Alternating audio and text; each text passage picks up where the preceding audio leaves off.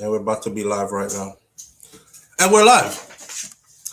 Morning thoughts, morning thoughts, morning thoughts. Shout out to the people going out to work this morning. Shout out to the people coming in from work this morning. Extra special big up shout out to the people who work multiple jobs. I have the utmost respect for you. Shout out to my entrepreneurs, my stay-at-home moms and pops, my retirees.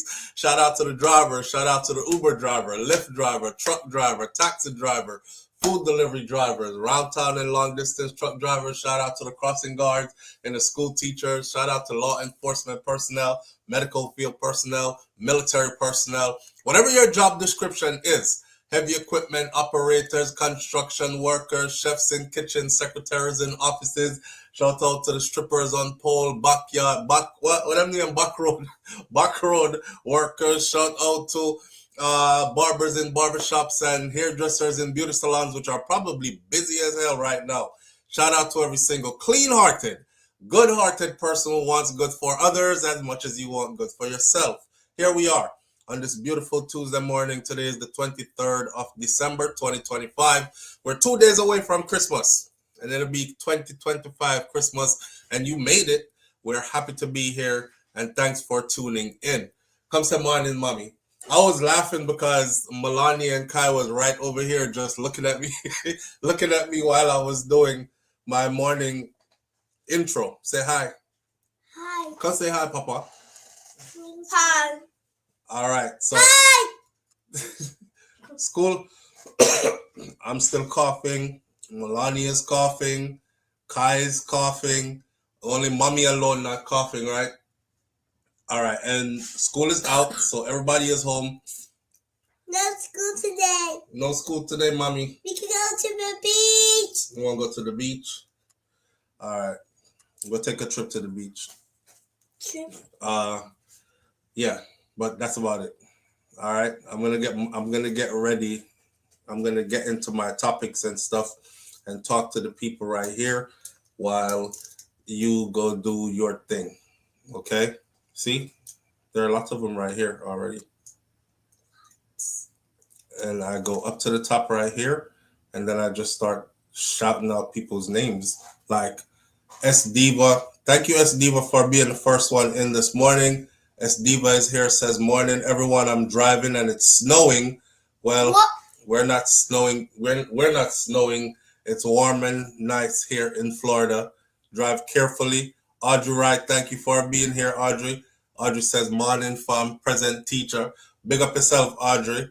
Who else is here? Michelle Graham was here. Marilyn Grant is here. Patricia Jackson in the building. Winston Gale, thank you for being here. Big up yourself. Good morning. Simon G is in the building with us this morning. All right, give me the pen. You don't play with this. Now you're getting ink everywhere. Go play with your lizard. All right, go do what you gotta do. Say bye, people. Bye. Bye. I'm gonna get ready to go to the beach. Not yet, mommy. I got some time on here. I'll let you know when we're going. I'm gonna get off and eat and all that first. We'll go later on. All right?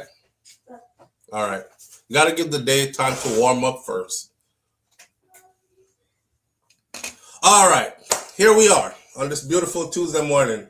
I have to sip my tea. There's going to be a lot of tea sipping this morning because, you know, the more I talk is the more it irritates the throat. And I don't want to dip here just a cough uncontrollably in front of you while we're trying to talk and discuss stuff. So I'm going to try to keep the volume of the voice to a minimum but still stay loud enough for you to hear me. There's a delicate balance this morning while I'm trying to take care of the throat. I have hot and cold. I got some tea right here, and then we have some kind of juice. We have to fill up the cup of our water. A water you give me? Water. Cold water this morning. So we're going to work with that and see what we can do this morning, all right? All right, Kai. Carry the cough and go somewhere else, please. Close my door. Thank you. All right. We got a lot to talk about this morning. Mr. Simon G is in the building. Simon G, big up yourself. Audrey Wright, big up yourself. Friends from Lake is in the building with us this morning. Miss Goldie Robinson is here. Nance, big up yourself, Nance. Thank you for being here as well. Lady J is in the building with us this morning. Stacy Ann, Big up yourself. Thank you for being here as well.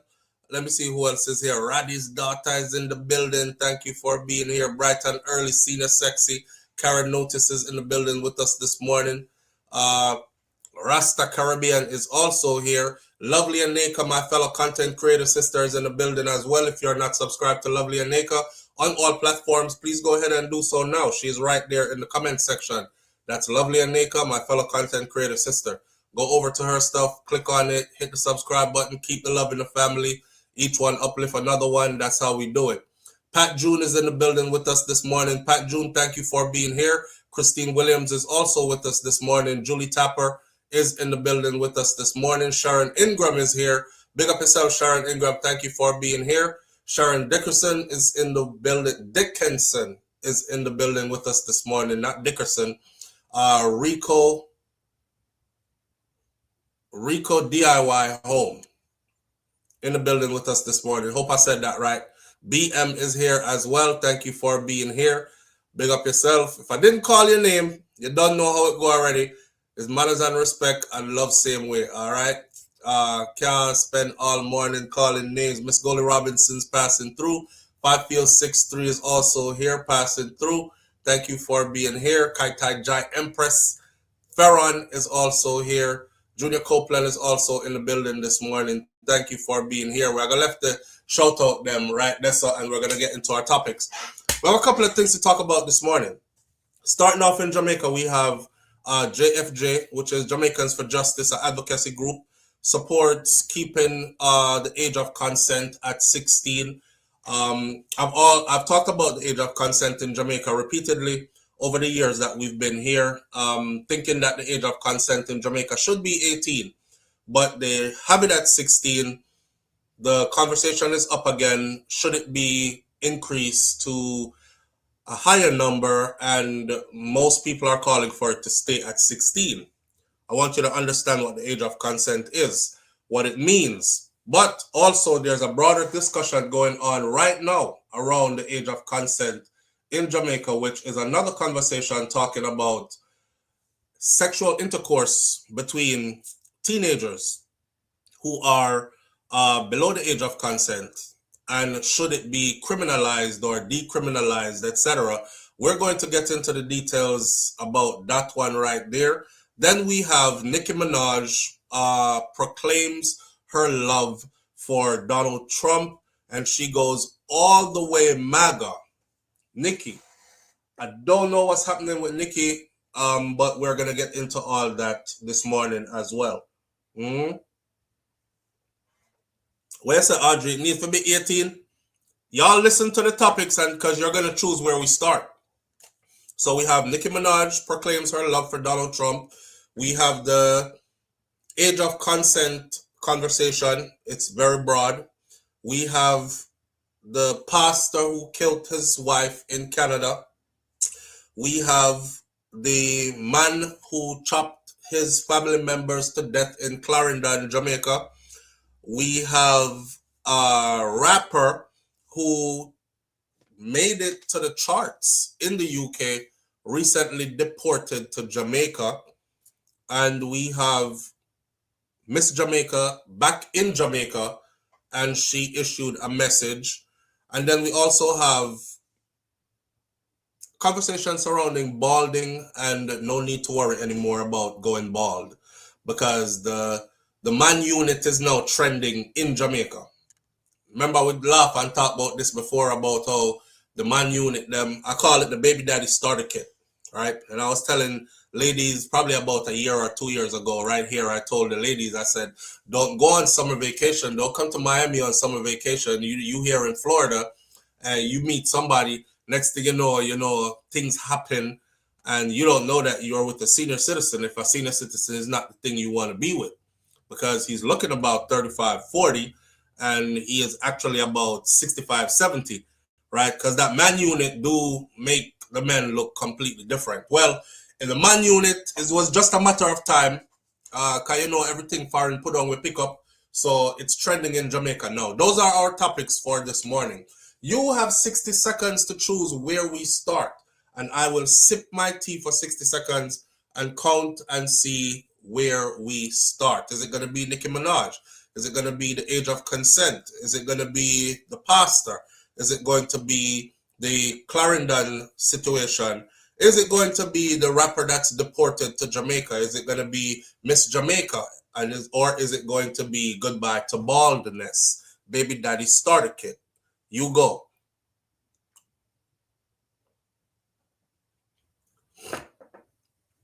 S. Diva said, did you see the 16-year-old pipe down the 33-year-old teacher? Yeah, I saw that. And they were giving him a lot of high fives and props and stuff for it. Nicki. A beer Nicki missing. Nicki. I got one age of consent and beer Nicki. Patricia Jackson, Nicki. St. John, Nicki. Good morning. Greetings. Thank you for being here, lovely Anika. Nicki, Miss Goldie Robinson, Nicki 5-6-3, Nicki, we're 35 seconds in, and I'm seeing one Miss Jamaica, and then back to Nicki again. Julie Tapper, we're 42 seconds and counting. It looks like it's going to be Nicki by a long shot, so let me start queuing up the Nicki material. As we go, we're 50 seconds in. We have 10 seconds left. 9, 8, 7, 6, 5, 4, 3, 2, 1. And Nicki it is. All right. Somebody said, if Missy, the 16-year-old, piped down the 30-something-year-old teacher. I've been telling y'all that that's something that's very common. I don't know where them teacher they did that one time. Me did I go to school, but I was so innocent that me not even did know. I don't think they would have been able to inveigle me in anything. It was all just a fantasy. However, that's good. That's been going on. During the year, this year, we're getting to Nicki right now, but during the year, this year, I did a video on YouTube, right here on this channel, where it was all females, all black females, teachers. And a couple of you were offended because you were like, why you single out the black woman? Why you single out bare black women to do these videos? Why didn't you put the white women too? Because there are so many white women teachers who are caught as well, right? And I did it for a purpose, and I said that back then. I did it because in our community, we keep on spinning this narrative that it's the man them, dirty, nasty man, leave the little picnic them alone. And we always think man and little girl or school girl. We don't think women. And a lot of these women are also married women. Married woman in her profession going to school to ride off the people them little boy picnic, risking her whole career to do it. What you should have been asking me is, how the hell were you able to find so many of them that you were able to do a whole video on them? You see how many of them were on the video? Whole heap of them. One of the women them, she did so horny and couldn't control herself. She pulled over on I-95. I-95, busy rotted I-95. Interstate 95 in Miami there. She pulled over on I-95. It wasn't in Miami. It was somewhere outside of Miami, but I-95 runs straight through Florida. She pulled over on busy I-95 to ride the little boy. Is a state trooper pull over because he saw the car, because you're not supposed to pull over on the highway unless something is wrong with your vehicle where you can't avoid it. Tire bust or something like that, right? Vehicle disabled, engine blowout, can't go no further. Those are the only reasons you're supposed to pull over on I-95. She pulled over to ride the little schoolboy, and she was riding him. And you know when the state trooper caught her? She was butt booty ass naked in the back seat with the little youth, butt booty naked too. Now, if you got to think about this, I'm not even like said the woman I said, me lift up my skirt and pull my panty to the side or nothing like that. The woman take off a whole of her clothes and take off the whole of the youth clothes, two of them in the naked. That's how she got caught, right? There's so many more of them. So yeah, it's nothing surprising. What's crazy is how one set of people act towards it when it happens versus how another set of people act when it happens. For instance, Men high five the little youth. Men say, "Damn, I wish that was my son." Or men say, "I wish that was me when I was 14, when I was 15, when I was 16." Whereas the mothers are like, "I want to kill that bitch. She put a big stinky coochie on my little boy." You know, she's still seeing her son as her little boy. The men are seeing him as, "Shit, that should have been me. Should have been me when I was going to school." Also, how it's treated in the UK versus how it's treated here. Because it happened in the UK, and the youth them come out of school, I dap up the little youth, give him all high fives and stuff like that.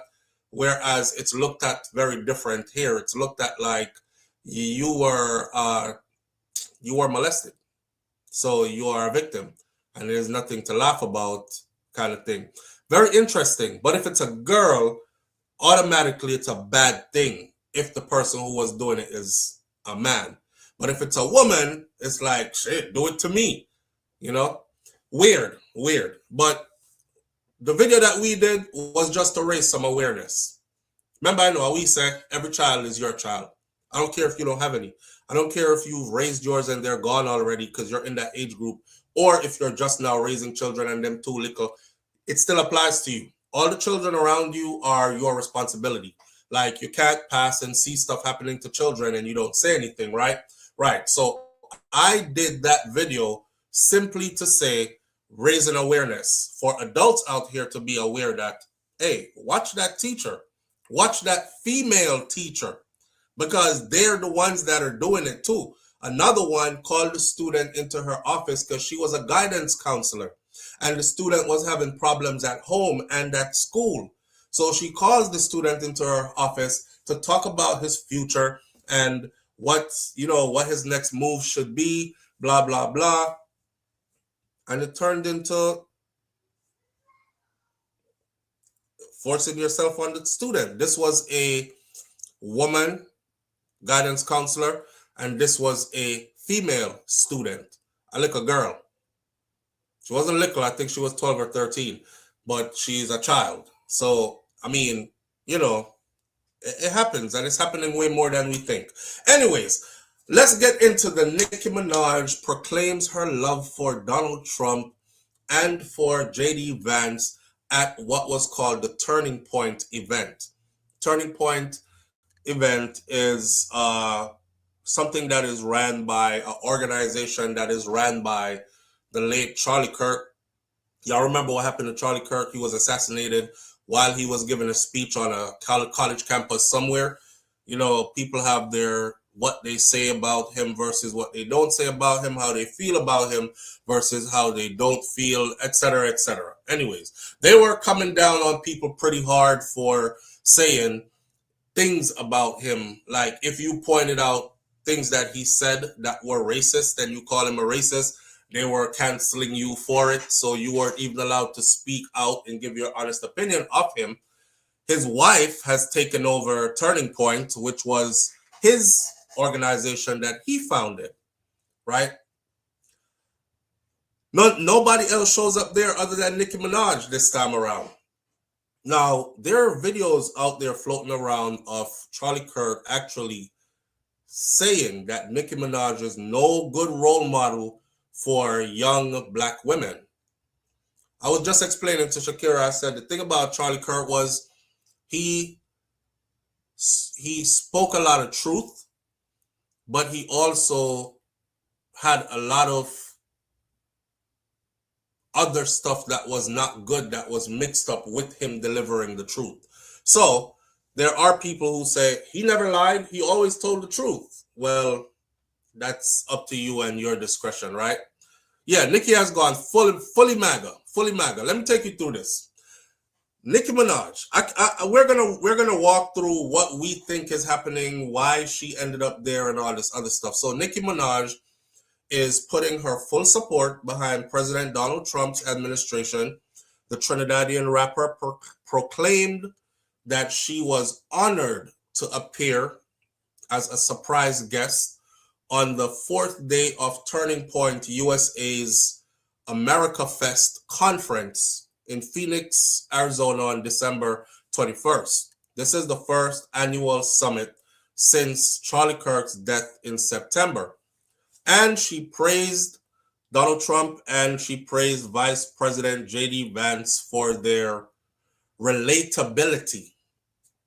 The 43-year-old entertainer, female rapper, strolled onto the stage hand in hand with Erica Kirk as Nicki Minaj's 2011 hit song Super Bass played, and she greeted and cheered the crowd by making a heart with her hands and saluting the fans.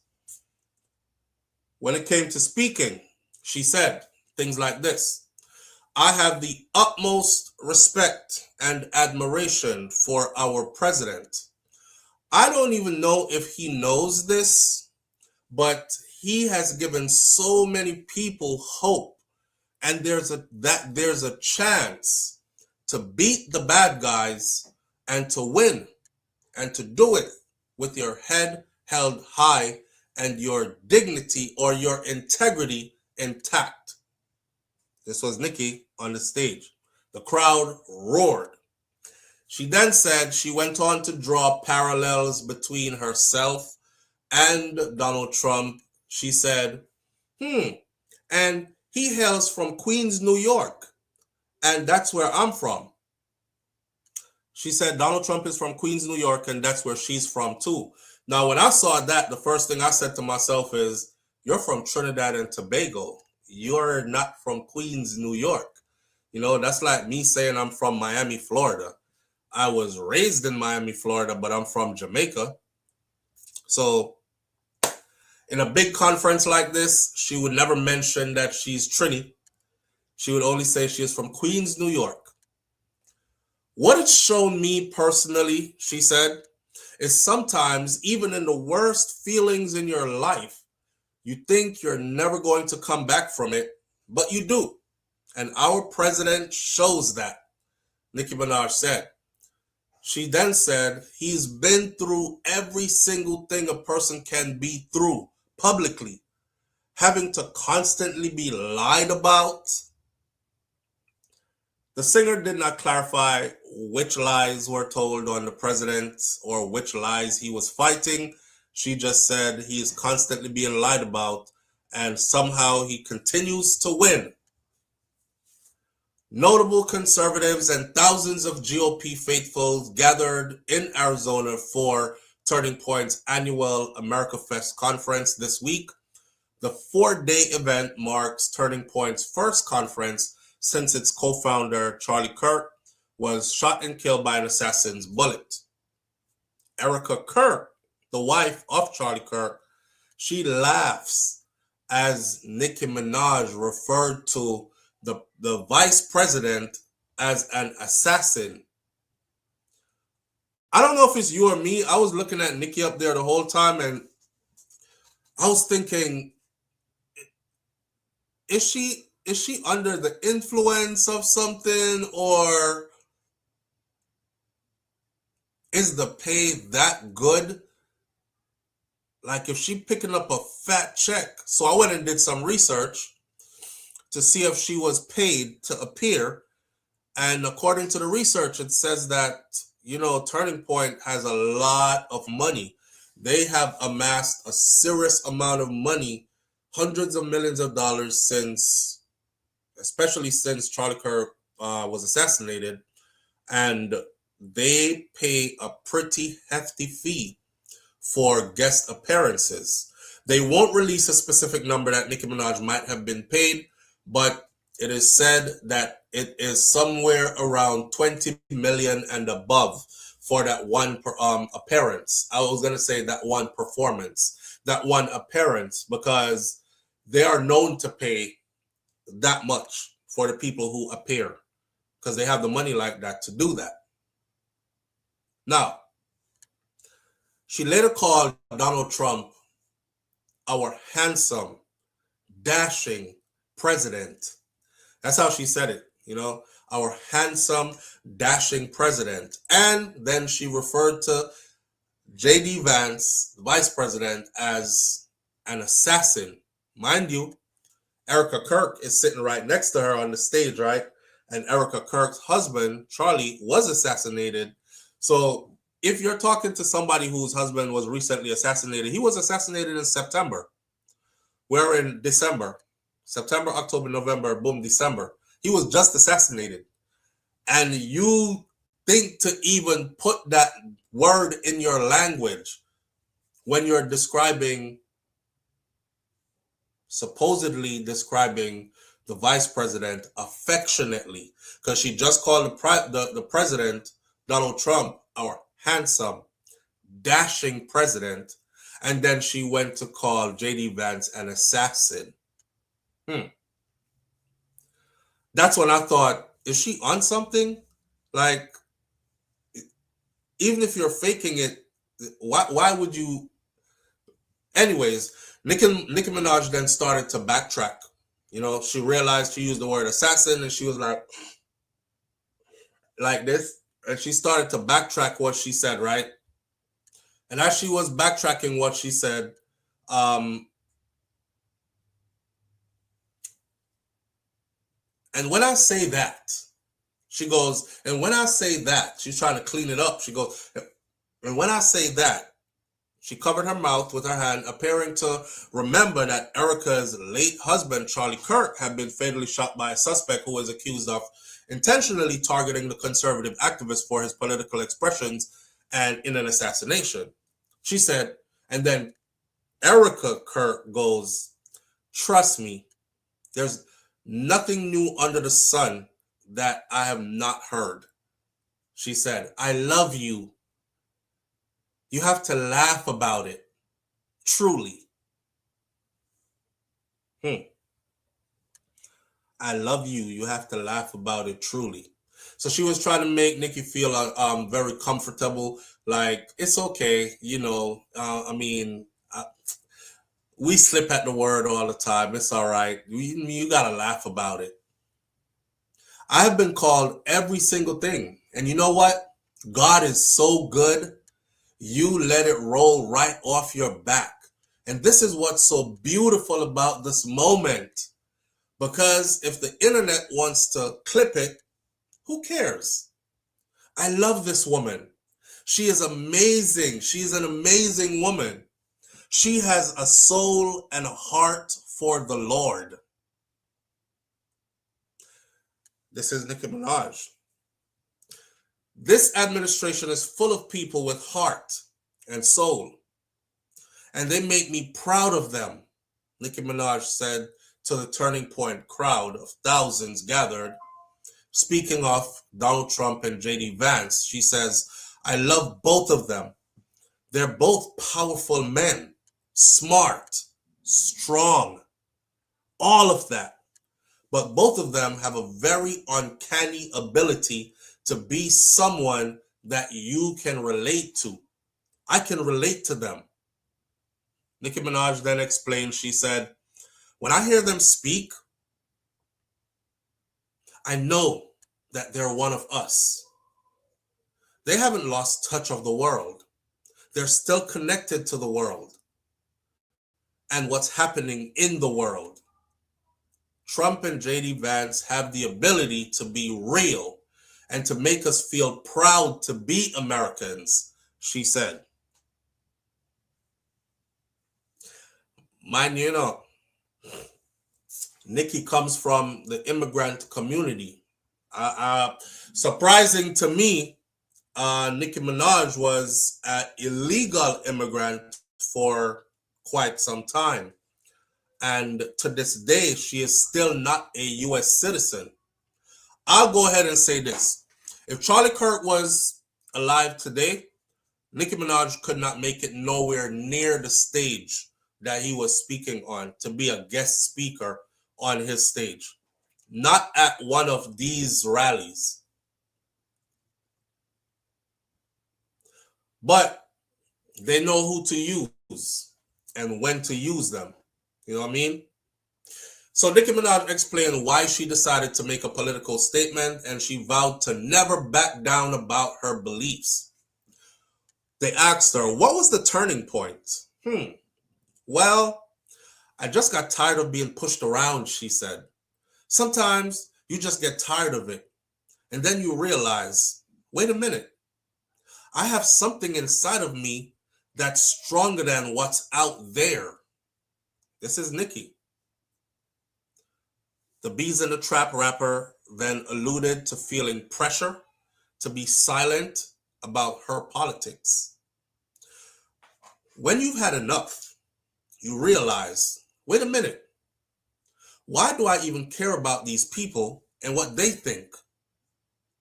Who are they? They don't even know who they are, she said.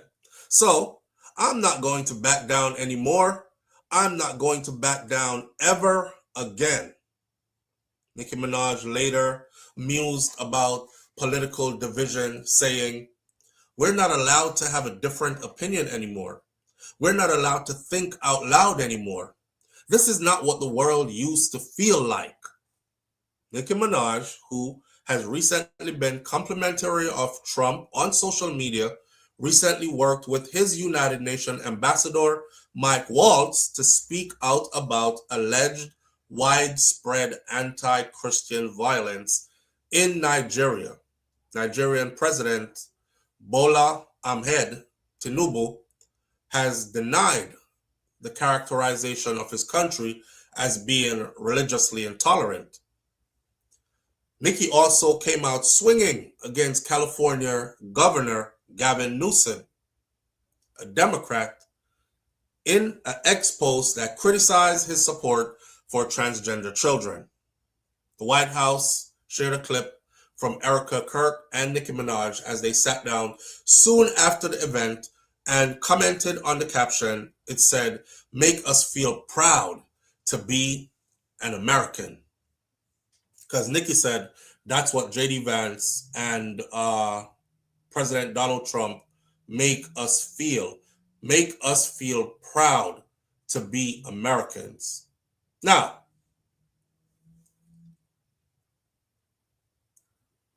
why isn't Nicki Minaj a U.S. citizen, you might ask? Check this out. Most people who have listened to Nicki Minaj's music knows she represents her Trinidadian roots, right? Well, I used to think she was Jamaican for a while because she represents Jamaica more than Trinidad. She represents Jamaica more than Trinidad, but of course, we know that she's a Trini. So much so to the point that they were used to call her honorary Jamaican, right? Most people who have listened to her music know she represents her Trinidadian roots. She was born Onika Tanya Maraj on December 8th of 1982. The rapper started her life in St. James, Port of Spain, Trinidad and Tobago. When she was 5 years old, she and her family then moved to the United States of America as illegal immigrants. Despite living in the US for several decades now, Nicki Minaj has yet to become a legal citizen in the United States of America. Nicki opened up about her immigration status on September of 2024 during a TikTok live session. She said, "I am not a citizen of America." Isn't that crazy? In that same live, she said she felt like she was owed citizenship due to how much money she has contributed to this country through taxes. I was born on a beautiful island called Trinidad and Tobago, but I've been in the States for many years now. You would think that with the millions of dollars that I've paid in taxes to this country, that I would have been given an honorary citizenship many, many, many thousands of years ago, she said. Now, although she isn't a U.S. citizen, Nicki Minaj has used her star power to speak out against national and global issues, specifically ICE raids. This is according to People magazine back in 2018. She opened up about her past alongside a 2015 photo of the cages at the detention center that was ran by the Department of Homeland Security, where children were being held since they were forcibly removed from their parents who were caught crossing into America from the Mexico border under the Trump administration, since reversed zero-tolerance family separation policy. Back then, she said, I can't imagine the horrors of being in a strange place and having my parents stripped away from me at the age of 5. This is what Nicki wrote back then. Since then, that post has been deleted. But you know, the internet keeps everything forever, right? This is so scary to me. Please stop it, she wrote. Can you try to imagine the terror and the panic that these kids feel right now? Not knowing if their parents are dead or alive, if they'll ever see them again. Although Nicki showed compassion for those who were affected by Trump's ICE raids during his first presidential term, she was against it. She showed more compassion to the people or not to ICE. She has said that nearly the opposite since he was voted back in office November of 2024. During her interview with Erica Kirk, she said, it's okay to change your mind. It's okay to change your mind, you know. So she has changed her mind. Now, not only has she changed her mind, we were going over a couple of things because this doesn't put everything in a nutshell for you, right? Nicki Minaj, if you've been following her over the years, I remember I told you I saw Nicki Minaj one time live, and I saw her in Miami when she performed at Best of the Best. This is back when Best of the Best used to be half Caribbean, half African American, and we would split the evening. So the African American stuff would happen earlier, and then it'll be dance hall reggae music stuff towards the later of the evening, right? So the DJ Khaled's, I've seen DJ Khaled there, Rick Ross there, you name them.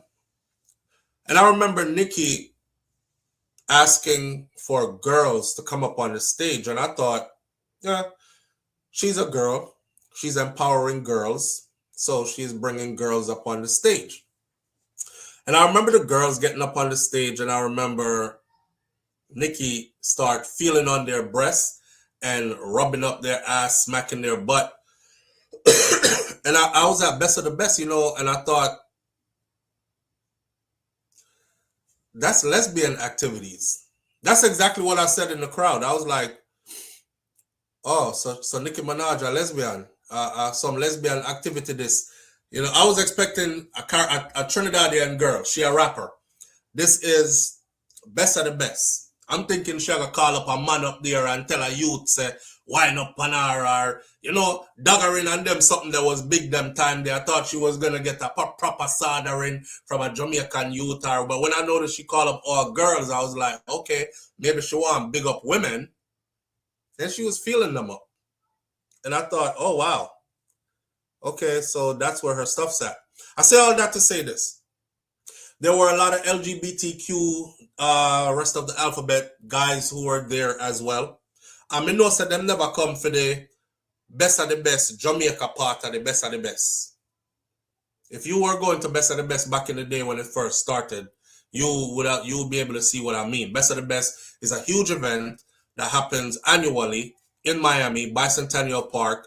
Thousands and thousands of people attend. Big park, full of people. The streets are jam-packed. It's a busy time there as well. Hell of a time to have a lot of fun, right? Nicki was there. Nicki Minaj has switched completely. The gay guys, she was very empowering of LGBTQ people. When I first got wind of who the Barbs are, you know, you have Beyonce has the Beehive, and if you say something about Beyonce online, they come for you, and people will be like, don't say that. The Beehive will come for you. You know, people have their different, just like how Vibes Cartel have Gaza Nation, Tommy Lee, have Spartan Nation. How you go? Alkaline have Vendetta Nation. Mavado have Gully Side. All these entertainers have their group, fan base group, loyal, diehardest fan base group that they give names to. Nicki Minaj has the Barbs. The Barbs was a lot of men. The Barbs were a lot of men, but what I was noticing is the Barbs were a lot of men who was them kind of men. Which is, I mean, that's their thing, right? That same event that she went to recently with Erica Kerr, there's a clip circulating now because we didn't get to see her whole speech, but people are chopping it up and posting it. Nicki looked like she has turned her back on the LGBTQ community. Now, I know, of course, a lot of people are going to say, because she's finally seeing the light, because she is finally ready to admit that homosexuality stuff is just wrong and all that. This is somebody who advocated for, I think she even has a personality called Roman. And that's one of her personalities. He's called Roman. And Roman does all kind of stuff and speaks like a transsexual, LGBTQ man, whatever. Well, Nicki came out and said, if you were born a boy, you were born a boy. If you're born a boy, you're a boy. And be a boy. There's nothing wrong with being a boy. Right there in that simple, if you were born a boy, you are a boy. Remember, I know we have said that from a long time, so that's not new. I'm just talking about her stance that she has suddenly taken, switched on her own support group, on her own people. If you are born a boy, you are a boy. In other words, she's saying, and she said, be a boy. There's nothing wrong with being a boy. In other words, what she's saying though is, you don't identify as anything else. Stop identifying as anything else. But that's a rhetoric that comes from the other side where she's at now, right? Like the president said when he came in, all that stuff that we had to worry about before, misgendering somebody, calling them what they don't identify as, and all that. Remember what I said? I said, hey, there's some things out here that I like. Donald Trump ain't all bad.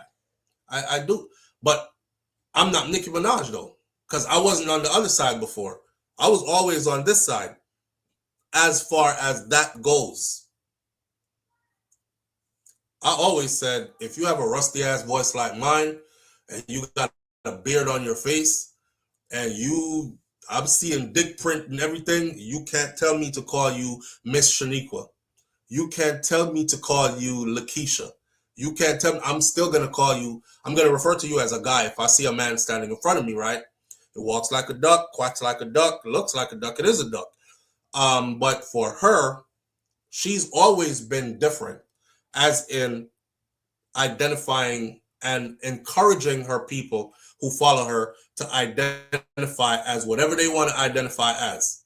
So it was a slap in their face yesterday when she came out and said, if you were born a boy, you are a boy. Be a boy. There's nothing wrong with being a boy. You could imagine her LGBTQ fan base is like, oh, she's totally gone against us. Not only has she turned her back on her LGBTQ fan base, she turned her back on the immigrant community because she's spoken out on their behalf before. And now she is speaking for the other side. You know what I mean? Get them up out of here. The law is the law. You're illegal, kind of thing. Knowing that she has been illegal herself. Now, I don't think Nicki is still illegal. Obviously, she has traveled in and out of the country many times before. I think, judging by her words, I'm guessing she has a green card. Now, but she's seeking to become a citizen, but not just any citizen. She wants to be an honorary citizen. I think, and the part about there's another part here. Nicki spoke about empowering black women, especially when she was going against Cardi B, right? See, that's why you have to know when you're being used. She spoke about she spoke about empowering black women, right? And remember when she called Cardi B's daughters roaches? And she told the little girl that your sister is a roach too? And she was calling the kids roaches? And I said, damn, that's taking it kind of too far, right? And she said she did that because Cardi B referred to black women as roaches before. So all this empowering black women stuff went out the window when Nicki, yesterday again, said something along the lines of she wants to be free to empower black women or black girls, uplift black girls, without putting down blonde-haired, blue-eyed. I'm paraphrasing. This is not exactly what she said, but it was along these lines. She wants to be able to empower or uplift black girls without putting down white girls with blonde hair, blue eyes. And I thought, who has ever put down girls with blonde hair, blue eyes? And then J.D. Vance, the vice president, he came out after Nicki said that and took what she said, and then he said this.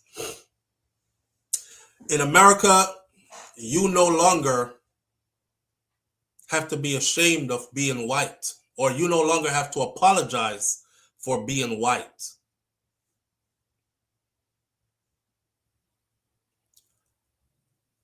I'll let that simmer amongst y'all because I have questions. I'm asking questions like, when has blonde-haired, blue-eyed girls ever been put down for being blonde-haired, blue-eyed girls in America? And when did white people ever have to apologize for being white? Give me a second. Let me hook you to the speaker. Don't go away, caller. Live on the air with Souflotv. Good morning. Hey. Oh my God. I listen to you, man. I agree with the chain of thought, What I say? Because as the Malcolm would have rightly said, you can't use entertainer to be a role model because rightly said she a flip-flop rightly saying. So me I say, yeah, man. For a Caribbean girl, we have higher respect for her, and we say, Yardy Trini. Same connection. I mean, she did on a flipping thing. So Malcolm was right, A few dollars and you kept this thing and make it like a cartoon. She should stay quiet and stay away from people like those. Yeah, man. A career suicide she commit. You think she'll commit career suicide? Yeah, man. Then look on it, mama. Remember saying, fear people them in the car. We know the other side, but you know what I talk about. Hold on there. You understand? I fear people them the barbs. Yeah. The barbs. I don't think she'll commit. I thought she was committing career suicide, but me look on it like she's switching sides because there's enough people on the other side to make her not worry. Career suicide is when it's like, all right, boom, you can't perform no more and pull in a crowd no more. She switched lanes in a way where she will be able to pull in a crowd still or pull in their money. She just got to keep saying what they want her to say, and they pay and them pay way more on that side there. You see what I'm saying? Well, yeah, but well, she become a Candace Owens, but the respect until they again for a Caribbean soldier. Saying. She lose it. Saying. Because I see the backlash online. she's losing a lot of people, but I think she'll be gaining. But I also see that she's gaining a lot on the other side because people are applauding her, bro. People are saying stuff like this on the other side. Welcome to this side. Finally, she's waking up. We see a bunch of people say stuff like, oh, that she's finally breaking the chains of the liberal bullshit, the liberal something that they have in captivity or whatever. She's breaking free. This is a great example of getting away from the liberals and their ideology and etc. Welcome on over, Nicki. So she's transitioning well.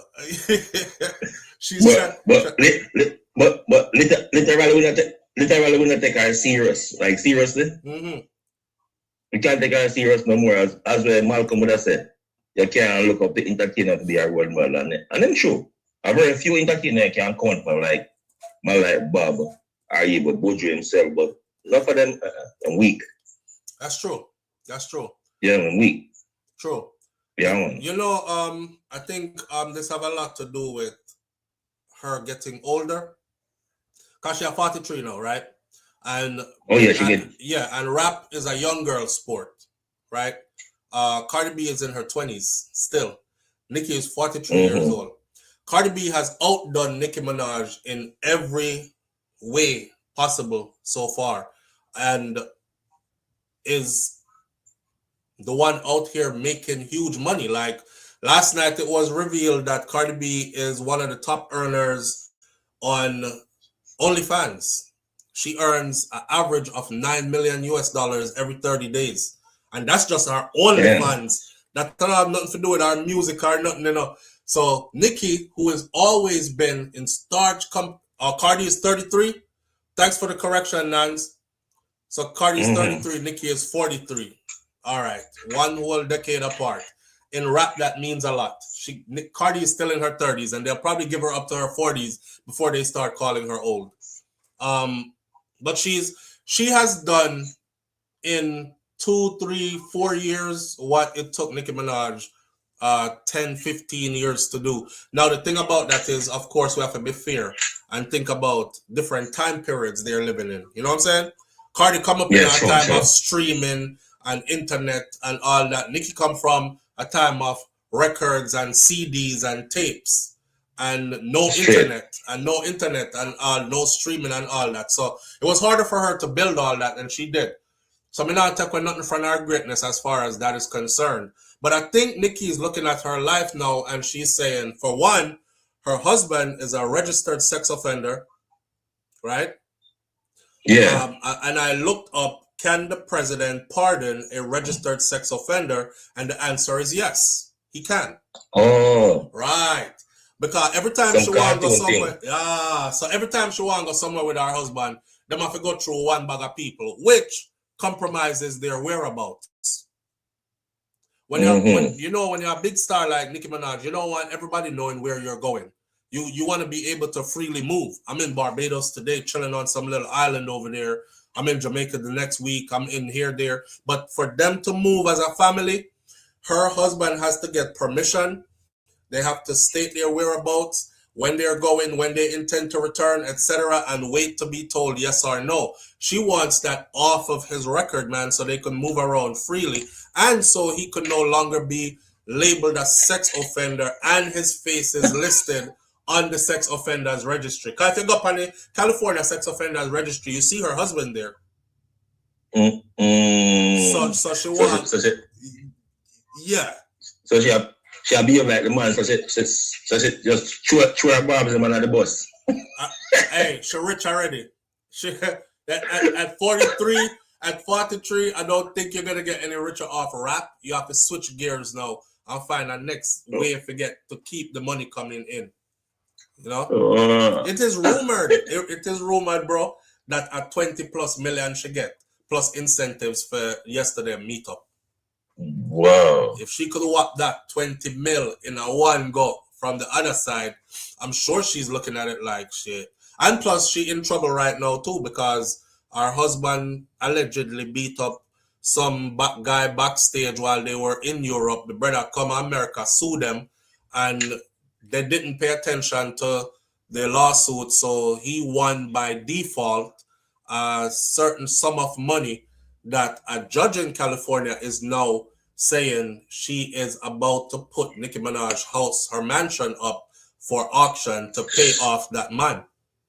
So she have a bag of things that go on right now. Her citizenship, her husband situation as a sex offender, her mansion. She got a bunch of stuff going on right now, and I think aligning with the right people can clear up everything for her. Like I said, she does sell her soul to the devil. Hey. She does sell her soul to the devil. Yeah, man. So anyway, I'm going to listen to your train of thoughts still. So blessings. All right, my brother. Manners and respect. Yeah, man. All right. I think it's those three things. Get my husband cleared so we can move like real rich people. We ain't gotta ask permission. He's going here. Can he get your permission? We gotta tell you when we coming back, how long we're gonna be there, what we're gonna be doing when we're there. You piss testing him before he go and when he gets back. We can't even smoke a little joint together. We can't even two lines of coke together. We can't even pop 2 pills together. I don't know. She got that. She got her citizenship stuff going. And of course, she has the stuff with her mansion going as well. And she has the aging factor in rap and the fact that her numbers have not been that good over the last couple of years, like somebody just stated. So those 4, I think, is a lot to look at. And she's trying to figure out. It's kind of like when you leave dancehall and you decide, say, y'all go to church. And then you decide, say, me I go to church, but go serve God. But me not go in a church as no regular person.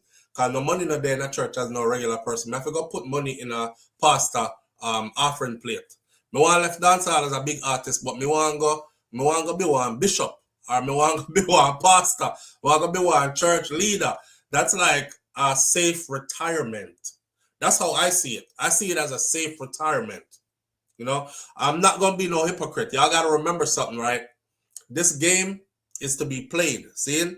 And I tell wifey yesterday, I say, as much as it was cringy to watch Nicki do all that and say all the stuff she said, understand a couple of things here.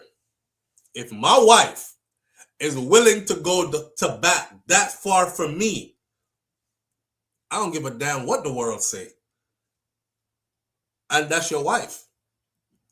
If she's doing this to get a pardon for her husband, that's what wife's supposed to do. That's what wife's supposed to do. She chose that man. That man chose her, and they doing their thing, and that's what it is. You know, she's looking out for her family unit against what a lot of us would advise or be saying, but it's not our life to live. But remember something, Remember when them asked Joe Bogdanovich if Vybz Kartel is going to make it into the United States of America. How you know say I'm going to get travel papers to come to the US? And Joe was like, oh, because, the man who is in power now, he's a businessman. He understands business. I say, the way home, Joe Bogdanovich, down sound, said that. I say, yeah, Kartel are come foreign for real. Because, these powerful men speak behind the scenes or they have links like that. Remember what Vybz Kartel did before his papers was approved. He basically, and now you're talking about the most famous, most in-demand, most popular recording artist out of Jamaica since Bob Marley.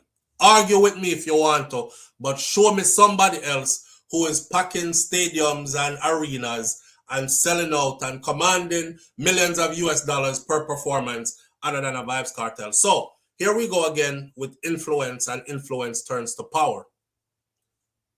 Around election time. Kartel, who you think should be the next president of the United States of America? Do you think it should be Kamala Harris, or do you think it should be Donald Trump? Vybz Kartel said Donald Trump, without a doubt. He's the man for the job. What do you mean? He's the man. He's the man. He's the man for the job. And don't you see? Boom, bang, bang, right? 1, 2, 3 after that. The United States of America, where most people said Vybz Kartel would never be able to come back to. Me I tell you, him can go other place, but him not go back to America, especially under Trump. What? Trump is all about, if you co-sign him, you good to go. Kodak Black. If you co-sign him, you good to go. NBA young boy. If you co-sign him, you good to go. NBA young boy got a presidential pardon. A presidential pardon. His slate got wiped clean from years. Do you know what he just got arrested for and was in prison for recently? The man was pretending to be a doctor on the phone, filling prescriptions, filling prescriptions at different pharmacies around Utah. People go to prison for a long time for them something here. And his cronies were out. He would send them out and they would go pick up the prescription drugs, promethazine, for mixing of them lean and drink it and them something there. And then, of course, he had other offenses that were gun violence offenses, right? And being a convicted criminal in possession of a firearm and all these illegal possession of firearm and all that. Got his slate wiped completely clean. When Donald Trump wiped his slate clean, that man named his album Massa. A teledoctor. Brahma Wright, yeah.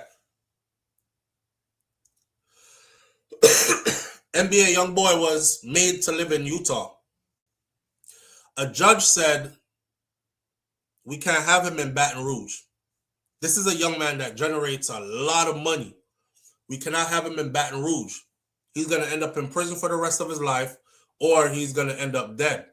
Move him out of this environment, move him all the way to Utah.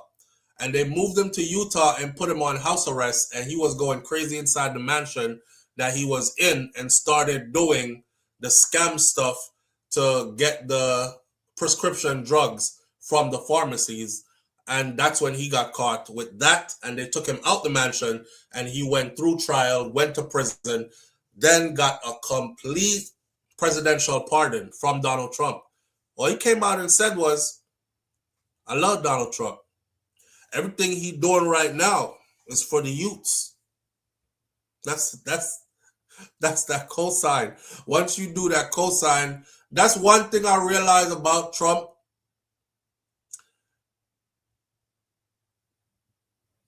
That man don't even care if before you used to be like, fuck Trump. If you come when he needs you and he says, and you say, Trump's the man, he is. And that's the side I'm riding on. And that's the side you should be riding on too. Your problems seem to disappear. You know? So at the end of the day, it's a game that's to be played. And we might not like the way how some people are playing it. Because we're going to sit back and say, sellout ass Nicki Minaj. I'm not supporting her no more. She a sellout. Right? But we not living Nicki's life, though. We not living Nicki's life. We not 43 with our career look like it's coming to an end or it's taking a big dip, which is probably hard for her to accept because she has been at the top of the food chain. Nicki Minaj has been the queen of rap for a long time. She's been in her lane wearing that crown for a long time. Undisputed. No competition for a long time. So when you lose something that you got so comfortable with or you're losing it, you start to think, damn, okay, I still got a lifestyle to maintain, you know. I know I got money already, but money ain't enough. I need more money. I need to align myself with something else that's powerful. And then her husband is not your husband, it's her husband. That's the father of her child. It's two of them that has taken a vow to love each other and honor each other and grow old together and raise their child together and all that. So what she doing is not for our interest. It's for her family unit interest. So I don't know how to feel about it. I'm conflicted about it, but how I feel about it don't matter because it's her life. That's how I'm gonna put it. That's how I'm gonna put it. Who knows?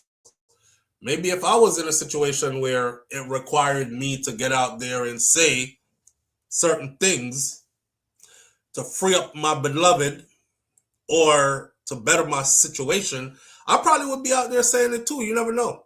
You never know. We say stuff, right, that we would never do until our feet are in those shoes. Like a lot of people be like this. They watch First 48 and they're like, oh, he's a snitch. I would never do that. I would never rat on my homies. I would never tell. You say that now. You say that now until you're the person who is sitting in that back room and they're telling you, hey man, this right here carries a minimum of 75 years. You sure you want to do this by yourself?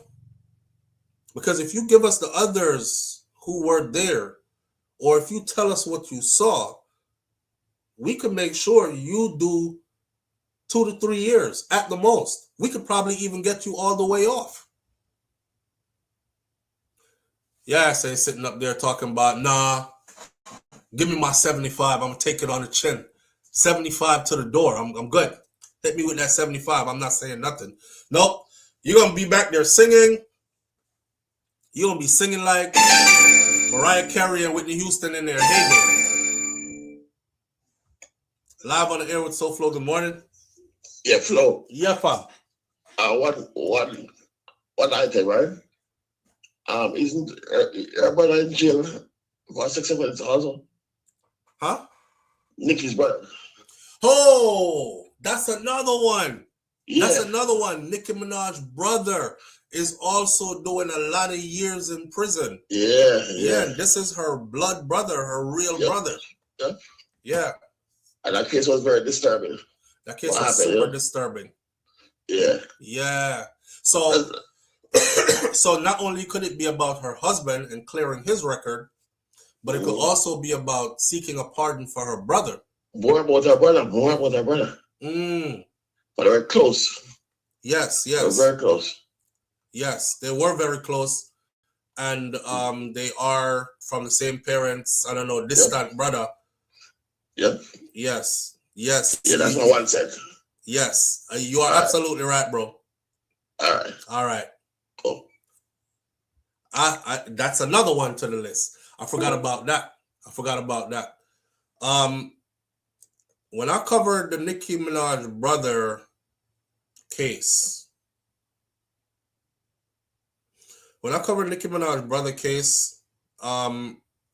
it was super disturbing.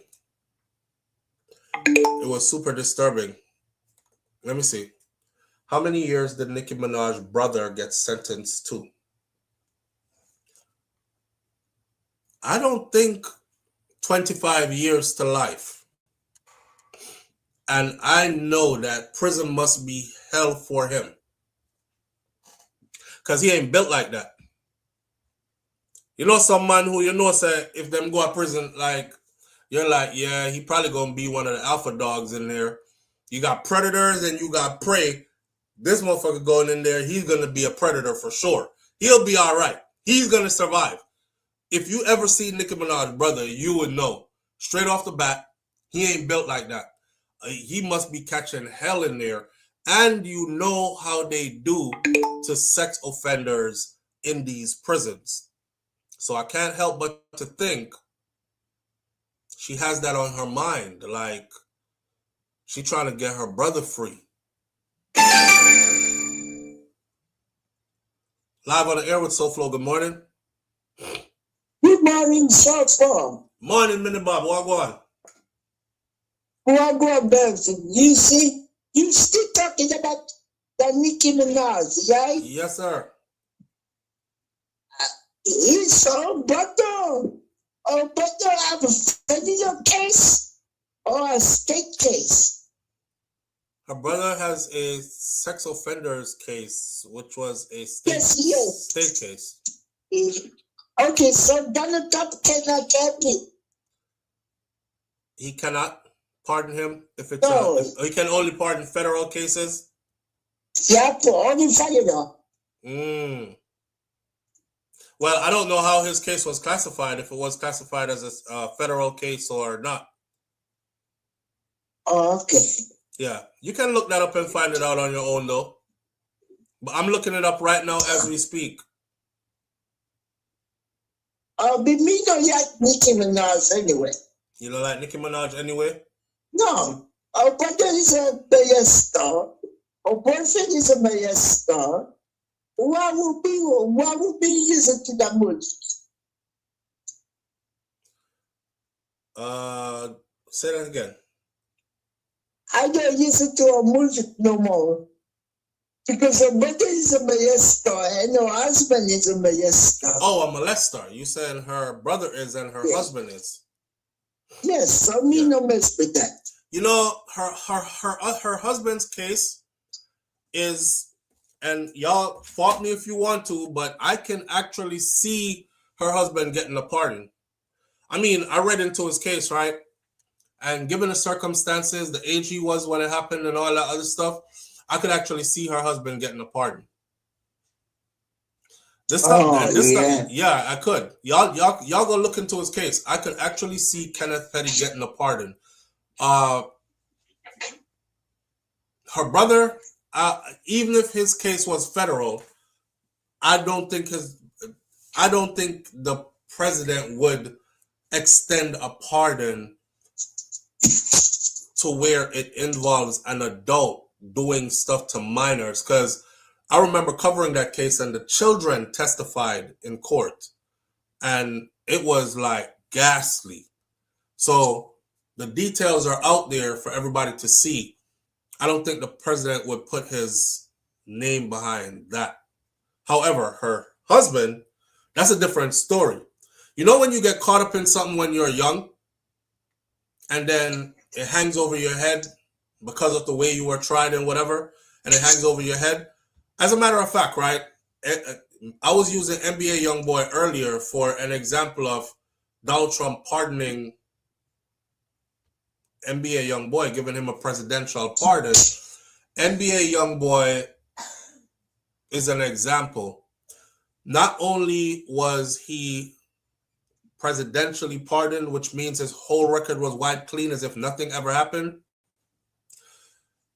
Trump's administration also ordered an investigation into all the officers who had something to do with his case and his arrests. The follow-up is those officers were fired. Those officers were fired. Wow. Yeah. So what and the statement they released after, they said that that young man was pretty much targeted from a pretty young age. So there was like nothing, there was no escaping for him because he was targeted from a pretty young age. So they wiped his slate clean and gave him a new start on life. Kenneth Petty, when his stuff happened, he was also a young dude, right?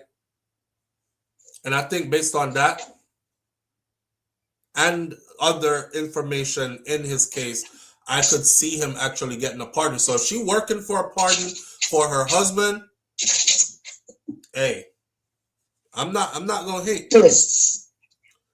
I'm not gonna hate. Because lately, somebody said that our boyfriend is abusing her. Our husband is abusing her. Yeah, that's people talking though.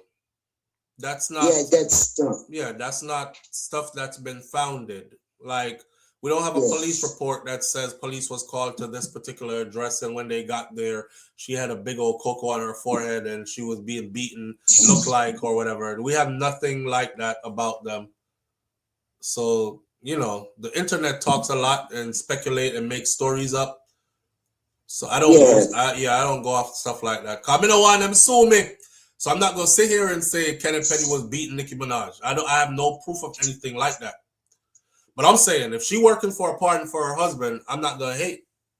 I might not like like how she switched lanes, but I'm not gonna hate when you doing what you have to do for your significant other. If my wife got a limit to what she could do for me, then I wouldn't want her to be my wife. You know what I'm saying? Yeah, that's true. Yeah. All right, Minnie Bob. Okay, we'll link up. Have right. a nice Christmas, Happy New Year. All right, fam. Same to you. Okay, bye. All right.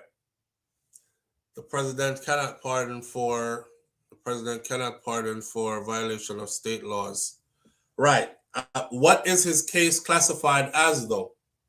Is it a state case, or did they turn his case to a federal case? Kaitai Jai, that's the part I'm trying to find out. Because if his case is a federal case, listen, you know what? I see somebody said this right here. Where is it? Somebody said Orange does what he wants. Somebody said Orange does what he wants. We've been sitting here saying a lot of stuff what the president can't do, and he's been doing every bit of what it is we keep saying he can't do. Remember I told y'all, and it wasn't me, it was the legal experts. I was using their information to give to my audience. They said that this is a guy, we're talking about our president, this is a guy who does what he wants. And the thing is, there are going to be a lot of lawsuits. There are going to be a lot of fights. There's going to be a lot of pushback against all the stuff that he's trying to do. The sad part about it is he is going to get some of it accomplished before they could. Say, for instance, right? He goes for deporting people without judicial process, without a proper judicial process. Just take them straight to the airport, send their asses away. Lawyers are going to fight on their behalf. But once you're outside of the country, you're done. Once you are outside of the country, you are done. You can't fight your way back into the U.S. Once you're out of the country, you're done.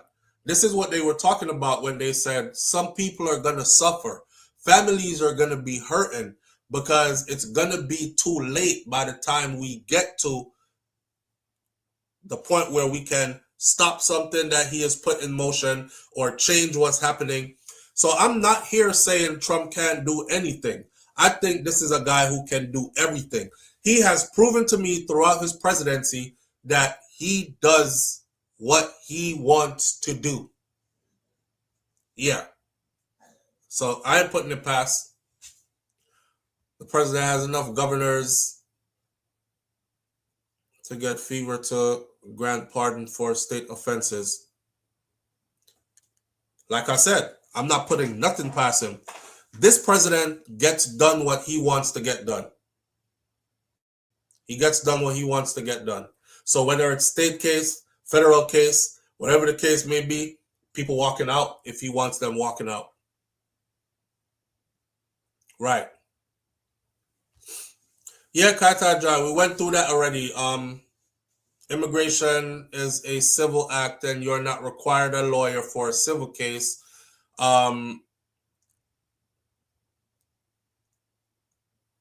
Well, that's not how it quite goes. They're not required to give you a lawyer. They're not required to give you a lawyer. Right. Anyways, Queens County, if I remember correctly. So yeah, that's what I think going on with Nicki Minaj. We're gonna move on to another topic. I'll let you choose the other topic as well, right? I'm gonna end this Nicki Minaj stuff by saying this. It was cringy to watch, but we all know now where she stands. And like she said, you can change your mind. And she changed her mind. She changed her mind from what she was endorsing before. She no longer endorses these people who identify as being a girl, even though you're a boy. She no longer supports. She's changed her mind on many views. And it all came out yesterday. All right. We know where she stands now. We question why she took such a turn and what she's doing, why she's doing it. But from all the things that I see, if she's doing all that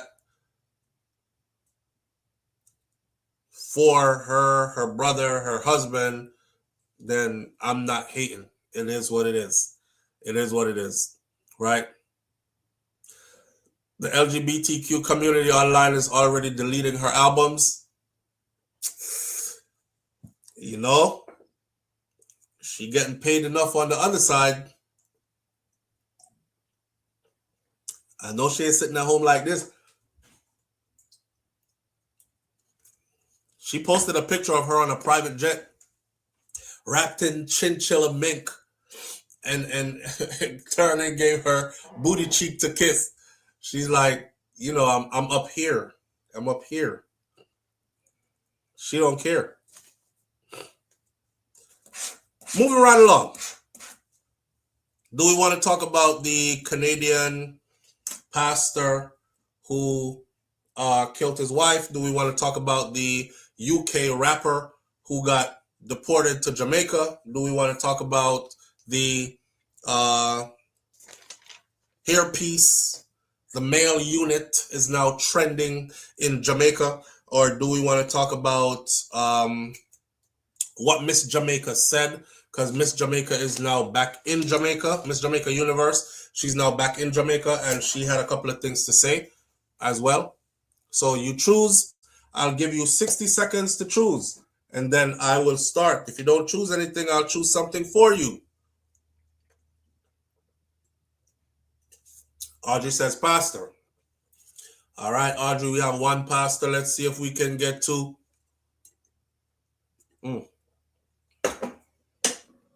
I gotta constantly keep drinking because if I don't, I'm gonna be coughing like crazy.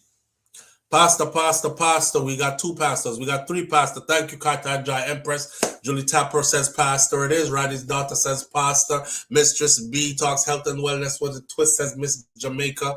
And wait, Onika St. John says Jamaica as well. So we have about 4 pastors and 2 Miss Jamaica. And we are 30 seconds in and counting. Let me cue pastor up, and because it looks like it's going to be pastor, unless somebody chooses Jamaica or Miss Jamaica.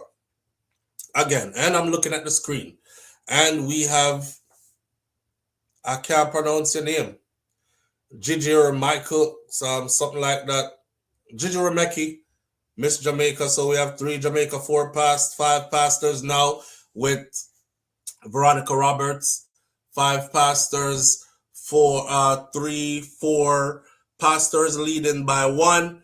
Pastor is no longer leading by 1. It's tied by Brummel Wright. We have 10 seconds to go.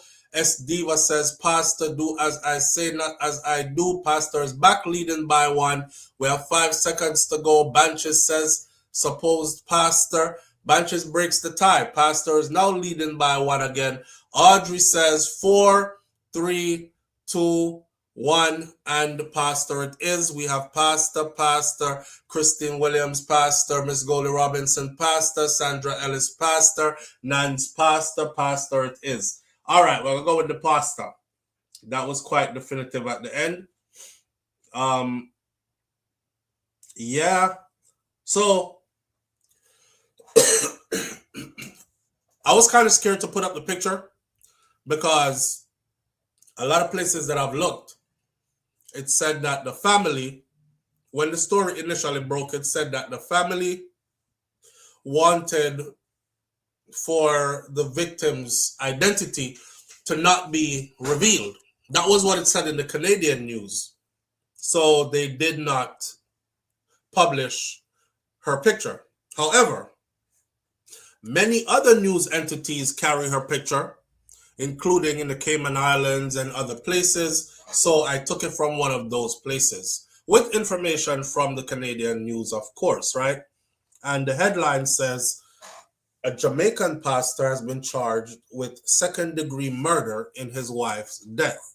December 22nd, a 56-year-old man living in London, Canada, has been charged with second-degree murder in the death of his wife in what the police have now characterized as an act of femicide. Femicide basically means the murder of females, girls, women. Alton Farguharson, a pastor Originally from Manchester, it says, Jamaica. He was arrested Friday morning after a 47-year-old woman was found with a traumatic injury inside a unit or an apartment at 297 Westminster Avenue in South London around 5:15 a.m. on December 19th. The woman was transported to the hospital where she was pronounced dead, and the police did not specify the nature of her injuries. I read that she was stabbed to death multiple times. She was transported to the hospital where she was pronounced dead. Farguharson was found seated at the scene. He didn't run. He stayed there, and he was arrested at the scene. He appeared in court on Friday, and he was remanded into custody with a December 23rd court date, which means he's back in court today again. This death marks the latest case of femicide investigated by London Police, London, Canada Police in recent years. In 2023, the City of London declared femicide and intimate partner violence an epidemic. Deputy Chief Paul Bastien emphasized an gendered dimension of intimate partner violence in a statement. He said, in the majority of cases, intimate partner violence can be expressed more directly as men's violence against women. He said, noting that nearly 80% of victims of intimate partner violence or gender-based violence are women. So it is more so 80% men killing their women, and then 20% the other way around. This, along with the fact that intimate partner violence in general is underreported, is why enhanced training, education, intervention, data collection, and reporting are so important, he said. Police said that intimate partner violence poses a serious risk to the safety and well-being of the entire community. In this particular case, it said that he did not leave the scene. They don't know what the argument was about that they had that led to him taking her life. He stayed there. When they came, he was sitting and just chilling, and they arrested him. He still hasn't told them what caused it. He's 56. His wife was 47. I see a lot of people saying, damn, she a 47? Or she don't look 46. She's 46, she don't look 46. She don't look her age. She look older. She look way older than her age. I don't know if you all have seen her. If you look at the icon for this video this morning, you'll see the couple on it. Obviously, she's the female. I'm interested to know what my audience thinks. I was looking at both of them together, and the pastor looked like him go to the gym regular. Or him workout regular. Where's the beer? In the trap. Why do women think that? You know, I heard somebody say that too. He was a comedian and he was making a joke out of it, right? The comedian said, if your husband is over 40, ladies, and he stays in the gym, you best believe you're getting cheated on. Because he ain't doing it for you. He looking for younger women. And he trying to make sure he stay in his best shape, because he has to be in his best shape to get younger women. I'm like, damn, a man can't just work out because he wants to stay fit for himself. When woman go to the gym and you say she had to do it for get man, she tells you, no, I'm doing it for myself. I'm trying to be the best me I can be. So how come that don't work for us? We have to look woman, or we want a young girl. Anyway, looking at pastor and looking at his wife, she really don't look her age. She really don't look her age. She looks a bit older than I would even go as far as to say she look way older than her age. And oh, see, comment them here. See, my sister, brother says, "But now lie, she look about 76." She looks older. What S Diva said? S Diva said she look old for true, right?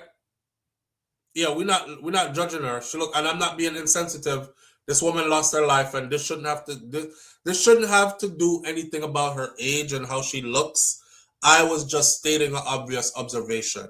Okay, let's put that in context so somebody doesn't run with this. Jesus Christ, Souflotv, the woman gets stabbed up and she get killed. And instead of you talk about that and how that wicked, you then they make fun of the woman, talk about how she look old and all this. I don't want y'all to take this out of context because I'm very well aware of how y'all are quick to do that. So I had a question that I asked the audience from an observation that I saw. And usually when it looks like this, I normally sense problems behind the scene. Let me explain to you. It ties right into where I was taking this conversation. Now, I don't know what caused this. He's not telling them what caused this. So I can't come up here and say I cheat upon him, or I can't come up here and say any of that. From all the stuff I've read on social media about her, I've seen people are saying, "Oh my God, not you. Of all people, not you." I see one person left one long something. I remember when I first met you and you lit up the room and we became friends and we were friends ever since. Thank you for always being there, not just for me, but for our entire community, this, that, and the other. Like she is somebody who is held in high regards. She is somebody who is said to be a person who lights up a room. She is somebody who is said to be never sad. She makes people laugh and she has a good attitude about herself, a good personality about herself, right? So I'm thinking, what could the problem be? But usually, when I see a man who look like him take good care of himself, is an older man, but him in a good shape, and then we see him wife look like she kind of Lego herself, I usually start to think cheating might be involved. I'm speculating. And I know people get mad when you speculate, but it's something you can't stop. This is now public information. Everybody are going to speculate. Nothing that I'm saying is factual because I don't know. I wasn't there. I'm speculating. And I'm making that clear again. I don't want anybody saying Souflotv said this and he was telling a lie just to get views. I am speculating. Matter of fact, I could even be having a whole different conversation. I could just be talking to people about letting themselves go in a relationship. Your husband will keep himself together, you will let yourself go. You stop do the things them where you used to do. Him keep himself together as a good looking man, him gone a road. Or don't think that there aren't women out there who are always trying to get to your husband.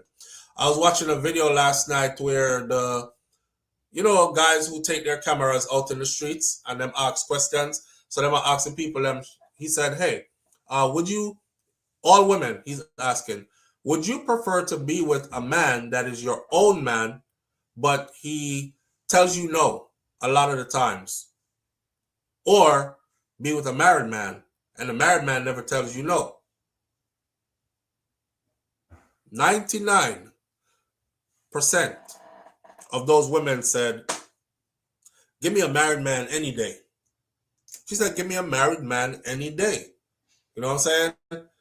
Some of them broke it down like, I want a married man because I get what I want from him and he not around to bug me. He go take all his frustrations to his wife. You know, he can't say no. And then it was only one woman who said, give me my own man. I want my husband. I want my own husband. If he tell me no, we gonna have problems. But I want my own husband. I don't want nobody else's husband. One. Every other one said, give me a married man. So there's a big market out there for married men, especially if you keep yourself together and you are one of the guys, you have extra to give. You know what I mean? Live on the air with Souflotv. Good morning. Morning, Souflotv. Morning, family. What going? Yeah, me just get the idea when me I listen to your talk. Yeah.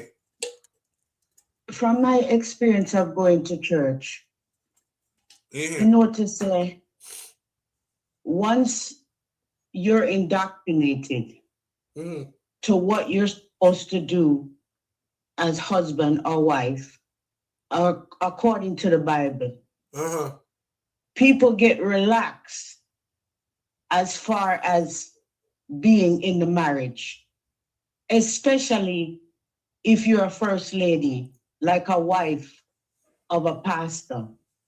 Some women feel like, okay, once I'm married to him, he took the vows, he's a pastor, he's not gonna cheat, he's not gonna do this, he's not gonna do that. And then get relaxed and then not really take care of themselves. You get what I'm saying? Yeah.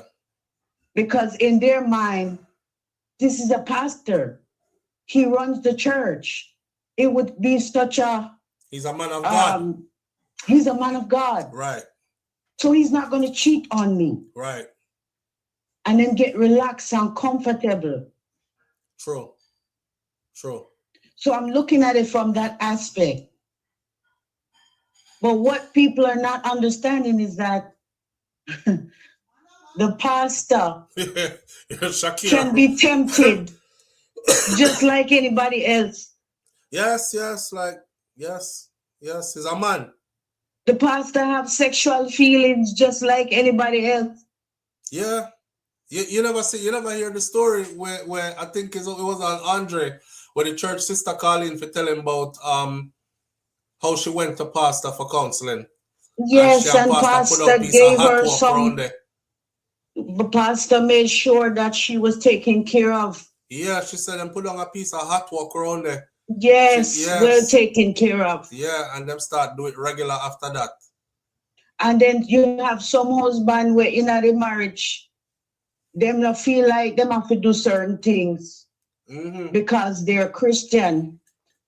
So, Flo, do you know that some churches teach against like oral sex and stuff like that with your wife or your husband? What I'm saying? Like, you mustn't. Uno can't do certain things in the bedroom, even though them say the bedroom is undefiled. What Shaki say? What Shaki say? She say you can't even doggy style me dear. Exactly. Like them have to proper in the bedroom. Me hear a pastor preach and he talk about our Jamaican pastor, and he was like, demon portals are open when you go backers. No backers. You said no to the backers. I laughed till my belly at me. So Flo, Why? Some of that indoctrination is part of the reason why some of these things happen in the church with the pastor them and these relationships. Big long frock I got bed at night time. Exactly. Big bingo bag and a long frock.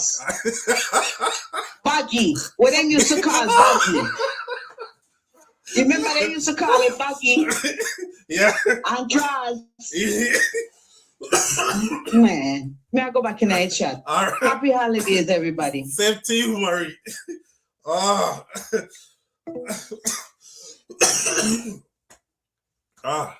Big bingo bag. Pastor said no backers. Said demonic portals are open. When you start doing them something there. Me I say rotted. Big old bingo bag and your big old gown coming out of bed. I want the man for what I'm supposed to do. Men are visual creatures. You know, you have to give him some sexiness for titillate him vibes to make him say, Jesus Christ, look how that piece of body cheek they hang off right there. So now look at tongue something what she have on and or she sit down there or something. You know what I'm saying? They be, I don't know, but Murray, that was Murray's message 411 TV. Hey, check out Murray on YouTube on her own channel. Murray and them, something there you have over there in them discussion here. And I know you do. But y'all go check her out. Murray's message 411 TV on YouTube.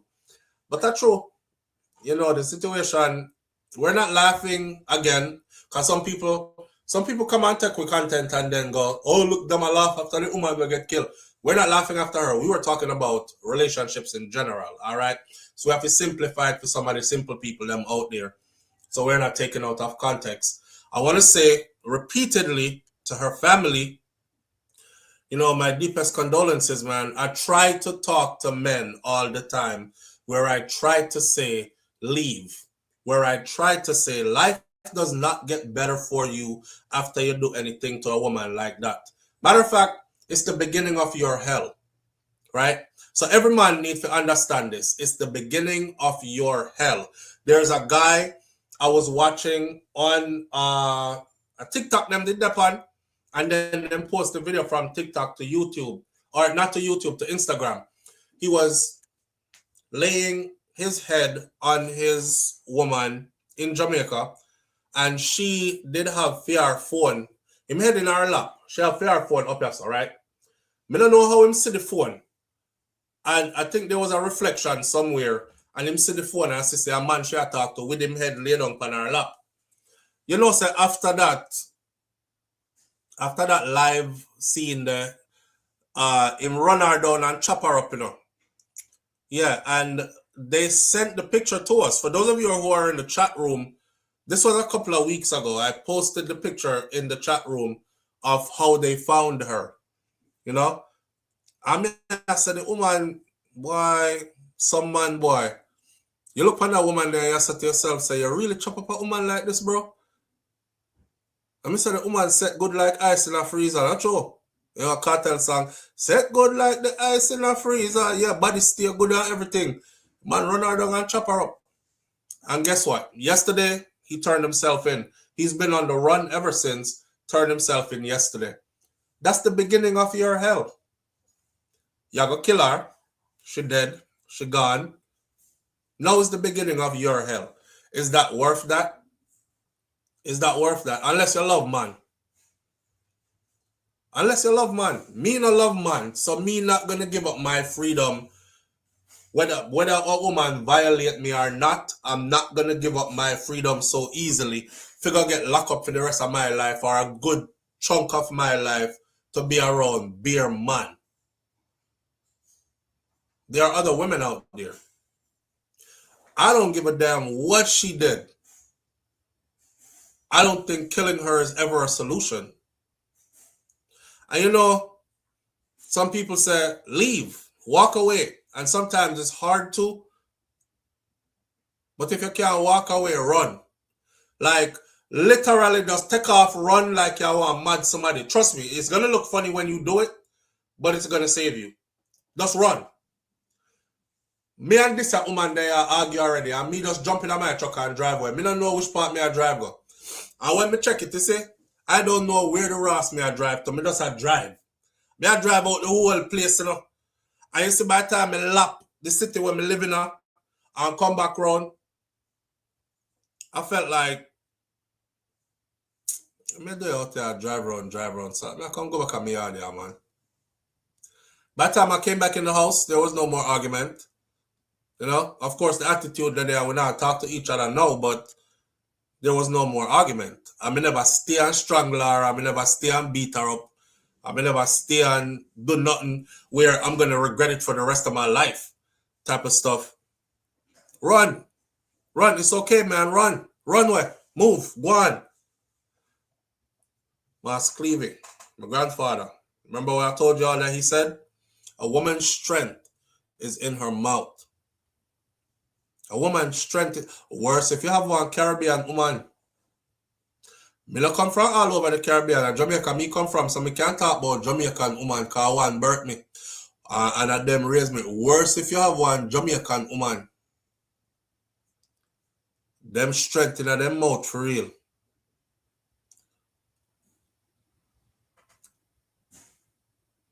Just be prepared for it. Take care of yourself.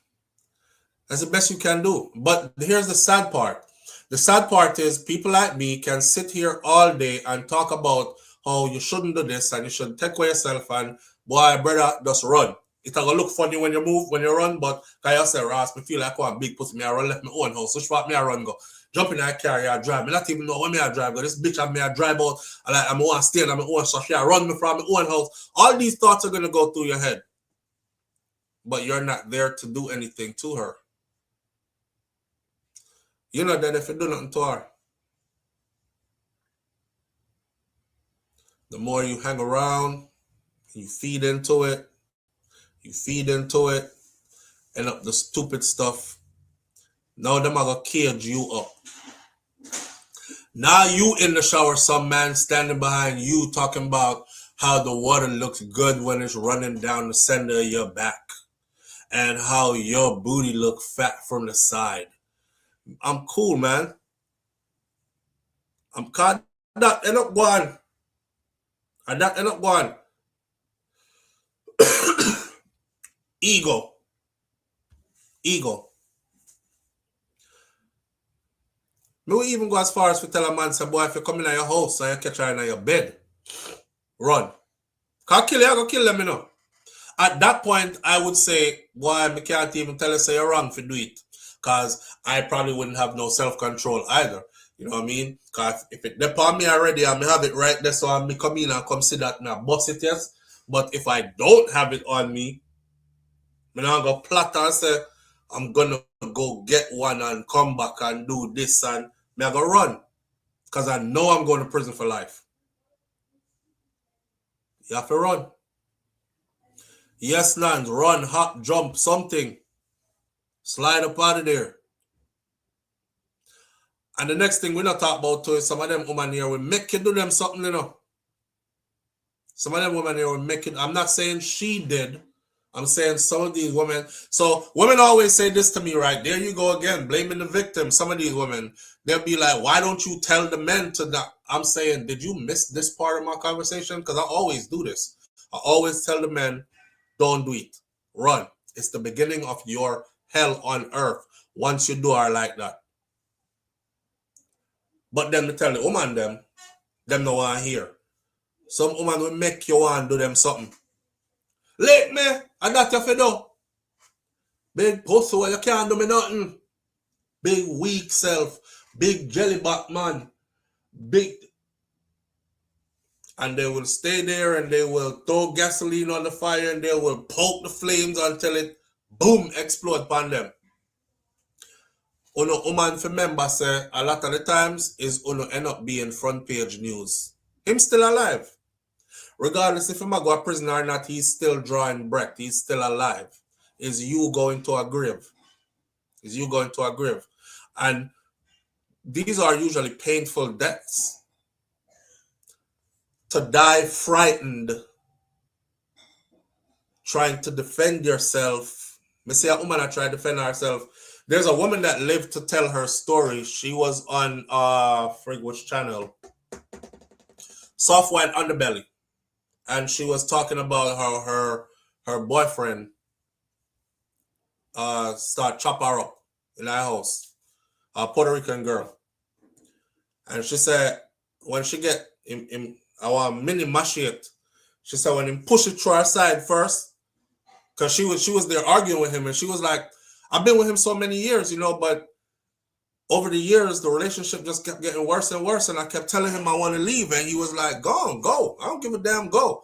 So, but she always never go. So she said eventually she finally decides that she had left. Sitting and watching her tell her story. And then she pick up her clothes and show like the big old, you know when people get chop up and stitch up. And on one of her hand, her fingers like, she missing half of two fingers on one hand and the other fingers, the other three finger them can't extend fully. So her hand look like something like that for that hand. And the other hand over here missing one of the finger them from over Yasoto. And she can't really use both her hand. Like, and she said when he pushed the blade to her side first, she was just in utter shock. And the interviewer was like, why didn't you run? She was like, I couldn't move. Everything started going through my mind. In that split second, it was like things slowed down so slow. You look at him and you're thinking, I loved this man for years. He cheated on me many times. I took him back. I loved him for years. He's killing me. He's literally killing me. And she said by the time she think that, him push it through again. Power next side. And that's when she was like, oh shit, I'm going to die. And then him go up like this, like he was going to chop her face. Because she said, he said he was going to damage her face so bad that even if she survived, she will always remember him, right? And no other man would want her. So she said when him go like this to chop her face, she said, that's when I put my hand up like this to block it. And he took off my little finger first. And I seen my little finger drop. And it was like everything went back in slow. Yo, y'all got to go watch her describe this shit. She was like, everything went back in slow motion. And it was like watching my little finger come off and watching it hit the floor. And as I'm looking up at him, because I moved my hand and I'm not feeling any pain. And I move my hand and the blood is just squirting and he's chopping again. And I throw my other hand up and he chops my other hand, splits my hand, and my hand is hanging in two like this. And I'm like, damn. Just hear the woman, I talk about how the man did a mince her, and she did a try. And she said she don't know what. Like at the time, she couldn't feel it. She couldn't feel it. She was just in a trance. Like she said, that's the best way she could describe it. It's like she's in a trance. She didn't feel no pain. She's seen her finger come off. She looked up on him in a slow motion. Him a chop again. She can't throw this hand up. She throw up the next hand. Him split it in a half. Her hand is hanging two sides, like 2 finger over there, so 3 finger over here. So it's right down the middle. Split her hand. That's why this hand of hers is missing 1 finger, but it's locked like this. Like she can't really flex, extend again. And this hand is missing 2 fingers. That's her trying to block. A lot of people cuss me for the comment that I left over there.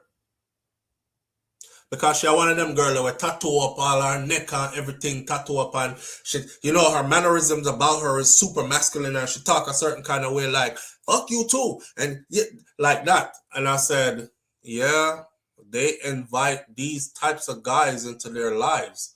This is who they choose. And then when things go really bad is when they want sympathy. I don't have no sympathy to give. Boy, I'm going to get about 10,000 women cuss me. But I just had to say it. In this woman's life, though, she married a safe bet. I don't know if he was always a pastor like before she married him, but she's with a church man. Like Marie said, he was supposed to be a godly man. Some people get caught up in that, like, even if worse come to worse, I know my husband, he's going to pray about it. We're going to take it to the Lord in prayer. When him not go cheat, him not go outside, so I'm safe. You know what I mean? They're giving it over to safety, not knowing that a man is just a man. A man is just a man. And I keep telling people this all the time. When you put on that clergy coat, or you put on your police uniform, or you put on your soldier uniform, or whatever uniform or clothes, or your 3-piece suit, it doesn't change who you are at the core of you. At the core of you, if you are a cheating, lying, intention to kill kind of person, you're always going to be just that until you change yourself. So y'all be letting that type of stuff fool you.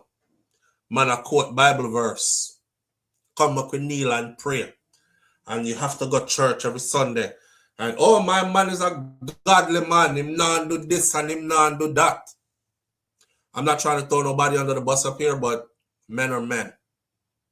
The only thing that stops you from not being that worldly kind of man where I chase everything moving is if you've consciously done the work to not be that type of guy and really make it so that there's no joy in that for you. You know what I mean? If you become that kind of man, then that's a different story. But he's a pastor. That not stop you from doing nothing. That not stop you from doing nothing.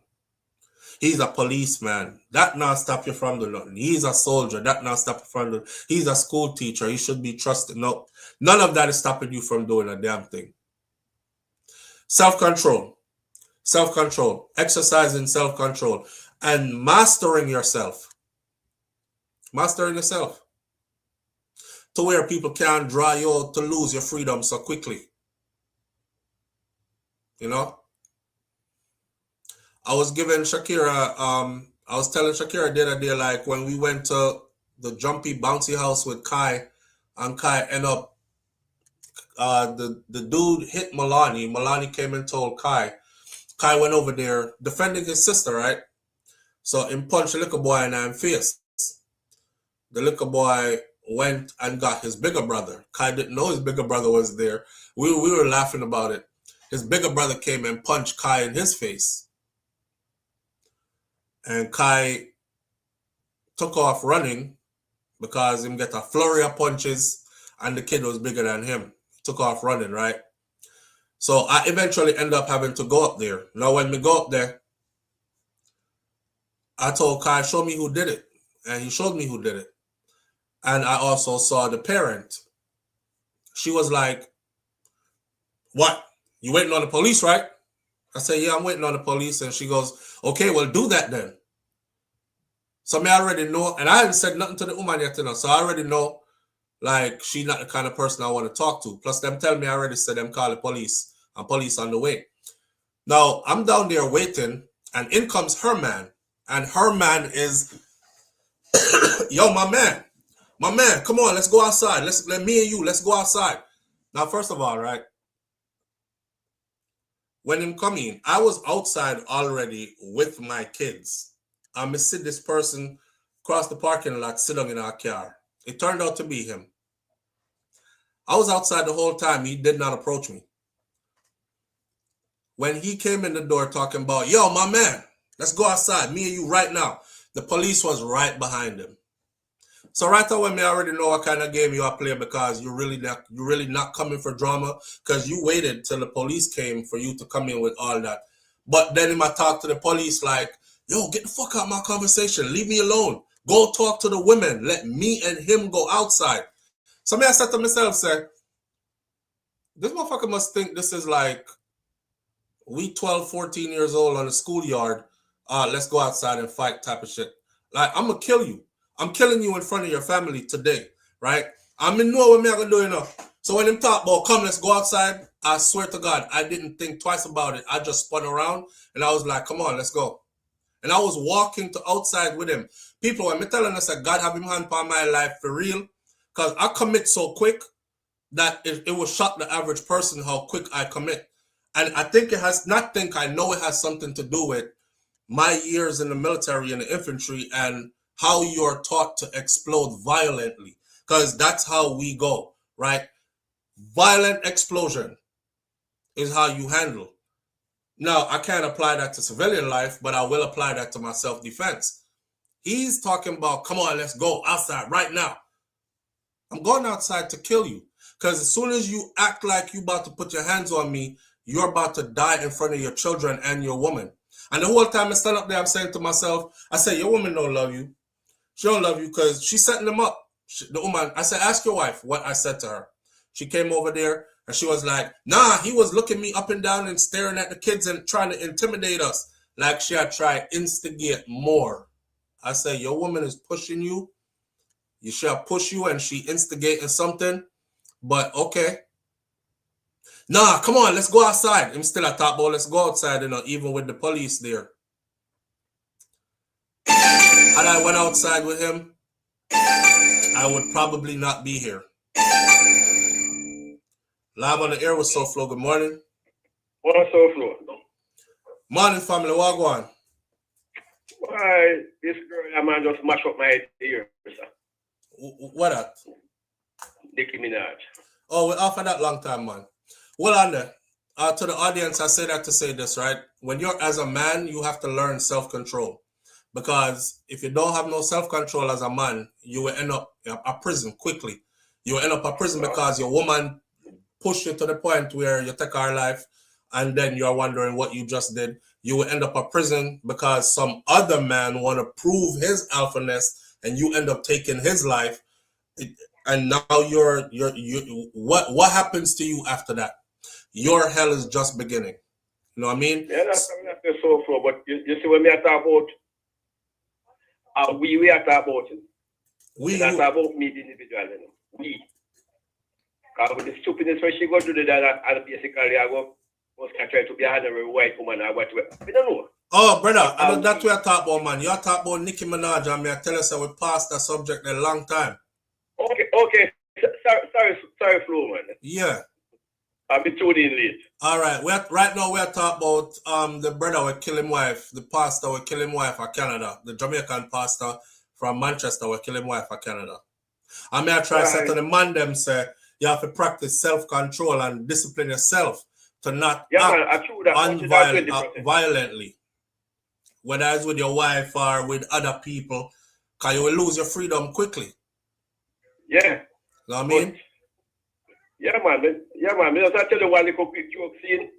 I'm not Tuesday, right? I watch the television scene, because I have to know today, so I'm not at work. I see a thing over the weekend where a man engaged Saturday, and 2 hours later, he stab up in girlfriend and kill her. Was that the one where she did something about she did a dance with him bridegroom? Yeah. Yeah, him say him see something where him couldn't unsee. Him say him did always suspicious of it and him couldn't unsee it after his wedding day. Nah, because we live in that crazy world here, sir. And we are going to see if we catch up on the program in here, sir. All right, my brother. One love, Richard. All right, manners. Yeah. The story he talking about is the couple that just got married and the man ended up stab up his wife hours after the marriage. Them have big wedding too. White dress and holy pa, grooms and bridesmaid and all kind of sitting suits and big reception and stuff. Apparently, he thought his wife was sleeping with his best friend, which was the best man at his wedding. And you know, when them dance at the reception, there was something that gave it away for him at the reception, he said, that confirmed that is what was happening. Again. Right there, so I'm gone. I would leave and call from a far place. Be like, hey, I know for sure what you're doing. We just got married. We're getting this annulled today. Live on the air with Souflotv. Good morning. Hey, morning. Good morning. No, he's white. He's not black or Jamaican. Yeah, family. Live on the air with Souflotv. Talk to it. Yes. Just a piece of info for the people who watch. Like, if you take a phone call during the live, your life is going to be on pause. So when you come back now, if you do what? Like if you take a phone call, like who listen to the live on their phone. So if they take a phone call, the live automatically pause. So when they come back, they're way behind. They're way behind. So when they press back the start button, they mostly like -6 minutes. That's all depends on how long their phone call lasts. So that's the reason why you have most of them come in and say, oh, let me talk to Souflotv on this now, whilst you're gone past that 18 minutes ago. So just a little bit of heads up for them. Okay. That's all. Thank you. Yeah, I don't know how the back has struck you. All right. No backers. Devil portals are open. Yeah. Wait a sec, Audrey. Which was what? Oh, MC. MC at the wedding. Me don't know. The man said MC something where him can't answer. Like he said they leaned in and they almost kissed. Well, I think that's what he said. They leaned in and almost kissed in front, like them the way of them dance close, them start forget that everybody else was there, and they leaned in and almost gave it away, and it was like a oh shit moment. We about to do it, stop, kind of thing. And then he said he couldn't unsee that. And that confirmed to him what he was always thinking. I guess them do other things before would didn't make him suspicious, but that was it for him on his wedding day. Boy, all I could say to a man is, especially men, like my grandfather used to say, a woman's strength is in her tongue and a man's strength is in his arms. So just walk away, man. That's all I can tell if you to walk away or run. Because anyhow you turn up there and try to engage them, especially them woman. I don't know if you ever really sit down and listen to Jamaican woman cuss people. Have you ever really sat down and listened to a Jamaican woman cuss people? Rotted. Them will make you want to do them things, man. So yeah, don't stay there and try to hold no argument with her. Leave. Because it's not going to end good. Because you can't win with this. I'm telling you right now, you can't win cussing a Jamaican woman with this. Not with your mouth. Not unless you yourself turn in a one gal. You can't win with your mouth. Right? And your feelings are going to hurt. Like super hurt. Just leave. Yeah, you're a man. You're supposed to practice discipline. And ladies, I'm telling you right now, again, one more time, because I'm going to change the subject. Y'all got to be just like the girl that I'm telling y'all about. When she said when he pushed the mini machete through her side first and pull it back out, she said how time just stopped. And then everything just went in slow motion. And she was like, oh. Like he really stabbed me. And then pull it out and push it in again. And she was like, oh, he's killing me. And then him start chop off her finger and chop. She was there doing all that. She was there arguing with him. She was there gassing it up. She said it. That's why I left the comment that I left. She said it. She said she was there engaging him, arguing with him. She was cussing him out stink. She was telling him all kinds of stuff. You know what I mean? They were trading words, hurtful things said to each other. And I said, yep, that right there. And him have one machete and you still she was like, I never thought he would hurt me. I never thought he would hurt me. We had arguments before. We had even fights before. She said they have fist fights before. So I asked, how come you not think that the man would have hurt you if we don't have fist fights before? Fist fight. Your man fist fight you before. And you not think that would have hurt you. Okay. Me not fist fight no woman because I'm a big dude. If I fist fight a woman and really punch her like I'm fighting a dude, I know I'm going to prison. Because she can't take one. I know for sure I'm going to prison. Yeah, but him start chop her up. So ladies, you too. You play a part. You play a part. And if y'all sense it, why stay? Why stay? You know, say if me is a woman, and my man thump me up in my face already and them sitting there, and the last time that the man they would have seen me. That's the last time he would see me. I would leave so fast he would wonder if we were ever actually in a relationship. But women stay. And y'all make excuses until it end up being like you got killed.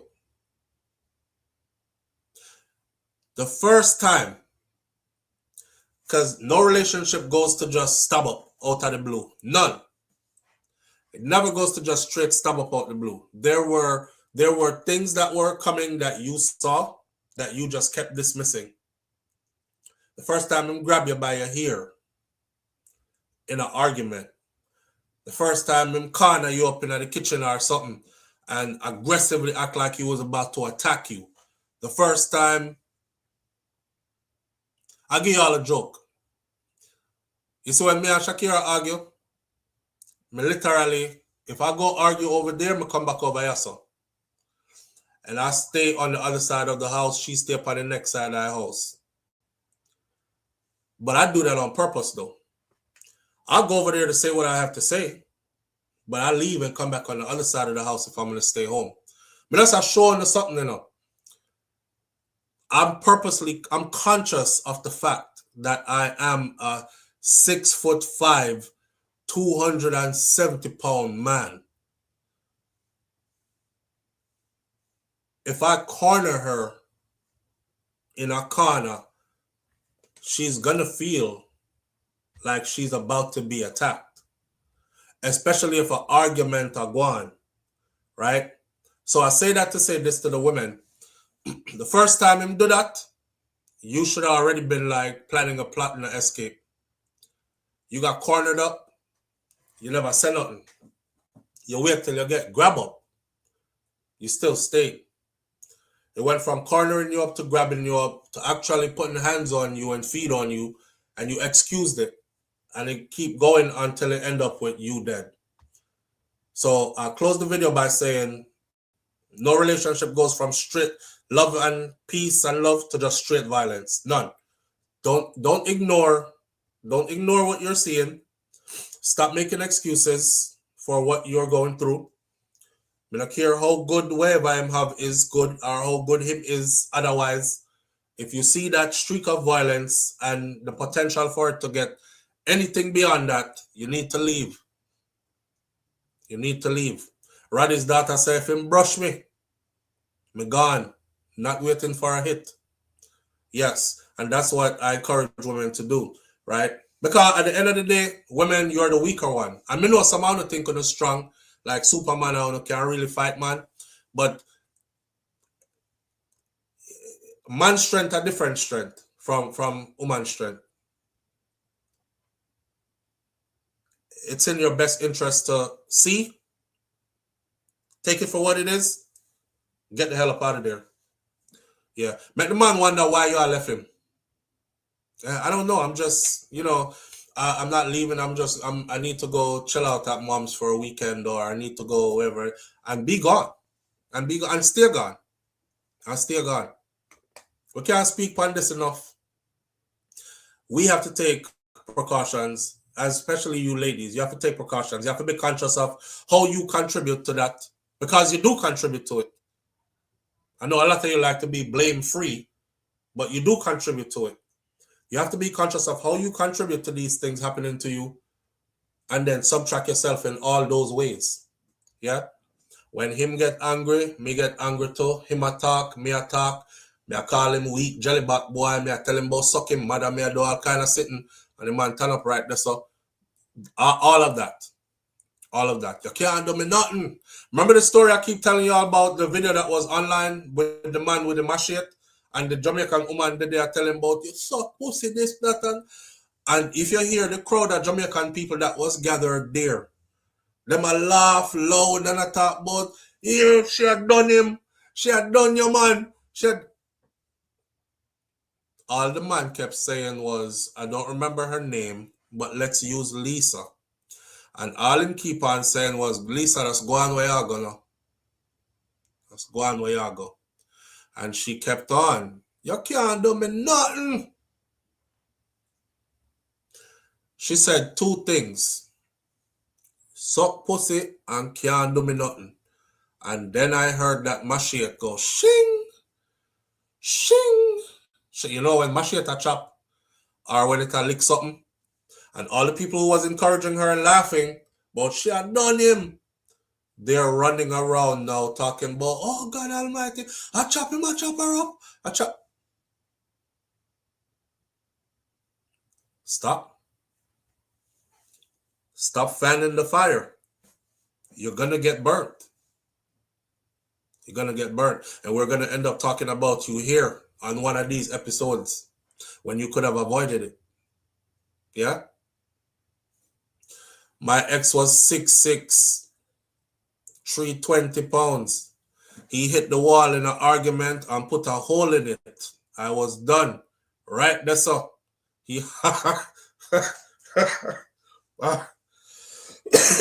Golly, 6'6", 320. You know you don't have no match for that man. When you say thump out the wall, Roddy's daughter. She said thump out the wall. She was out of there. If not thump out no Jamaica house wall though.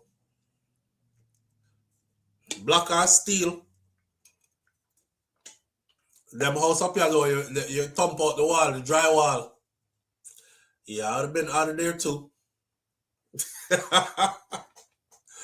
6'6", 320.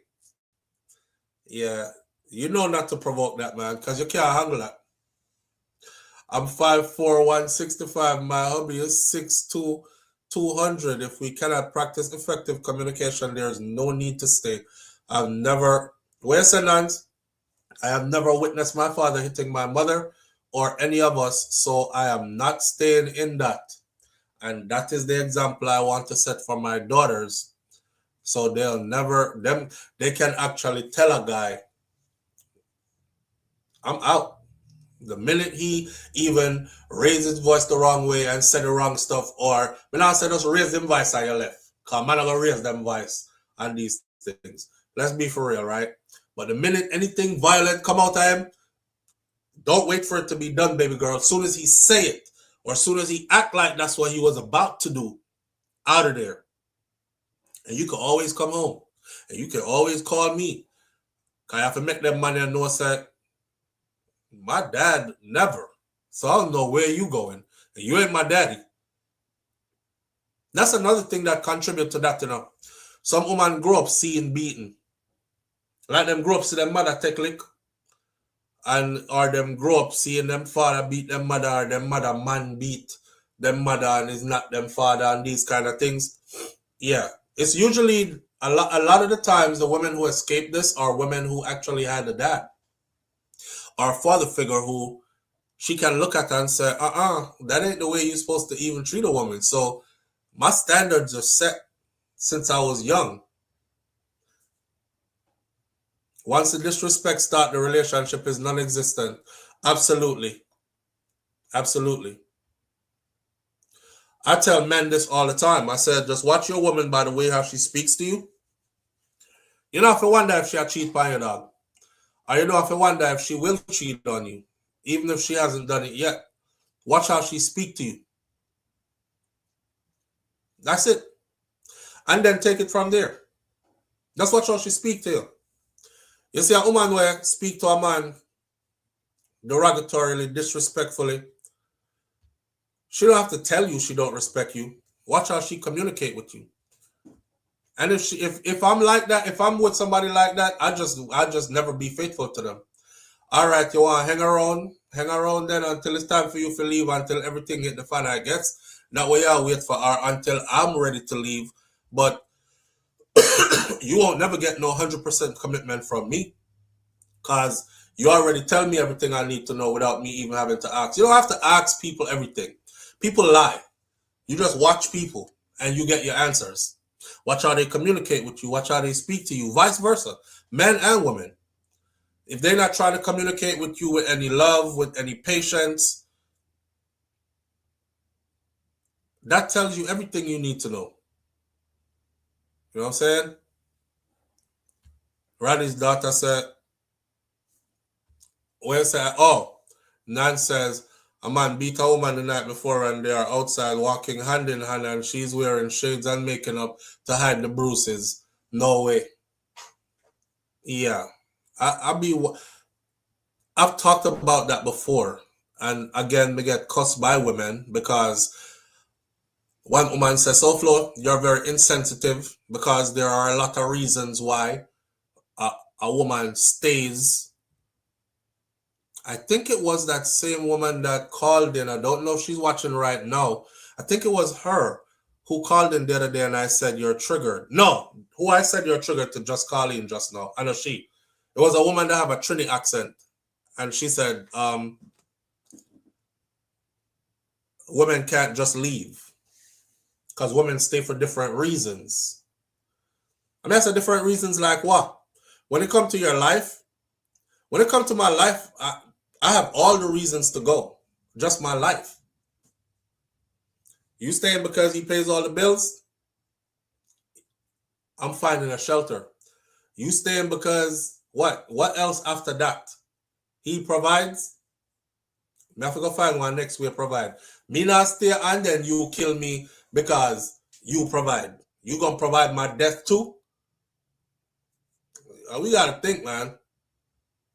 We gotta think. I'm not fighting no man. I'm no match for that. Yeah, Karen. A lot of the women know they're no match for fighting a man, but they will still try. Or they will posture as if they want to. Okay. You know what, speaking on even good relationships, right? Any man in here will tell you this. Men have a code amongst men because we are men. Say, for instance, you have a man who, when him and female wife argue and them get in an argument, she's like, you a bitch. Fuck you, you bitch ass niggas. And talk to him like that, you know. This is our man, you know.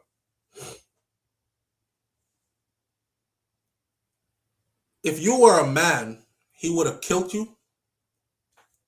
Or he would have fought you. And it would have got bloody. If you were a man. The confusion for the man coming in now when him can't do that. Because you're his woman. Or you are a woman.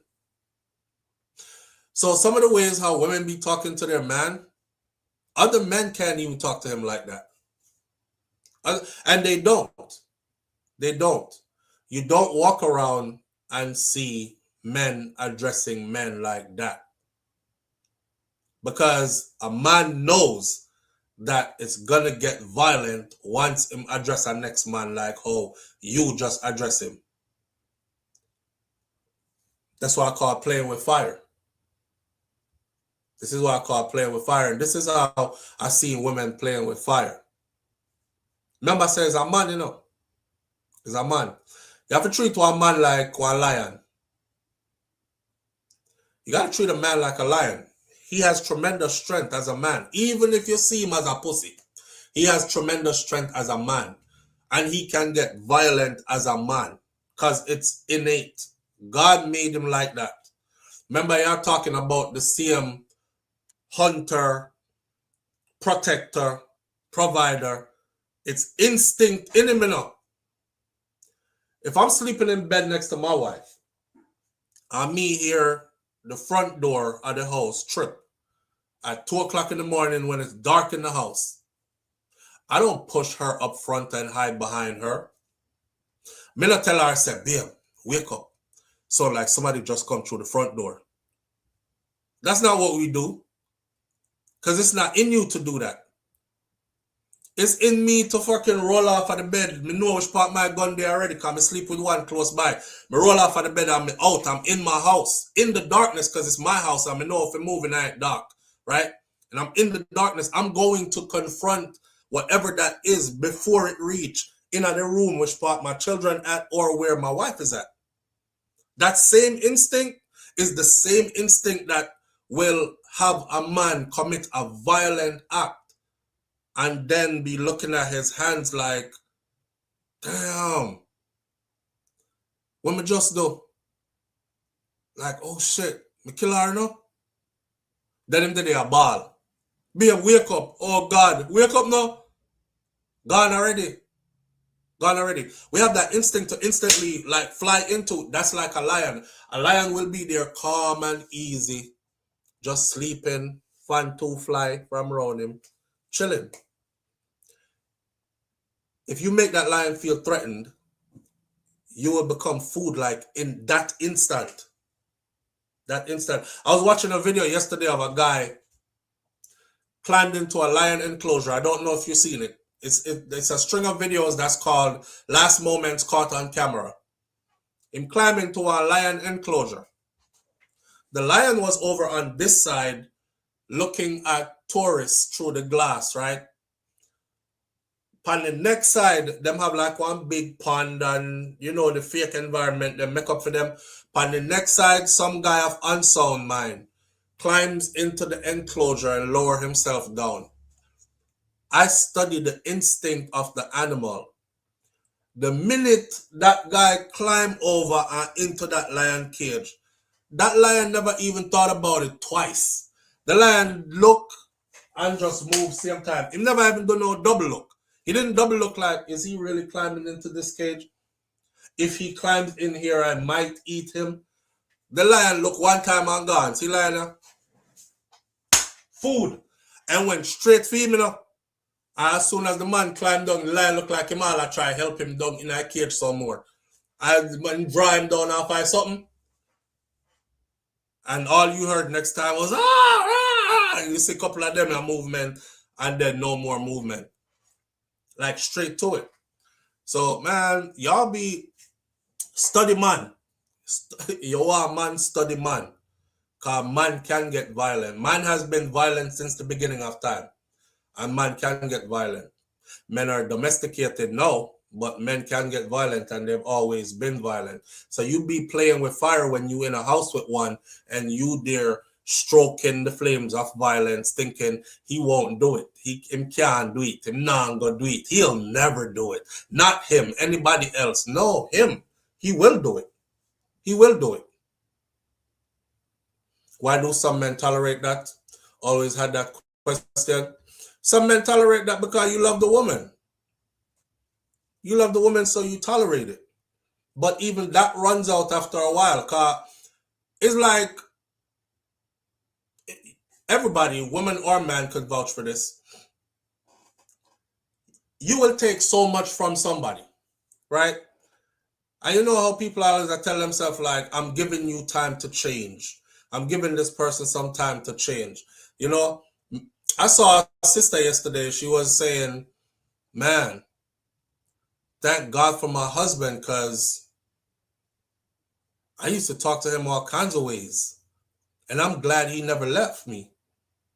You know, I'm glad he stuck around until I actually realized that it's not okay to talk to him that way. She was like, I've come a long way and I'm a completely different woman now. And she making videos for women. And she had tell the woman them, say, you can't be, if you have a man in your house, you cannot be just running off at the mouth and addressing this man in any which way you feel like it, and, you know, being aggressive and in your response to everything he says and this way and that way.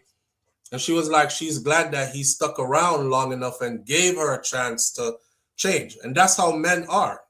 A good man will stick around and give you a chance to change. He'll also try to, because that's a part of leadership, right? That's a part of leadership.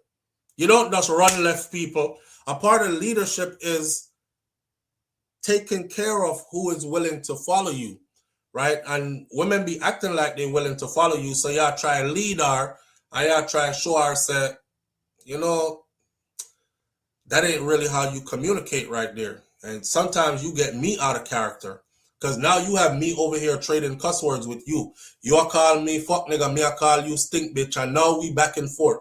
You done threw me off, all the way off who I actually am, because I've never had to do this level of communication with anybody before. I'm human too, but that's not how we communicate. You know what I'm saying? You try to teach her. A man who invest. That's called investing. You're investing your time. You're trying to lead. You're trying to teach. You're trying to. But eventually, it gets to where you're like, I've been doing this for years with her. Nothing is changing. Gone about my business. That's the reason why you have a lot of women out here who never become wives. They're like baby mamas, and then the man left them, and 6 months after I'm leave, or 1 year after I'm left, I'm married. And she's bitter, and she's like, that. I gave him all these years because he gave you all those years. He gave you all those years, and you never changed nothing. You never want to change nothing. People are going to change for you if they want to change for you. What that will tell that man is that you never want to change for him. So him going to left you and make you find who you want to change for, and him going to find somebody who is actually more in line with what he actually is about. You know what I mean? Sometimes you end up in a relationship with somebody who them not too refined in a certain ways, but you work with it until they become that. You work with it till they become that. Souflotv, change is debatable. I believe you are who you are from jump. Yeah, in some ways. In some ways. You are who you are from jump at the core of your personality. Like, but change could come about from your learned behaviors.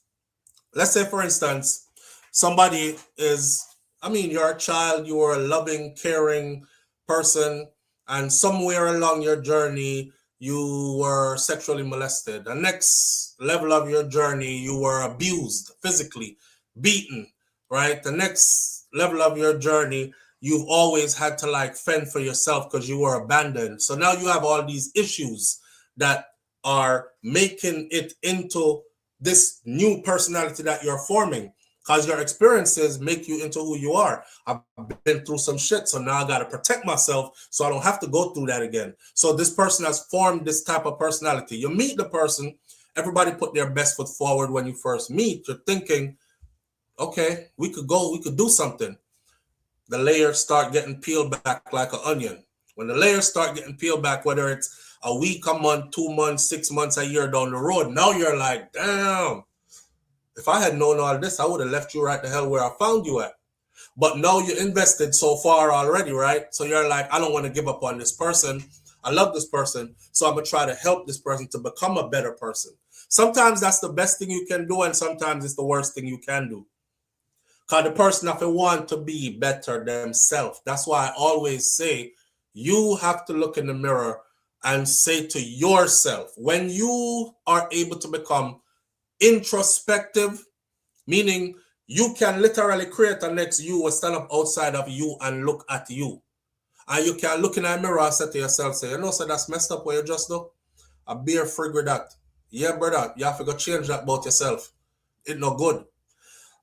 People look in the mirror, big, dirty, thinking, nasty attitude about themselves. They look in the mirror and tell themselves, I'm beautiful, I'm gorgeous, I'm perfect. Everybody else is wrong except for me. You have a problem when you're there at that the phase of your life. Some people have passed that phase. They got to wonder at some point, damn, why should it keep happening to me? Now we get to the accountability stage, and they start taking accountability. This is when you're able to look at yourself and say, yeah, you can't blame her for that, but this is how you contributed to it too. So unless you're able to fix that, you're going to blame the next one for the same thing, because that's what you've been contributing all along. Fix that thing about yourself, bro. Once you're able to do that and you start actually really hone in, that's what's called work, friend. That's what's called doing the work. The whole of we get siled up and spoiled up. All of us got siled up and spoiled up. Think about it. Think about when you were little. Think about how innocent you were before anything went wrong in your life. Go back to being a child. Go back to being a carefree, run around child, the world perfect, before your first time you were molested, or your first time somebody really beat you, hurt you, violate you, anything like that. That's where it all started. And then on top of that, other stuff just started happening and forming, helping to form your personality. So yes, you can change. People can change, but they have to recognize that layers of stuff have formed who you are now, and you're going to have to do the painful work of peeling them layers back off in order to get back to the you, the true you. Because enough of we are not the true we. We're walking around with this made up personality, and oftentimes it was done out of survival. It was done out of survival. You know what I mean? Where's Sakatajai? Delusion of grandeur or grandiose delusion is a false, unshakable belief that you possess superior qualities, power, wealth, fame, or special abilities, such as being a deity or a genius or something like that.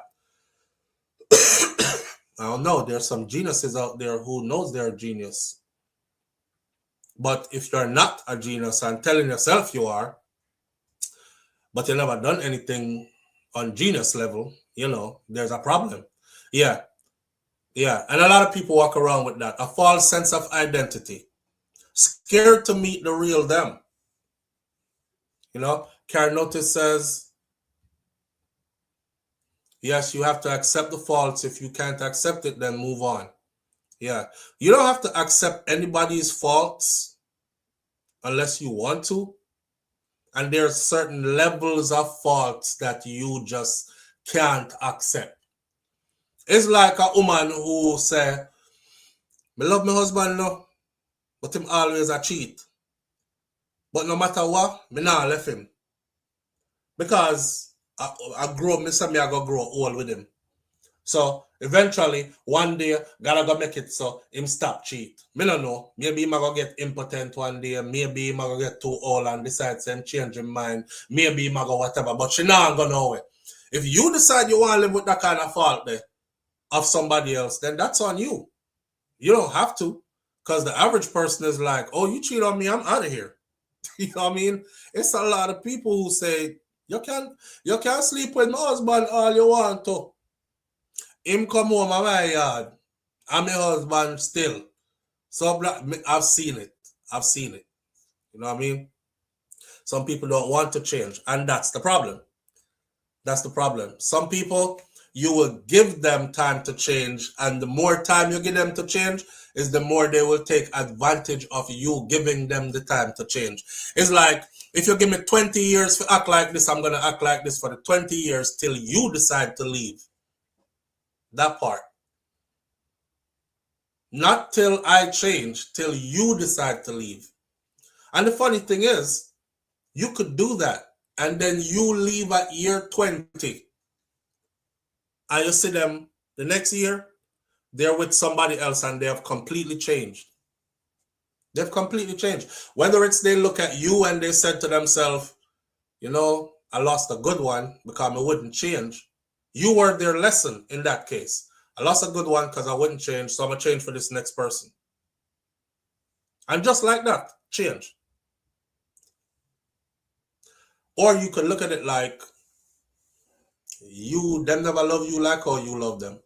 You love them so much you were willing to put up with all that shit for how many years, hoping they would change. And they wouldn't, because them don't love you that much. But them change immediately for the person who them meet next, cause them know, so how they were with you, they can't be that with nobody else. So you was just like the box around, kick around, talk to you anyone I feel like it, say more I say, and you know what I mean? But the next person, I'm well-mannered, and I'm going to keep it that way. I'm loving, I'm kind, I'm caring, etc. Sometimes you have to know when somebody is not for you. Too. If they won't change for you, they're not for you. If they won't change for you, they are not for you. I don't care what you building. I don't care if you have all kind of picking it together. I don't care how many kids you have together. I don't care how many businesses you're building together. I don't care what you're building together. If they will not change their messed up ways for you, they're not for you. Unless you have decided to live with those messed up ways as if nothing wrong. Now you have to really make sure say nothing wrong, you know. Because there's a thing called silent resentment. This is the killer right here. Silent resentment. That's the blood. Can I use the word blood clot today? That's, hey, see my shirt, yeah. The one that's a bumbo clot right up there, so. Silent resentment is the bumbo clot killer. Let me explain that to you, right? So, you in a relationship with somebody you can't talk about nothing because you know everything ends in an argument. Y'all can't work out no problems and come to an amicable solution ever. It's either fear way or your way. You have no common ground. You have no common ground with each other. And you're stretching it and stretching it and stretching it. It ends up where you have nothing but silent resentment in your relationship. This is where you end up with somebody who you start whispering to yourself, I can't stand this motherfucker. I hate you so much. Right? But then you go back to, oh, I love you. And then it's like, I love you for today, but I'm going to hate you for the next 3 days. Because a little thing happen and we can't even talk about it. I'm going to hate you again. And then I love you, but I hate you again. And then I love you, but I hate you again. And then silent resentment takes over. That's silent resentment. You know? Use all the clock to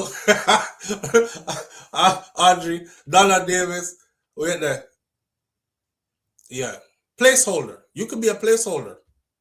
You could be a placeholder. I have a friend who is going through that with his significant other. The build-up resentment is real. It's super real. It's super real. Silent resentment. You know what I ask myself sometimes? I say, do you want to be loved or do you want to be tolerated? Which one? Because here one. If you want to be loved, you can't write all the time. You heard me? If you want to be loved, you cannot be right all the time if you want to be loved. First of all, a person who thinks that they're right all the time, just go and look up narcissism, narcissistic traits. I'm not diagnosing you. I'm not saying you're a full-blown narcissist. I'm saying just go look up narcissism and narcissistic traits. Anytime a person thinks they are right all the time, you over there on that side, right? If you want to be loved, you cannot be right all the time. If you want to be loved, you cannot be showing anger and resentment and hatred all the time because stuff wasn't your way. Again, go look up narcissism and narcissistic traits. When they don't get it, if it's not their way, stop talking. Silence is used as a weapon. The list goes on and on. Just please go look it up. You'll see it. It's a means of control, right? As in, you have to be in control at all times, kind of thing. And if you're that kind of person, you won't be loved.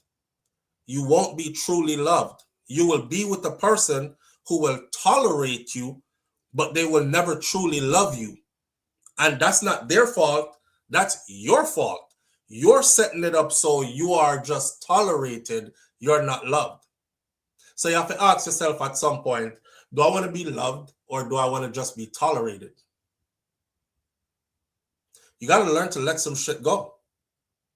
You got to learn to say, okay, for peace sake, you got to remember to always communicate with love. Because how can you love me, but you don't communicate with love when you communicate with me? See, you don't have to tell me you don't love me. I can just analyze the way you communicate with me, and it will tell me if you love me or not.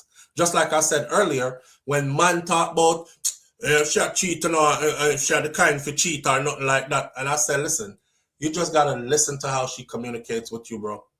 It will tell you if she's the kind of woman where we get to our next man or not. Maybe she not do it yet, but right place, right time, she will. She been telling you that. You know what I mean? She been telling you that. So, yeah, you have to decide. Do you want to be tolerated or do you want to be loved? See, in order for somebody to love you, you have to give them something to love. Nobody is obligated to love you. You know what I'm saying? Nobody is obligated to love you, especially when it doesn't benefit them. It's not soothing to their soul. If it ain't soothing to their soul, they're not obligated to love you. They will tolerate you. Live on the air with Souflotv. Good morning. Hello, Souflotv. What's up? I'm good, my brother. How you doing? Morning, man. March Council, I call in. What I said? Talk to you me. know, so when we get married, I want my bigger brother look for me and tell me, say, one of the biggest issues I have a financial in the marriage. I'm at the top of forward. My wife go, she not stress me out now, hope I hear and nails if we have that a week.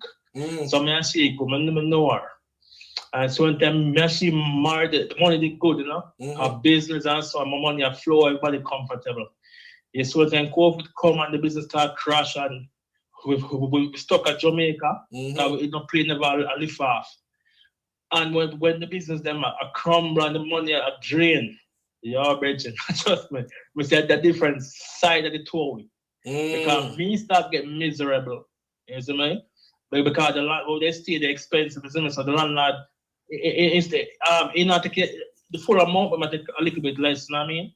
But I mean, with everything, the food, everything, we just start get stressful. I'm going to take you out pan she, and she start take you out pan me indirectly, though. You know what I mean? I'm going to say, Ross, I'm going to talk a true.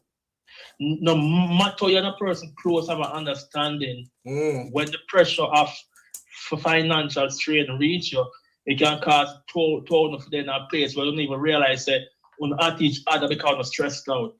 You know what I mean? So also we need to train people say in our marriage to the finance, not to put each other first before the finance. You know what I mean? Have to put each other first. Yeah, but it's hard. It's not easy at first. Because when the bills to pay, when food to eat, when you know what I mean, kind of put a pressure upon people. You know what I mean? So that's one of the biggest advice. And give a call back. Somebody a call, make a call back. All right, brother. All right, good. So one of the biggest advice is put each other first. One of the biggest advice is open communication. That's what I would say. Open communication, and don't be afraid to communicate.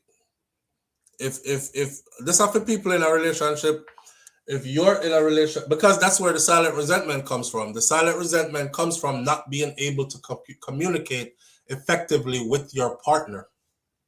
Somebody is not communicating properly. Somebody signals aren't reaching. Somebody antenna broke in the equation. Somebody is not receiving well. You know what I mean? Somebody is not transmitting well. So communication is a big thing. Communication is a huge thing. There are going to be issues. Money is one. Health could be another one.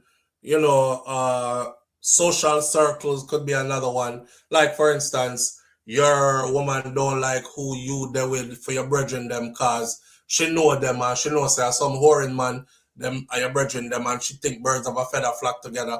You know what I'm saying? You don't like fear girlfriend them cause you know them and two of them are some whoring girl, but she will swear God off a cross is not so. And all kinds of stuff will be issues that can lead to arguments, but communication is what is supposed to settle all of that. Because if you're able to communicate, and then if you're able to not be right all the time and be okay with not being right all the time, then you will always come to an amicable solution. Always. What you want me to do? This is what I want you to do.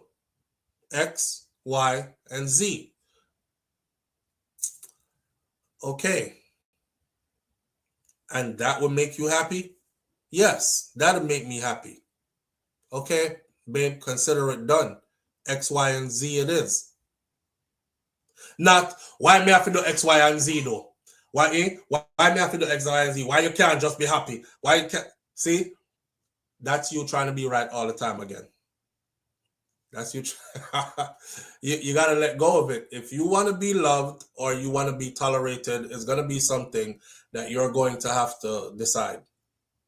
A lot of people haven't decided it, but they are tolerated. They're not loved. And they're in a relationship where they've invested so much of themselves only to be tolerated. See, that's a waste of time for me. Because if you're only being tolerated, your person who is tolerating you can end up actually loving somebody else. You're not hearing me. You're not hearing me. If you're investing, you might as well go all in, and you might as well decide so you want to be loved and not tolerated. Because if you are, everybody is conscious of their time. You know what I'm saying? Everybody is conscious of their time. It's just a matter of time before the person you with get up and say, I done put enough into this already. It wasn't beneficial. I'm out. And then y'all gonna be left there with like, damn, I put a lot into this too. But they've been tolerating you all along. You never give them nothing to fall in love with. I want to be in love. Everybody wants to be in love. Everybody wants to be in love and feel safe in love. Not risky. Where is that? Karen Notice says you have to love yourself first for someone can love you back. Nah, I'll switch that up for you. Let me switch that up for you. Hold on, Karen. You say you have to love yourself first before someone else can love you back. Nah. You have to love yourself first before you can actually learn how to love someone else. Then someone will be able to love you back. Some people love themselves and them just love themselves. They don't know how to love anybody else. Walk with me now. Some people love themselves. Them just love themselves. They don't know if they love nobody else. So when you get with somebody who knows what love is and you don't know how to love, only to love yourself, guess what the word is called for you? Selfish. And your partner is going to sense that and they're going to left you anywhere. Unless you get with one of them partners that will cheat. Oh, by the way, so it ain't about just loving you. You have to, when you love yourself truly, you understand what love is. And then you have real love to give. Because then you can say, you know what? I love myself so much, I would never want to be talked to in that way. So I'm not going to talk to my partner in this way. Because that's not loving. You follow? Right. When you don't truly love yourself now, you will tell your partner all kind of things. Well, fuck you. I'm going to suck your mother and your dirty dog and shut up and fuck off and all that, right? And your partner is like forced to survive with you. So you become tolerable or someone they have to tolerate, not someone they actually really love. After all, who's going to love somebody who talks to them in any kind of way? Nobody with some sense. They'll tolerate you until that toleration run out. Right. So you have to first love yourself to learn how to love others. Live on the air with Souflotv. Good morning. Yes, Souflotv, me call rock. Sorry about that. Yeah. So much as I appreciate it to be a family man and be set an example for so other man can look in and say there's a life out there still with respectable man. Mm-hmm. And I want to tell me I wonder if I them me alone about. Yeah. Because right now I work, I have some friends right now, not really friends, some co-workers, they tell me what in life. Talk about they have their wife, have one on their ring on their finger. I have girl over there, look girl.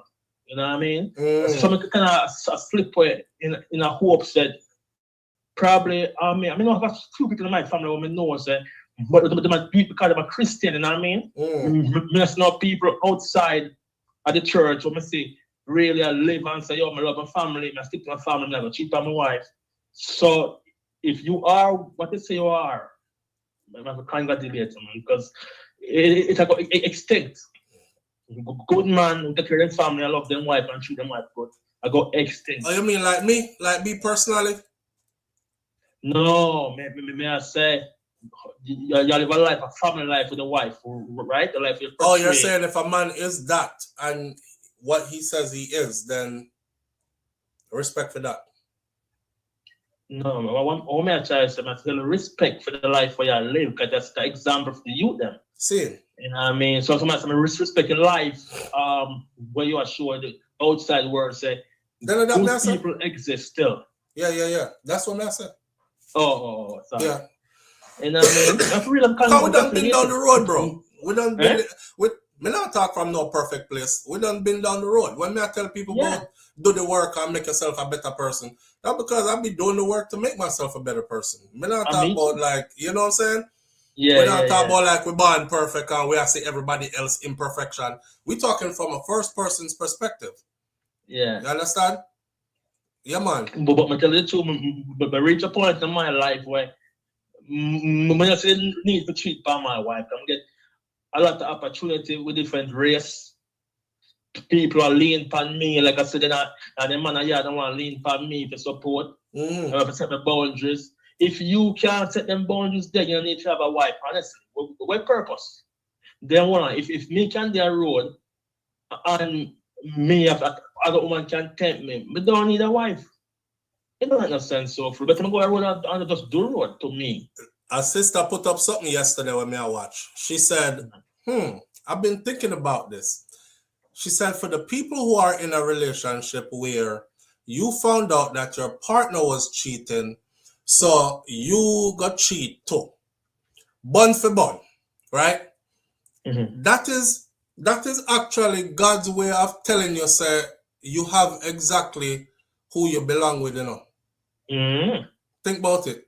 Oh, no, I agree to the same. Me laughing up. Me laugh because I never thought about it like that before, but me laughing up. Think about that again. If you find out your partner cheat, so you go cheat, all right? You say a bun for bun. You know, sister, who you supposed to do with that? Yeah. Yeah. Because once I get now, I don't go bun for bun, you know. It's a disease for disease. All right, so but it's bigger than that. It's bigger than that because what the sister said was, if you are the type of person who would never, then somebody else can do it and make you go do it after them. You would rather leave than to be that type of person. So the fact that you followed suit and did that, match them on the low level there, it's telling you that that is where you're at. That's who you belong with. See? Nobody go bun for bun and then talk about look for somebody who won't cheat. Because you is a bun for bun type. You cheat. I watch on Souflotv. Yeah. It's a deep thinker, you know. See? And when I start look into myself, I start say, hold on. I know, sir, I look what my wife talked about this morning. She asked me out of the blue, she said, how me feel just have one partner, like one sexual partner. Just this morning, she asked me that. And I said, me not feel no way because you make me complete. You know what I mean? You make me complete. So I have to go, you're sexy, just the way I want you to look. You're everything, like me and my wife, right? The one-stop shop. Yeah, it's like me and my wife, then we still attracted to each other to this day. You know what I mean? If you find my wife like in the bed right now, soon I'll go on. So sometimes I come from work and tired, but I have to still to the room. And still, like the couch and stuff. I'm not going to lose my energy. You know what I mean? Yeah, we're still attracted to each other. You know what I mean? So we're not losing attracted to each other. Years not talk about. You know what I mean? I mean, we never perfect in the beginning still. You know what I mean? It's a few years in the beginning. But over the years, I learned to be a better man, and I'm here right now. But one more for a sec, I think deep in myself sometime again. Like me, I say, how me if I go a road, go sleep with some woman who other man I sleep with? Because to me, I look funny to know. Next man, dick I go to that woman there, and then the same girl, I may go have sex with the man dick come out. So it kind of fishy to me. What do you think? Yeah, man, we talked about that before, you know. I said, when I was younger, I used to think that was the thing. Cause we used to like think we get points for take with boy, girl, and sleep with them girl behind them back and them kind of something there. You know, I told stories here before. I used to hang out at 163rd Street Mall in Miami when I grew up in my middle school, high school days. And we used to out there catch woman with them man or girl with them man, like with them hand round her and everything, you know. Bare face connection and tell her about come over here, so and she would tell him about, babe, hold this for a second, I'm gonna go to the bathroom and we'll go around our bathroom and exchange number. Them time there, we don't have no like how we have now. So you have to write down number and them something there, right? Yeah. And to see how they're willing to do it, and we used to think there's something good out of it. And when you get older now, you're a ton drug right, like you're going in a man's house. And you gone in a man's house, gonna sleep with man, woman. And then when you get conscious of what you were doing, the first thing I ask myself, you know, brother, I say, the man there just broke into that probably this morning. And you gone right in there. What a piece of nastiness. A fish thing that. A really fish thing that. Because if you and your woman have, let's be grown, right? If you and your woman have intercourse, there's a certain smell that comes off of it. Yeah. So I say there's a certain smell, and it's going to create a unique smell between each two partners. You gone in there, so right after that. Remember, you know, when man broke into that, you know, everything come out same time either, you know. Yeah, he's soaking. Yeah, and you gone right back in there, so a man juices, you're going to play up in that, brother. Yeah. Right. So when you start looking at it like that, you start value yourself and you start saying that's nastiness. I don't want to be playing with no other woman who other men are playing with. So you start valuing even more, not just yourself, but the fact that you have a woman who you and she are exclusive. Yeah. Yeah, man. I'm looking now. You know, look into it. I must say, exchange bodily fluid, you know. When you go down to your wife, you know, so yeah. Gonna blood in a stream, you know. That's why you catch the AIDS now. So tell me this: when you do that now, and next man goes out and sex the same woman, and woman sleep with her 5 months for the day, you a Batman thing that look on it. Everybody are mixed too. It's like a team. It's like yeah, man. Yeah. A blood fusion system. It's like them. You know what I'm saying? Yeah, man. End of the day, yeah, it's nastiness. It's nastiness. And once you become conscious of it, I see somebody say, yeah, but when you used to like it, when people are ignorant, them like all kind of something. There's the word. When you're ignorant, you like all kind of something. When you're like full of nastiness, you like all kind of something. When you become conscious, though, you stop liking all kind of something because now you know better. Your mind open. Yeah, you know better now. I know if you go do it, the first thing I could think is that the vagina, a man probably was come out the other day, one man where I may not even know. And you get the message? That's the Bible. Even okay, so even check this out. The married man them out there will have side woman. You, and I've said this before, you really think that your side woman is sitting somewhere waiting for you. What's the matter? You think she'll sit down somewhere and wait for you when Valentine's Day come, you wrap up at your yard with your wife, because that's a big red flag. It's Valentine's Day and you gone, and your wife don't know which part you gone, or you give her excuses and can't be found. So these are teller signs, right? Holidays, any kind of holiday. You and your wife wrap up Christmas morning, they are open gifts with kids, and then have Christmas dinner together and Valentine's evening and spend as couple and this, that, and the other. Which part you think she there? You think she just sit on a bench and wait for you? No, right. She'll boom off something somewhere. She'll boom off something somewhere. She'll boom off something somewhere. Now you're a married man. You know what I say? Our most married couples, they raw. Most married couples raw. So now you are going to boom off, she going to boom off sitting somewhere, come back, come boom off your something, and then you are carry wherever she can come get. Okay, why? All right. And she probably don't even have an exclusive.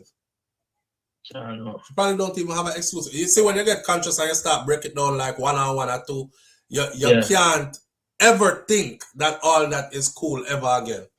Hey, Souflotv. Gone are the days, brother, when me did think them something that is cool. Long gone. Exactly. What kind of? Yeah. One of the reasons why the proof and believe in the Bible. They said the Bible is an ancient book, right? Yeah. The Bible should already figure out things we just have to figure out today. You get the message I said? Yeah.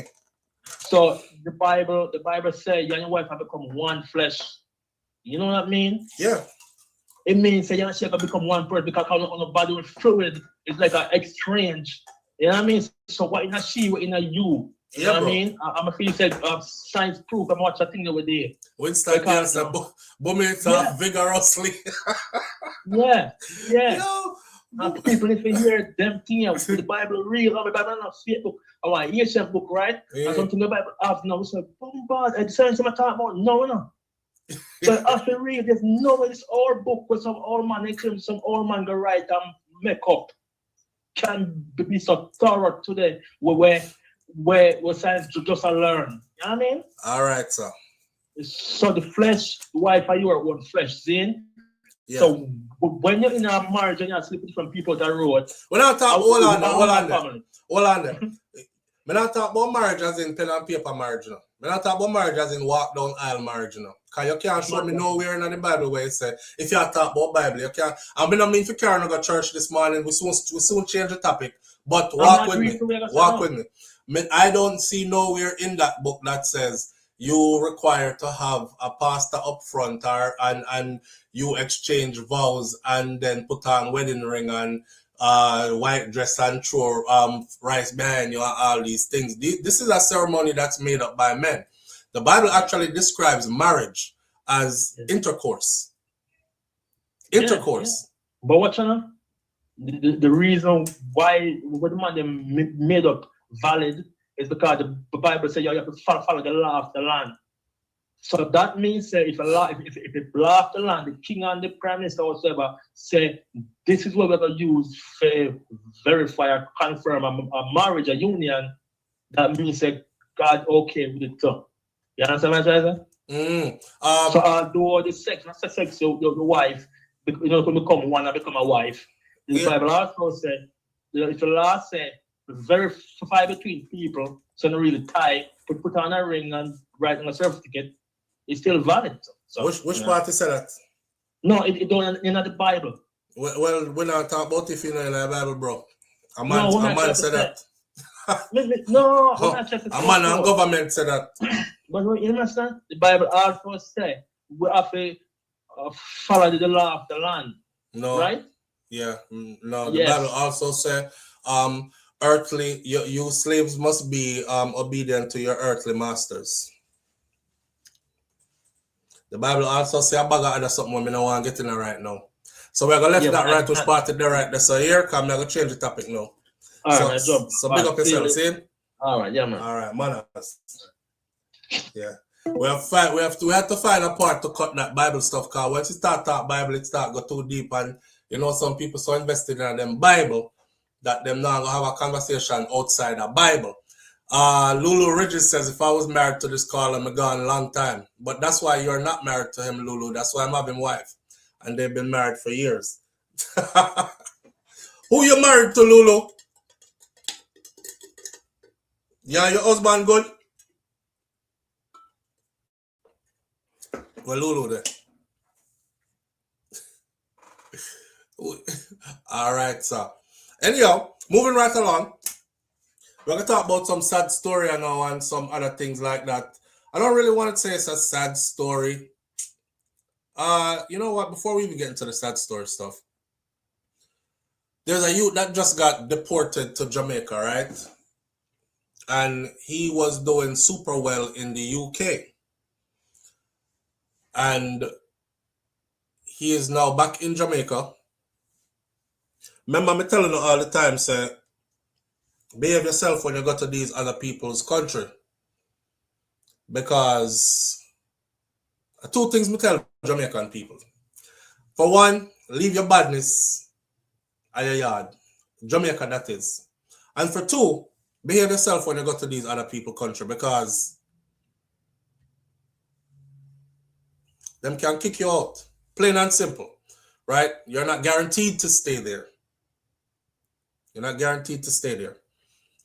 A rapper, it goes like this, an acclaimed rapper who, and the reason why he was acclaimed, because while he was doing music before he got locked up, and while he got locked up, he did 2 albums, I believe, or 3 albums that he released. One of his albums made it to the top of the charts in the UK, I believe, number 6 on the charts. That's a high achievement, right?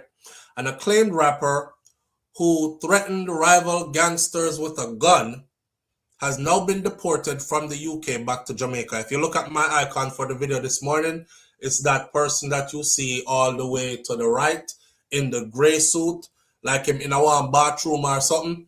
I end up jail him, did that look like?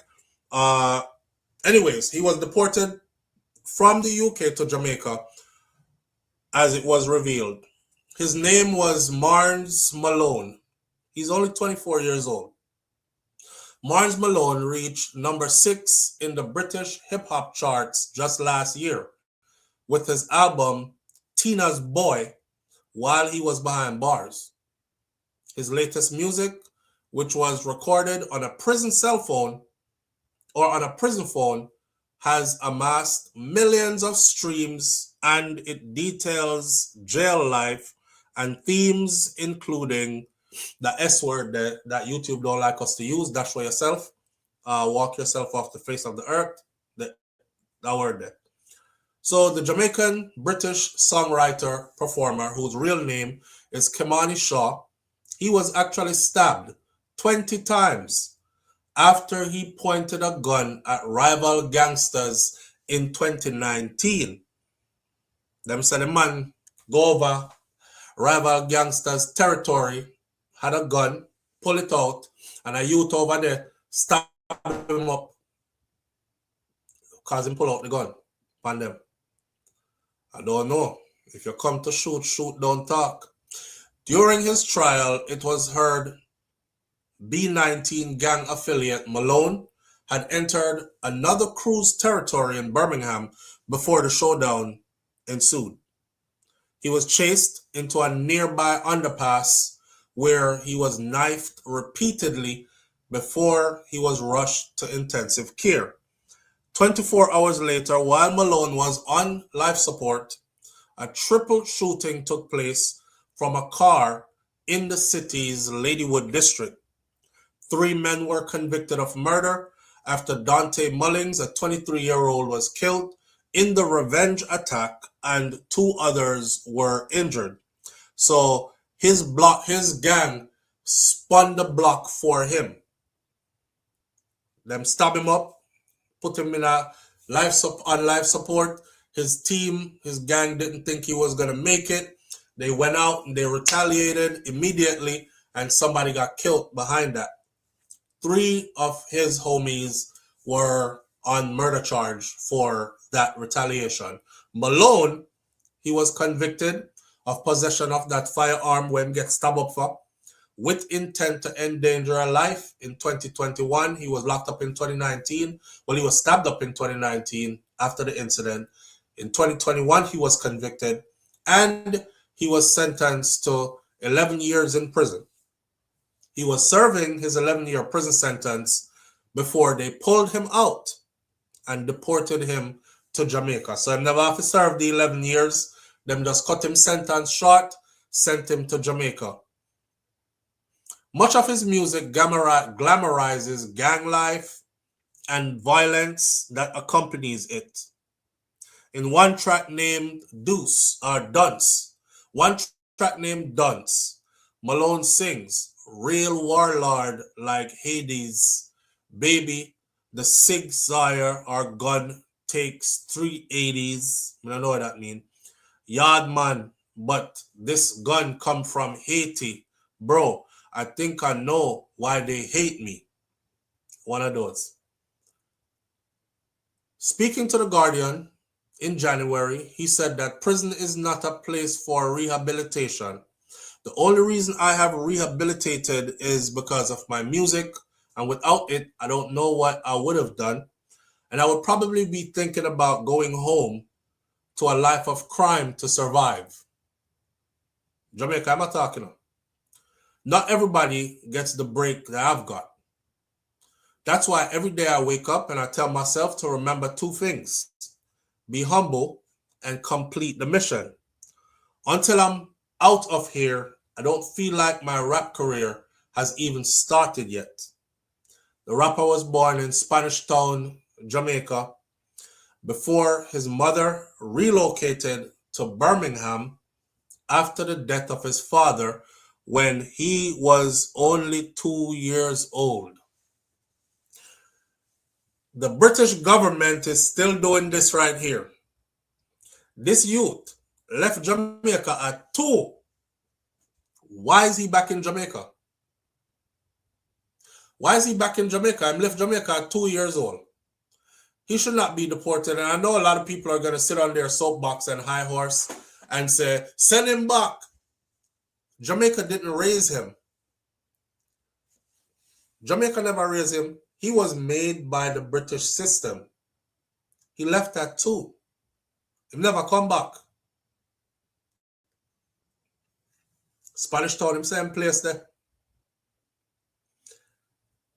He's talking about getting involved in badness to survive.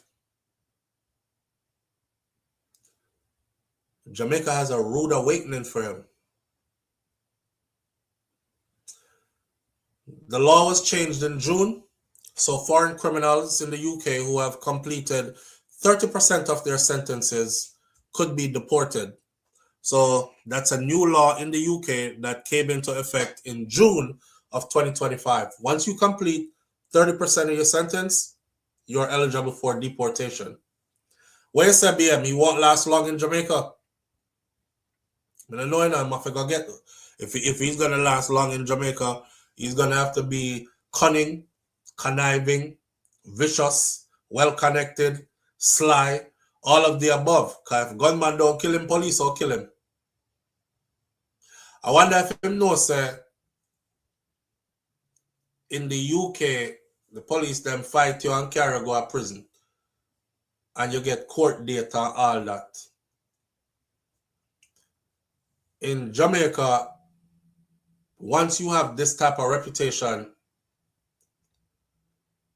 you get gunshot in a shootout with police, and a 9mm with 3 live rounds were found in your possession. You're right. You're right. He's gonna have to change himself completely. You see how I'm doing this? I'm being cautious because I know he's gonna watch this. I absolutely know he's gonna watch this. I remember I was trying to look out for our next Jamaican brother that he was going through similar stuff in the UK, but he had left Jamaica at a pretty young age too. But the only thing they had against him was he jumped the turnstile. He got on the train without paying. And they used that to criminalize him. And then I think, I don't remember correctly, I think he had a marijuana charge where they found him with a little bit of weed and they wanted to send him back to Jamaica. And I was saying he shouldn't come back either because Jamaica didn't raise him either. That's the brother who contacted me and tell me, say, yo, take my stuff down off your channel, blood. I don't want my face on your channel, Souflotv, because your audience is doing me bad. And I said, bro, you know, say I advocate for you. I'm trying to tell the British government that you shouldn't be coming back to Jamaica. He was like, I understand what you're doing, and I thank you for your good intentions. But if you read your comment section, it was like everybody in my comment section was holier than thou art. So they were like, send him back. Send him back to Jamaica. Big disgrace. Man, you know, the youth are going to jump the turnstile because of poverty them I go through in the UK. And he was actually on his way to an educational program that he was trying to get certification in.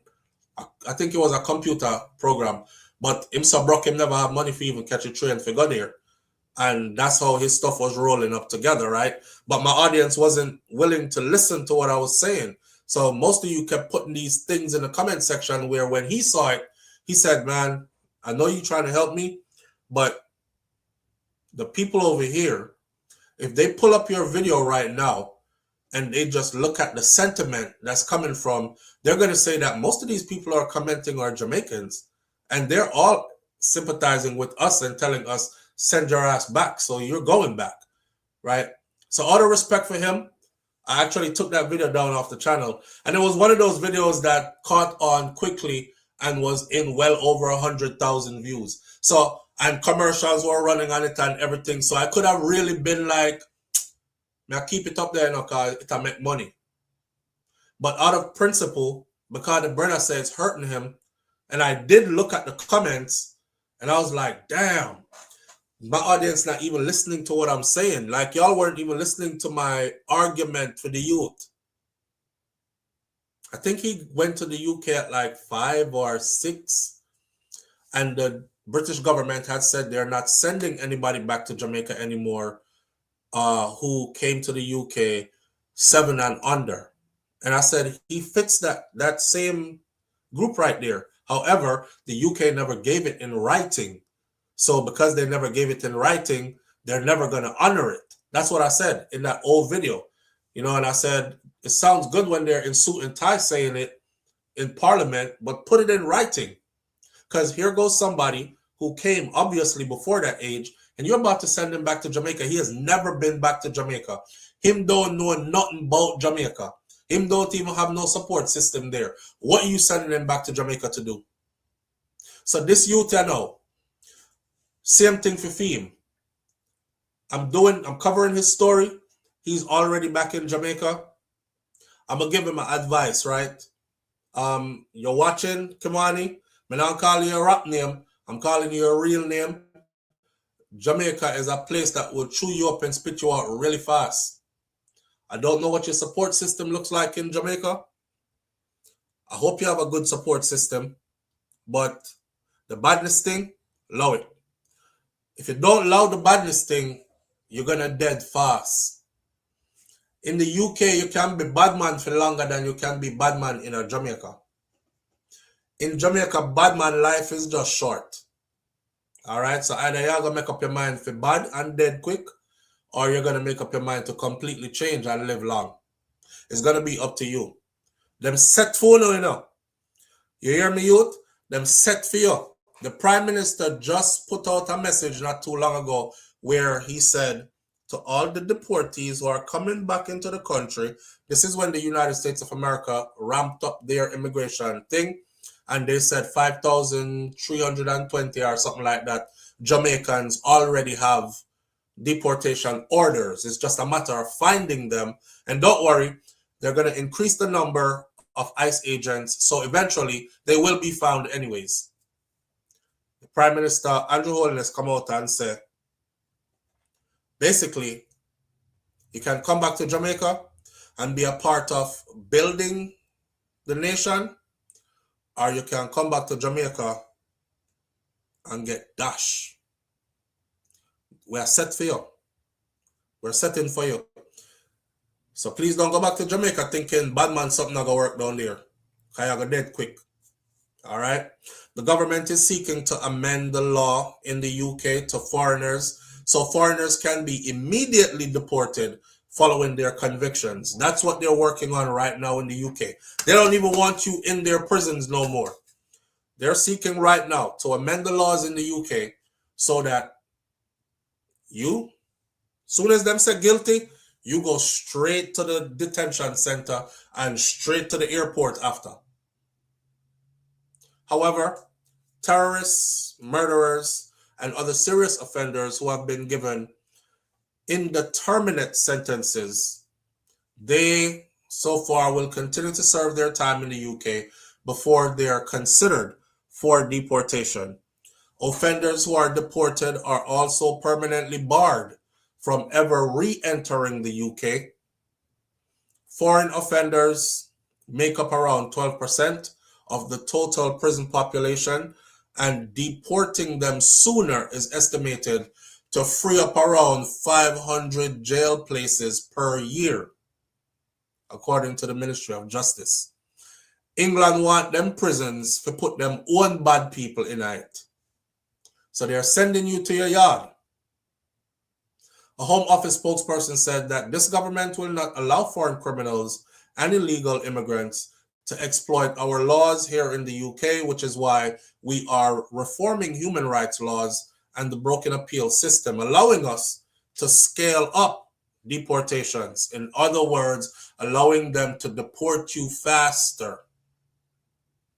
The Home Secretary has recently announced sweeping reforms to tackle illegal immigrants. They will make Britain a less attractive destination for illegal migrants, and we will make it easier to remove and deport them in the near future. All foreign national offenders who receive a prison sentence in the UK are referred for deportation at the earliest opportunity.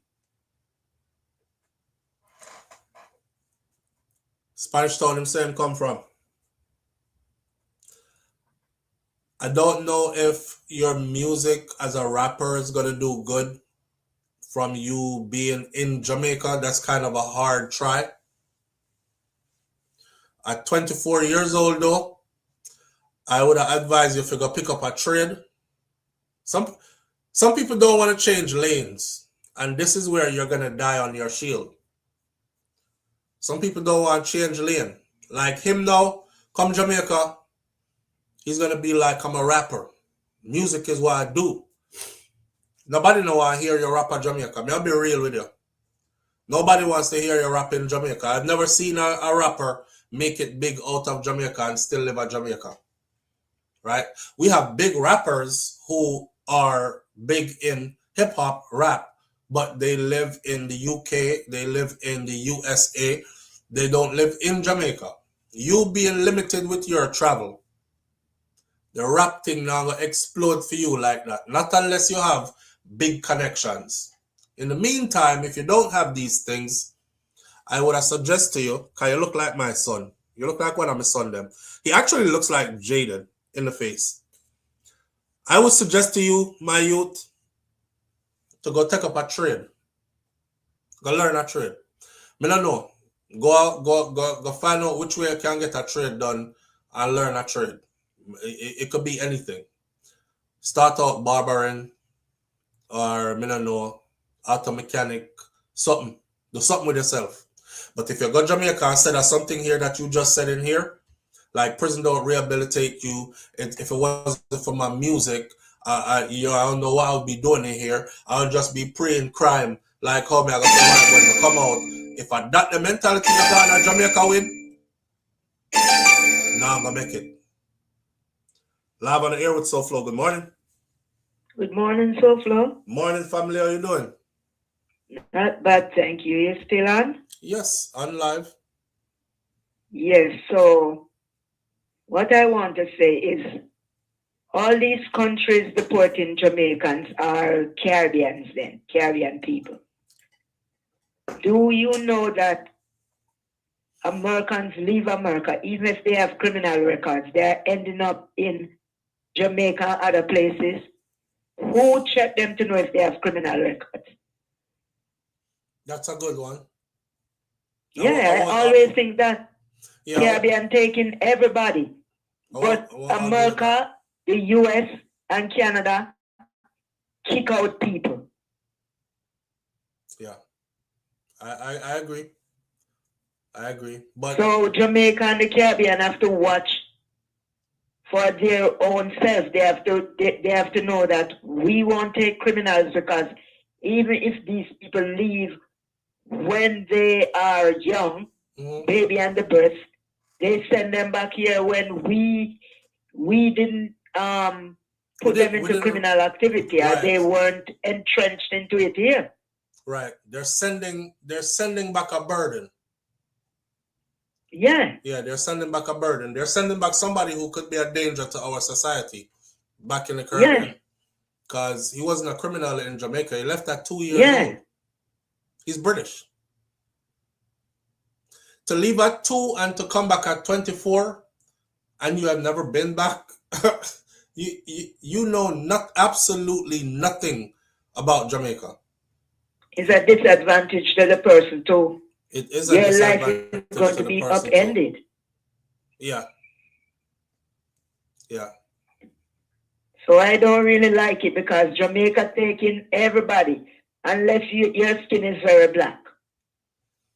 Boy, Mr. Jamaica. Everybody just get dumped in Jamaica. They come, they don't want to leave. I am seeing where a lot of Americans are going into Jamaica and say, we're not leaving. And setting up shop, so right? we should come to America and say, we're not leaving. Yeah. The president seen what Americans going to Jamaica and said they are not leaving. I saw them doing that in Mexico, sending Americans back, because there are a lot of Americans who have overstayed their time in Mexico. So Jamaica must start doing the same thing. If you don't have any papers to stay here, we're sending you back. Yeah, do the same thing. If it's good for the goose, it's also good for the gander. Yep. I agree. So this is how I see it. I agree. My country is not supposed to be taking in criminals, because when we are abroad and we are criminals, they send us back. So why should our country be lenient and be taking in everybody unless they're skin black? If you're very black, they don't want you. But if you look like anything and come as a criminal from anywhere else, you can just come in. Welcome home. True. And when you go, when the people that don't commit crime and they go back on their own trying to build their houses and want to live amongst the locals or live somewhere else, people cussing them like, what you doing here? You're not Jamaican. What you doing here? Oh, deported boy. No, not even deportees. People who go back. Not even deportees. Oh, you're talking people about who like just regular, go back like there. regular Jamaicans? Yes. Oh, I feel sorry for them because I don't get that. Yeah, they just say that why you come back. Yeah, I don't get that. Nobody ever asked me why me come back yet. And they are not asking the other people from other countries, why are you coming to our country? They're not saying that. These stupid Jamaicans, I will say it, I'm a Jamaican. These stupid Jamaicans, let them come and talk and come for me. You stupid Jamaicans who keep telling us that we can't come back. But when somebody else come in, welcome, we'll welcome you here. Even if we are criminals, we should be welcome too. Because it's your home. Yeah, because we were born there. We're the sons and daughters of the soil. Yeah. So that is what I want to say. Good point made. You Jamaicans need to welcome us back. The Prime Minister, the opposition, the private sector need to welcome back Jamaicans from abroad who are coming and want to make Jamaica better. But they do. Stop cussing us. Leave us alone. We are daughters and sons of the soil. That is what I'll say. All right. Thank you. All right, my friend. Appreciate it. Thank you. You're welcome. Well, she say our piece, but I've never had that happen to me. Wait a sec. You never had that happen to you either. Winston Gale. Them roll out the red carpet for them, Audrey. Me never have that happen to me yet. Me never have nobody tell me about me no welcome back or when me I do ya or nothing like that. Maybe because I'm there so often. Jamaica actually does deport immigrants. They're just not as aggressive as other countries are being today. They asked me at the airport, what is my visit to Jamaica and duration I plan on staying and where? Yeah, Jamaica is super aggressive at deporting Haitians. Deporting Haitians. But I do see a lot of Caucasian people floating around the place, and some of them, they're out of status. Like you go around some back part of Jamaica, I say, and you will find like whole heap of white woman where long time them papers up and they just chilling in Jamaica. I don't know, they found body and they've decided that they're not leaving their body, so they're staying there. Men too, you found the men there too, a white man who just come Jamaica and just set up shop. But I've never had a problem though. Nobody ever tell me say me can't come back or make me feel any way like what you are doing here. Kata Joy say I went to Jamaica for about 5 months and that was the most popular question I get asked on a daily basis. So when are you going back? But the problem, Kata Joy, did they ask you, I mean, how often were you there before that? How often were you there before that? I think she's talking about deportees that are Jamaican. She's saying they don't welcome them. Yeah, no, S-Diva, she made it very clear. She said not just deportees. She's talking about regular people.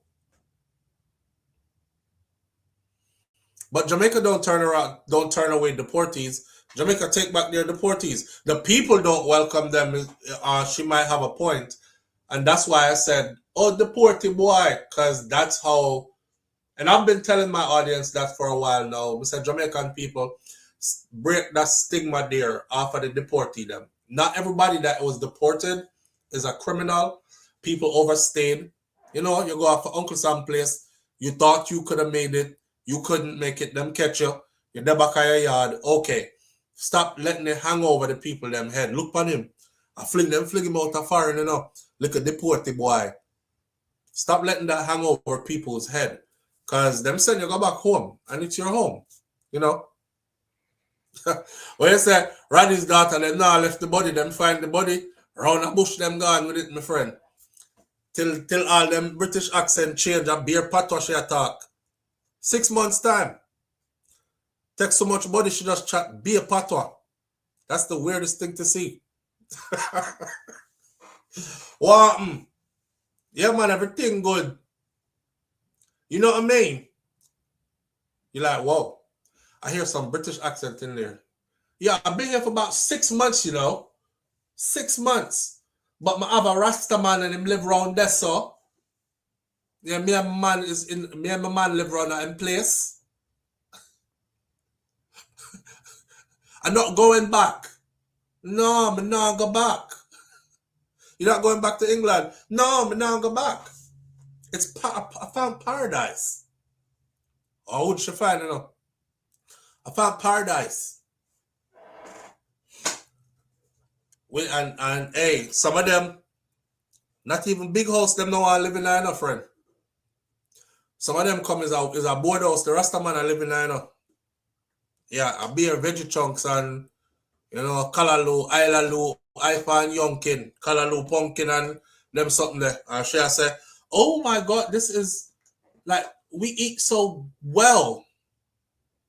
You know, it's very healthy. And my Rasta man is fit, you know, and body fit. Yeah. Him just walk out my soul case for like hours. You can hear our patois coming, but the British accent still there.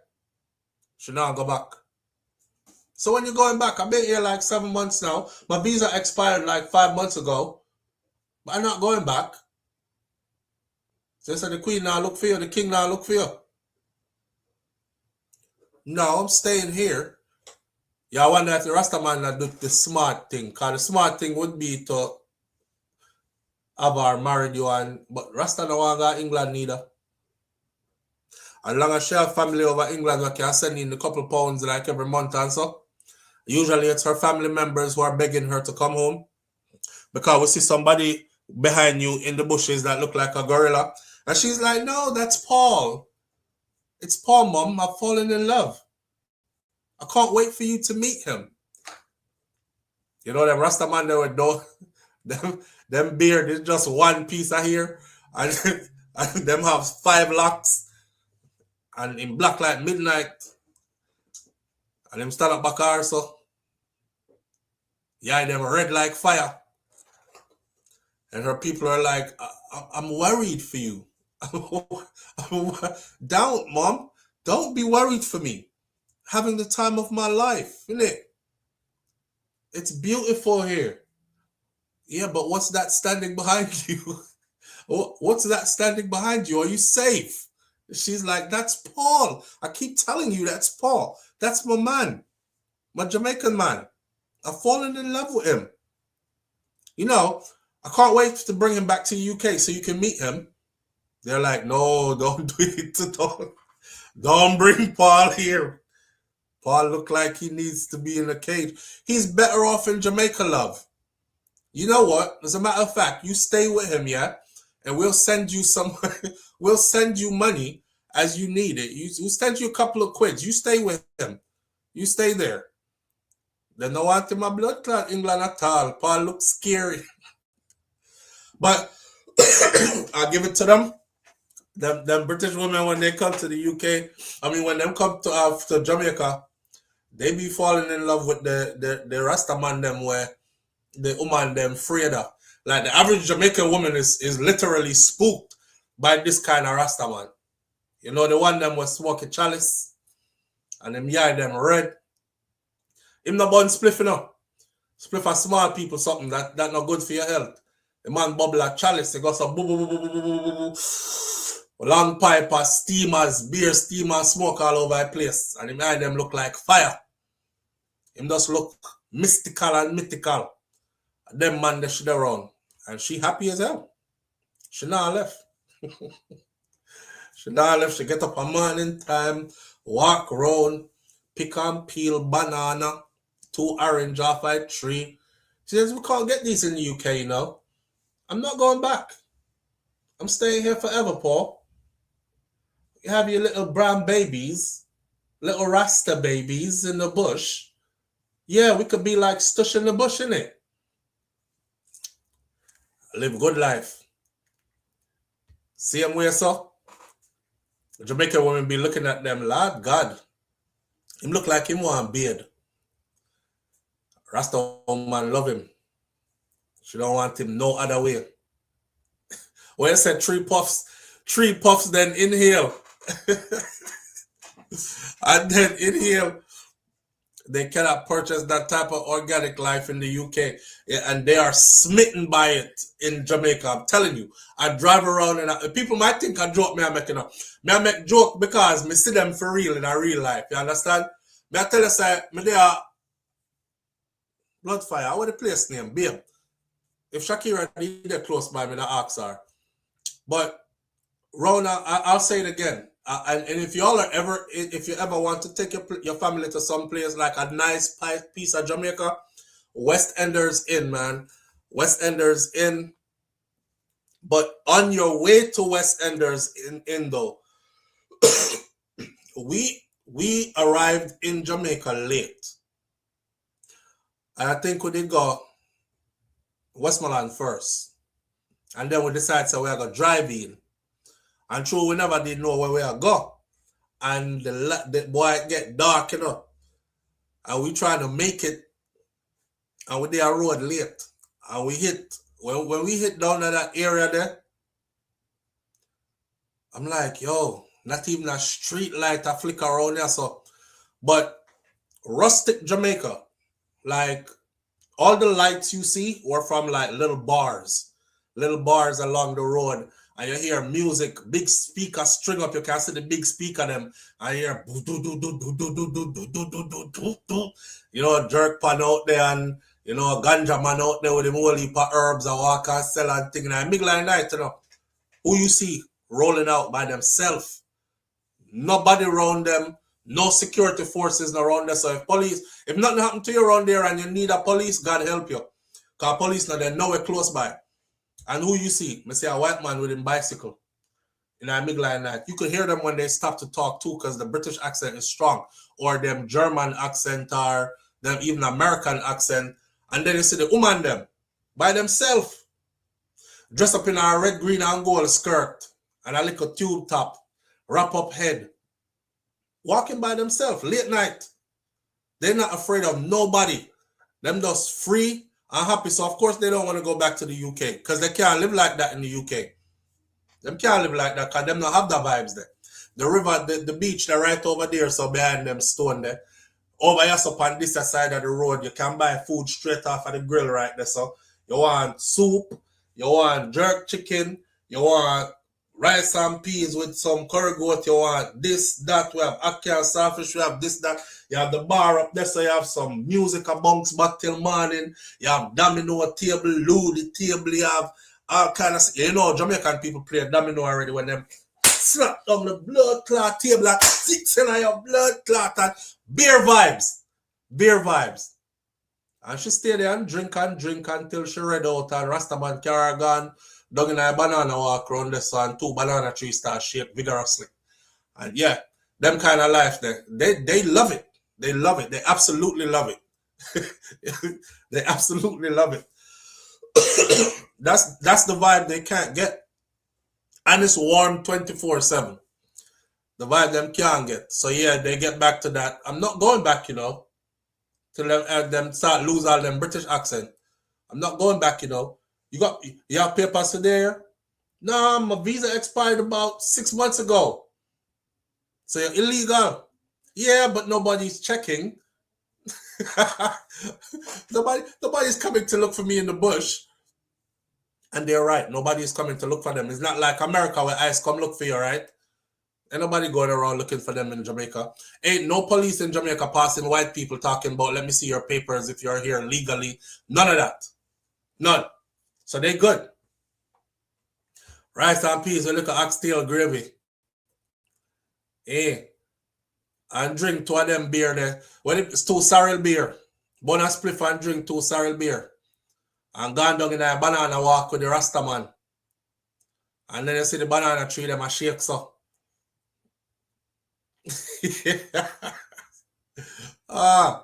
Hey, you know what's hitting Jamaica right now? Say goodbye to baldness. Hair unit installation. That's what's hitting Jamaica right now. Hair unit. So while beauty trends have long catered to women and men dealing with hair loss from male pattern baldness to thinning hair, most times have limited options. Most of the time, beauty trends cater to women. The man them we are go ball, you just have to go ball and done. That's starting to change. That's starting to change in Portmore, St. Catherine, where barber Souflotv is now offering specialized hair unit installments. The man them with they are Jamaica. Listen to me. Chris, they over Portmore. Go seek him out. You could have one of these units installed. She call it a man wig. You could have one of these units installed. He said that that's starting to change, all right? In Portmore, St. Catherine, Souflotv is now offering specialized hair unit installment, giving men a fresh way to regain their confidence and their style. This is about rebuilding confidence, he said. The role I am playing is helping these men to get that back, their confidence. So strong is the interest that Lowe says that his phone rarely stops ringing. The man them a ring off him silly. Sometimes I even have to put my phone on and do not disturb because them call me so often to figure out what's going to work best for them. Beyond cosmetic concerns though, many clients seek the service for deeply personal reasons. Lowe shared that some men, they bear head scars or burn injuries. Despite the growing buzz, hair unit installation remains uncommon across Jamaica. He says that the biggest obstacle is the high cost of entry, which has kept many barbers on the sideline. Because you have to buy it already, you know. I guess your clients can buy it and they'll install it, but usually it would be the barber that has the pieces and you choose which piece you want and him install it. So just the startup fee alone is pretty costly. He said, it is not popular in Jamaica. It's more common overseas. Many Jamaican barbers are really hesitant because it costs a lot to even get started. From purchasing the units to installing them, many of them just don't want to spend that much money, he said. The installation process itself is time-consuming and costly, but it offers long-term results. Prices vary depending on the customization that you're seeking, topping off at around $70,000. How much is 70,000 Jamaican dollars in US dollars? 70,000 Jamaican dollars equals 437 United States dollars and 92 cents. Right. So you're looking at about 430 something, 450. You have to go tip your barber. 450 US. The installation is similar to putting on a wig, but with women, you need to pay attention to the lace carefully. I have to clean the area properly, and I have to apply layers of glue to ensure that it dries properly in between. For women, the lace is customary, so it's different. For men, it requires more time. You can't make it feel like a wig and bruise the man's ego. You have to install it properly. So I have to spend my time and hide it properly so it look like a regular haircut. Lau emphasized that the service is not tied to a feminine stigma, highlighting the importance of framing it for comfort and confidence. Nobody start call it man wig, because the man them at Jamaica now go want to wear it if you start call it man wig. The most about man don't wear wig. Lau emphasized, he says, we don't call it men's wig. Even though it's similar now, we refer to it as men's hair unit, saying that men's wig, that I go put off the man them. So it's best to just call it a man's unit. Reflecting on his first installation, he recalled a client with a receding hairline came to him. He wanted to use hairspray, but I knew that it wouldn't look natural. I don't know if y'all seen it recently in Jamaica. The hairspray thing take over now, you know. Them spraying the beard, them make everything connect, them spraying the hairline. You know, when we saw this like a couple of years ago, I used to laugh at it. I used to be like, look at Rick Ross with his spraying beard. Or look at DeMarco with his spraying beard. DeMarco, dancehall artist DeMarco, puppy tail with him spraying beard. Now it's a regular thing. The people don't even, them just look at it and say irregular now. So he wanted to use the spraying. I knew it wasn't going to be look normal or natural. And I suggested to him that he use the hair unit instead. He did. And it worked out very well for him. He said, laughing. He added that he charged the client far less than he would have since that was his first time installing one. After it done, you know, him good enough. I laugh. I say, you got away, you know. You really got away. That's when he realized him can actually install them good. Lau has since built a solid clientele with customers coming back from across the island, including from Montego Bay, from St. James, from Maypen, from Clarendon, all the way to Portmore to see him to get their units installed. Calling on more barbers in Jamaica to invest, Lau said, it's best to be penny wise than to be pound foolish. For men who want to get it done, but they are hesitant, this is not a wig. It's a hair unit. It will build your self-confidence, men. So don't be hesitant. Go and get you a piece installed. I don't know. The only thing I don't like about it is the plastic part under it looks thick. It looks super thick. I've seen women wig and it don't look that thick. And then the amount of glue that them use under it as well. Cause them glue it to the scalp, you know. And the amount, and they shave the head ball, them glue it to the scalp. But the difference is the man can swim in it. Him can't do anything in it. Him go barber and get shape up. Like say I'm real here. Hear what? I'm not against it. You know, I call it deception for deception. Jamaican women are heavily into weave and lashes and makeup and stuff. The man them can have something to make himself feel a little better. Especially if nobody knows and it looks natural. No, I don't see nothing wrong with it. I see a YouTuber put one on. Where's the cat I joy?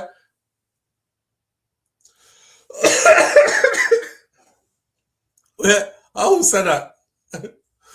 Wait, Randy's daughter said it better not drop off when he might get sought out. Backers, and him wig fly gone back. It better not drop off when he might get sought out. Let me think about this. You said? What can't I try say? You saw a YouTuber put one on or installing it, right? Saw a YouTuber install one and it came off within a day because the glue was itching and irritating his scalp. I've seen people wear them for... Okay, there's this brother with me used to talk to all the time, right? And I hadn't seen him for a while.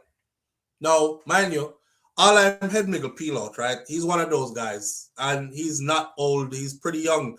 But him head nigga gone and him have the hair around the side. So he always like try to cut the hair around the side really low and try fix himself a certain way.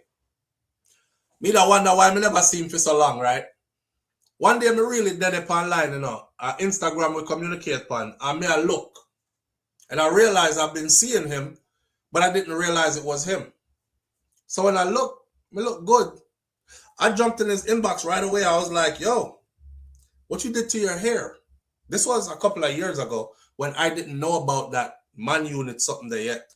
I said, what did you do to your hair? Because the brother have locks on top of him head. And the sides are shaved off. See? I mean, I said, when him grow locks. That's why I kept looking past him. Because there's no way you could grow locks. Because you never have no hair on top. Not let alone locks that was that much. That quick. So I jump in him inbox. I say, yo, what you did to your hair? And I want church brother to, you know, he sings in the church. I said, yo, what you did to your hair? He was like, oh, you like it? I said, damn, it look good. But your hair grow back fast. The brother said, LOL, it's a man unit. And the same word him use, it's a man unit. So I said, what's a man unit? he said it's fake.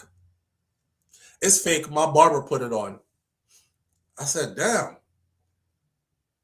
And I was stuck ever since then. So I went to YouTube and Google and I started looking up. I said, what is called? He says, man unit. Just look for man unit installation. What do you want one? I was like, no, I don't want one. I don't think I need one. But me went and look it up, and I first time I see like what the transformation can do. And he definitely was one of the people who in hairline did the way back road. So you know, it worked for him. Yeah, when you say a wig is a wig, you can't change that. Y'all don't bother try coming for the men then. It's not a wig. It's called a man unit. It's called a piece. Okay? Left the man them alone. It's deception for deception. Because half of them women here don't look nothing like how they actually look in real life. And you see all the makeup and the wig and the lashes and the this and the that. Give the man them a break, man. Make the man can feel a little bit confident about himself too. I think we could be split even on that. A wig is a wig. Nothing wrong with it. Now, if your woman don't want you wearing it, that's another story. Or like Roddy's daughter said, if y'all get sought out and it drop off, that's another. That could be scary. If it's somebody who don't know that that's what you wearing, you know, and that they are doing thing on next thing, all I'm head top drop off by you, it could be scary. They should create the units for them what are removable. It is removable. Lands. It's removable. The man wig is removable. When you're ready to get your hair done again, like when your sides grow too much, obviously you're gonna see it now because the part where them fade down are gonna look shorter than the part where I grow up down here. So you're gonna have to go back before you turn into spud, right? And then they take it off of your head if you want to get the same one done back again, or if you want to get a new unit put on. Mr. Wiggins. Yo. A toupee. Oh, you mean like just pop it off like a hat, put it back on, put it back on and just comb it sideways. So a toupee. I think she mean like how women can. Oh yeah, like how the women can do them lace front. Them just throw it. I see one girl yesterday shake hers like this and put on her head and she just flick it on so. And she did it in the streets. She's going viral now. I think she's in the UK and she's doing it in the streets. Live on the air with Souflotv. Good morning. Hey, Souflotv. Hey, family, what going on? You see them weak there. You come like the rape where you use rape, yeah, that the man them want to rape the head to crash them. You see your woman beat them head like a hammer. That crash them head. I saw the man them have to peel back and crash. No, serious. Mr. Yes, I'm have to go peel back and scratch. Lift up. No, remember saying no, when them ears are, you know, it shine like a buckle, you know. Yeah. And woman who have alopecia, Then we have little springing here and there. But remember the average man will lose their case. Remember say they look on the face. Then after I shine like a looking glass. Yeah, and when the barber put it on, you see, the barber shine off the head, you know. Him shine off wife that. The barber shine off the hair off all of this, so it's bald, it's completely bald before him pierce on the hair upon the man's head. So look, remember say, you know, all they need a half a moon, you know, remember say, oh, average person head bald, you know, you won't like bald unless the head is round. So then trim down the head to Marty and put the glue in the middle now. So it's like it fall in and look natural. So that bald part now, you know, remember they not shave that, you know, already bald, not even baby era growth there, so you know. Yeah, but they shave out more than that though. They have to shave out a certain area amount in order to put the wig on. The man unit on. The man unit on. Yes. Yeah. So them ball off a good amount past the area with ball already. Yes, yes. Yeah. I'm to make it fall in. Yeah. And look natural. But they are telling us, when they peel after, it was that way they put a coke in a cow. Boy. Sorry, no. You ever get none? No, I'm good for now when I see them. I will leave by here. Be all right. No, we see, man, and great. You're coming out to say. Yeah, be good. For now. One show off. Yeah, can you start peel out from the back, right, Mitchell? Your family lose here? No. Okay, that's good. My dad never lost one. On both sides is different.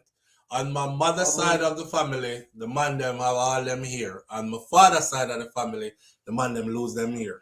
So, that means you have a lose here then, man. Why you say that? Put on your money. Why you say that? Not do that to me, man. No, man, we don't say go. Never your father now, you take off a few jeans. Mommy take some things off of my mother too. Your father tall and you tall. Me take some things off of my mother too. All right, we'll go and watch. All right. Later. If it start peel off, me just ball it off. Where you say Lulu? Lulu said my own look suspect. Like me have on my man unit. I have on my man unit. Let me see if me can. My unit can't come off. My unit. I ain't going to Turkey. Is again one next British guy go to Turkey and them juke him up and put in ear implant and the man head swell up on him dead. So no. My dad started going bald at the age of 16, Kaitai Jai Empress said. Me now go to Turkey. Where's the me glue strong? It not come off. Yeah, my barber did a good job, you know. See that? My man unit. I have the baby daddy starter kit number 27. Anybody want to go to them barber and ask for the baby daddy starter kit number 27? It'll look like this one right here. Then you'll be all right. All right, moving right along. May I tell the man them this though before we move right along. If you want to put on your unit here, sir. Life is short, and if it's going to help you, build a little confidence in yourself, then go on and do that. Live on the air with Souflotv. Good morning. Good morning, Souflotv. Morning, family. How you doing? Good again. You're not going to lose your hair, Souflotv. I'm not going to lose me here. Your mother and DNA. If your father wasn't bald, you might luckily not be bald. Yeah, my mother and dad wasn't bald. Yeah. And none of her brothers either. Huh? My mother's father wasn't bald, which is Mas Clevey, and none of her brothers either were bald. None of them lost their hair. You're a lucky guy. If you get a hold of your mother's genes, you won't be bald. Men usually take it from their mother's side to be bald. So you might just have your nice hair. Go and read up about it. Do some digging. I will. Yeah, I later. will. All right. Thank you. Yeah. You hear that, Audrey? That means I'm gonna have me here. I'm not gonna worry about. I'm not gonna go ball. But in the event that I do go ball, if it start peel out, I promise you, I cut off the whole like. I'm not gonna be one of those guys with, shiny on top and fuzzy around the edges. I have no problem cutting it all off. I agree. Oh, she said, I disagree because girls are predisposed to diabetes if their father have it, not their mom. Kaitaja Empress, so not try to make me feel good, but me I skip that and go and where me I go. I'm not going to lose my hair. It's all right. My hair will be just fine. Miss Jamaica. We're coming down to the end this morning. Miss Jamaica expresses gratitude to her medical team after her fall and says in time, more will be shared. Everybody wants to know what happened to her exactly. They want to know it from her own words. We're talking about Dr. Gabrielle Henry, who had went to go represent Jamaica in the Miss Universe competition, and she fell through that hole in the stage. She had a bleeding, intracranial bleeding on the brain, and she had broken bones as well. She was severely injured. They said that she was going to be flown back to Jamaica with a full medical staff for the flight, and she would be transferred from medical facility to medical facility. A lot of us said that don't look good. Why would they transfer you from medical facility to medical facility? Anyways, here's the update. So Miss Jamaica, Dr. Gabrielle Henry, is letting her fans know that she will speak out in her own time to come. Nearly 2 weeks after the Miss Universe organization and her family issued a press release detailing the injuries that the pageant queen sustained after she fell on the stage, off the stage, during the preliminary evening gown round at Miss Universe in Thailand on Wednesday, November 19th, she is speaking out on her own accord, finally. Next to a photo of herself wearing a shiny blue dress on Instagram, she said that in a time that calls for stillness and healing, I am grateful to be in Jamaica and to feel the familiar strength of Jamaica surrounding me, she said. I extend sincere thanks to my family, my friends, for every prayer lifted on my behalf from my fellow Jamaicans, and to those who stood with me through moments seen and unseen.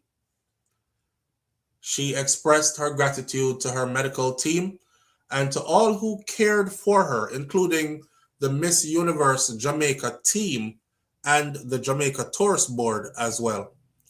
As Miss Jamaica Universe 2025, and she is also an ophthalmologist or ophthalmology resident, she said, I am reminded that moments of darkness do not diminish vision. They refine it, she wrote. So while I continue to recover, I am inspired by the way Jamaicans rise, undeterred, after adversity. In time, more will be shared. For now, my focus remains healing, purpose, and service. Light persists, she said. In a statement regarding her current condition, legal representatives for Henry told People that she remains hospitalized in Jamaica as we speak. The incident has exacted a profound toll. An extraordinary woman, an ophthalmologist, resident, she represented Jamaica and women around the world with energy, dignity, and grace. And this should never have happened. The statement concluded by saying, our primary goal as her attorney is to ensure that Dr. Henry can focus fully on her recovery following this traumatic event. Henry's most recent post received support from many, including Miss Universe Fatima Bosch, who commented and said, "I love you, Queen. You're so strong. I admire you so much."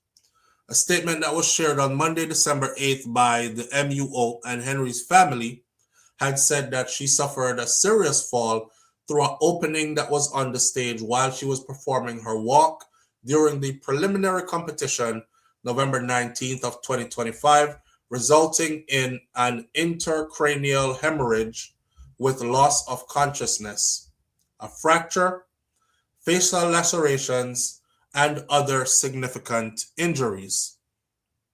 She was immediately admitted to intensive care unit in Bangkok, where she remained in critical condition under constant neurological monitoring and continues to require 24-hour special supervision. She is still in the hospital as we speak. She is just now in the hospital in Jamaica, no longer in Bangkok. People previously reported that Henry's sister, Dr. Felicia Henry Samuels, and their mother, Maureen Henry, were by her side in Thailand during her recovery. Her sister is a doctor as well.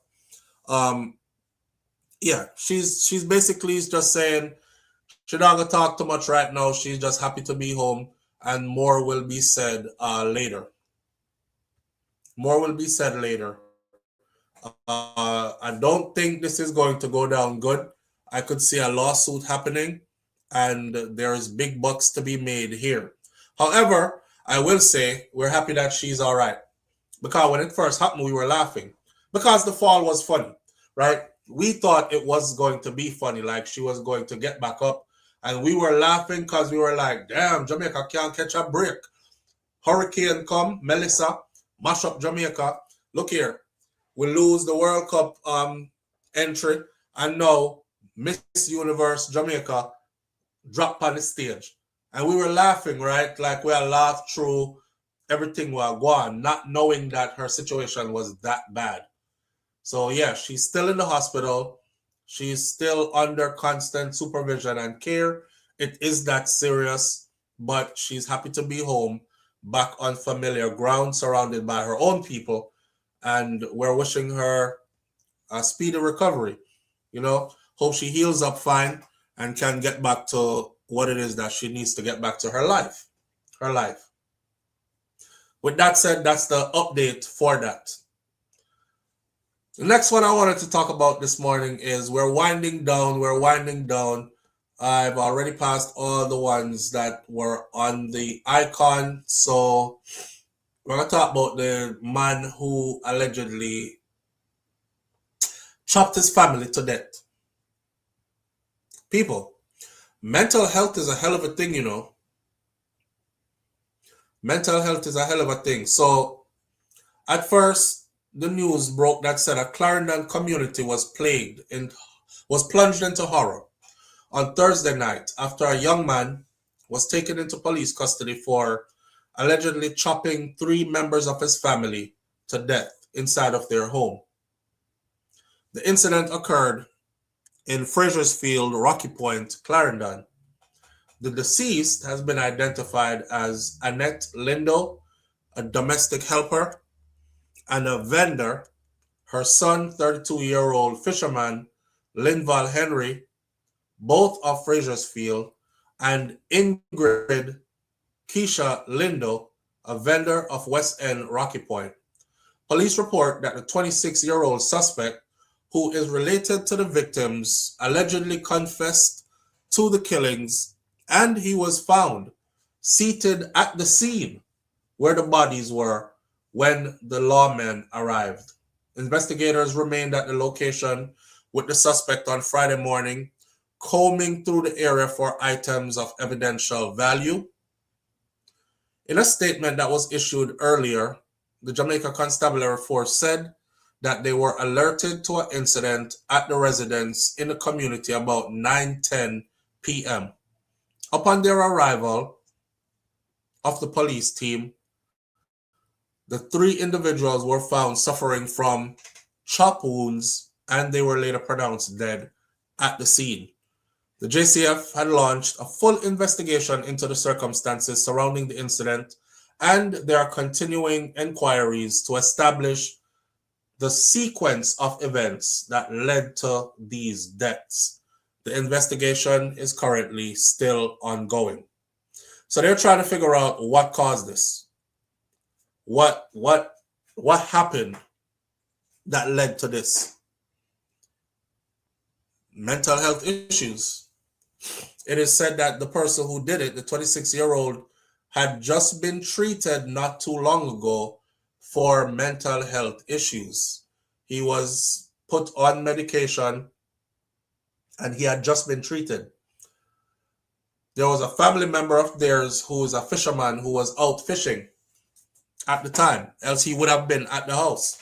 And he said he had like a premonition, and you can ask the youth them who was on the boat with him. Him tell the youth them say, me don't know, me just feel like him get like a vision or a premonition like everybody in the house dead enough. And he said it to them like everybody in the house dead enough. Him get that feeling, but they're out to sea. When he came back home, this is what he came back to.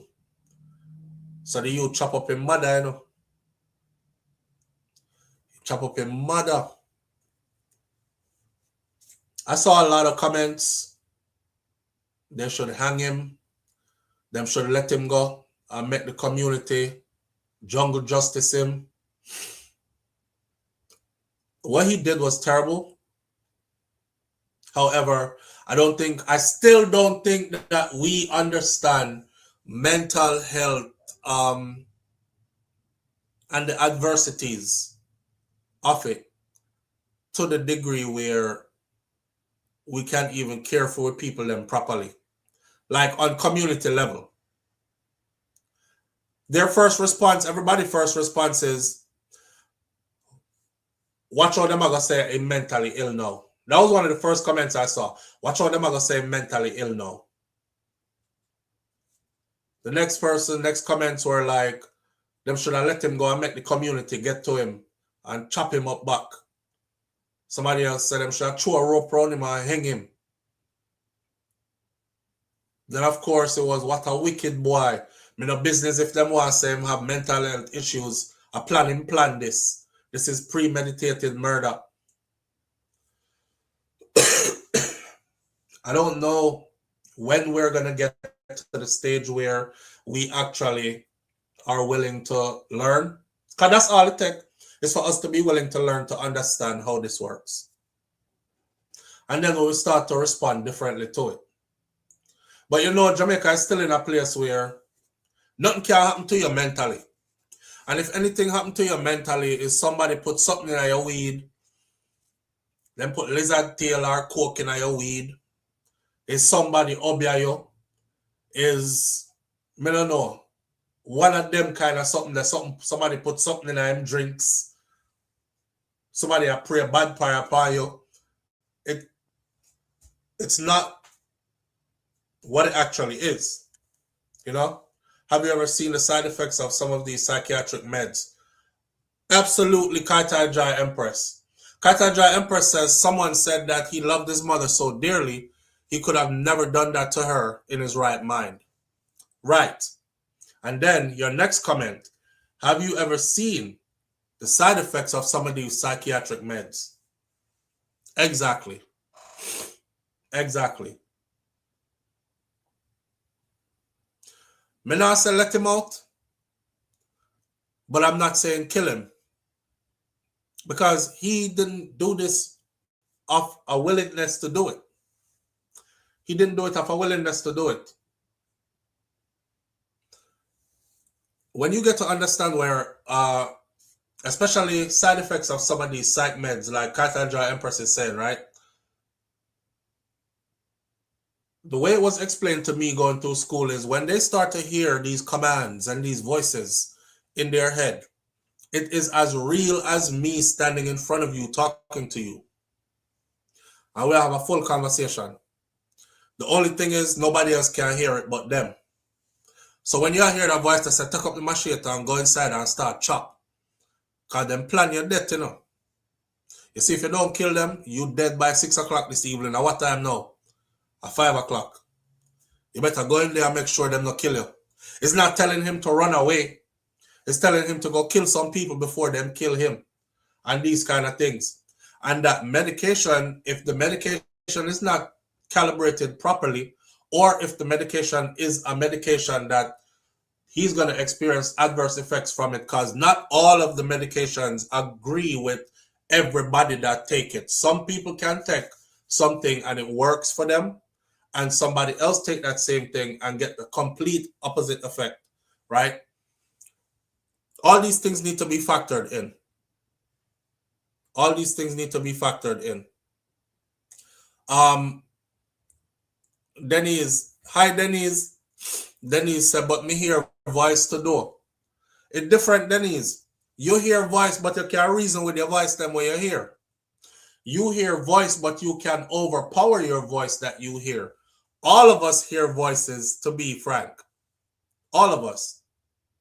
I think it's called the in and the id. I haven't been to school. I mean, I left school a while ago. So you have your ego, and then you have you as your personality, and one next personality in there. Always in combat and always in conflict of each other. Every time you used to make a decision where you say, me I gotta go over there, so something inside of you is gonna say, nah, but if we go over here so first though, I don't think we really want to go over this so again, you know. You're constantly hearing voices, all of us. The part where you get sick is when that voice is all you hear. You see? You say yours tell you all kind of things. Yeah. Your inner voice or yourself, right? Your voice tell you all kind of things. Well, their voice that tells them all kind of things is the only voice they're hearing.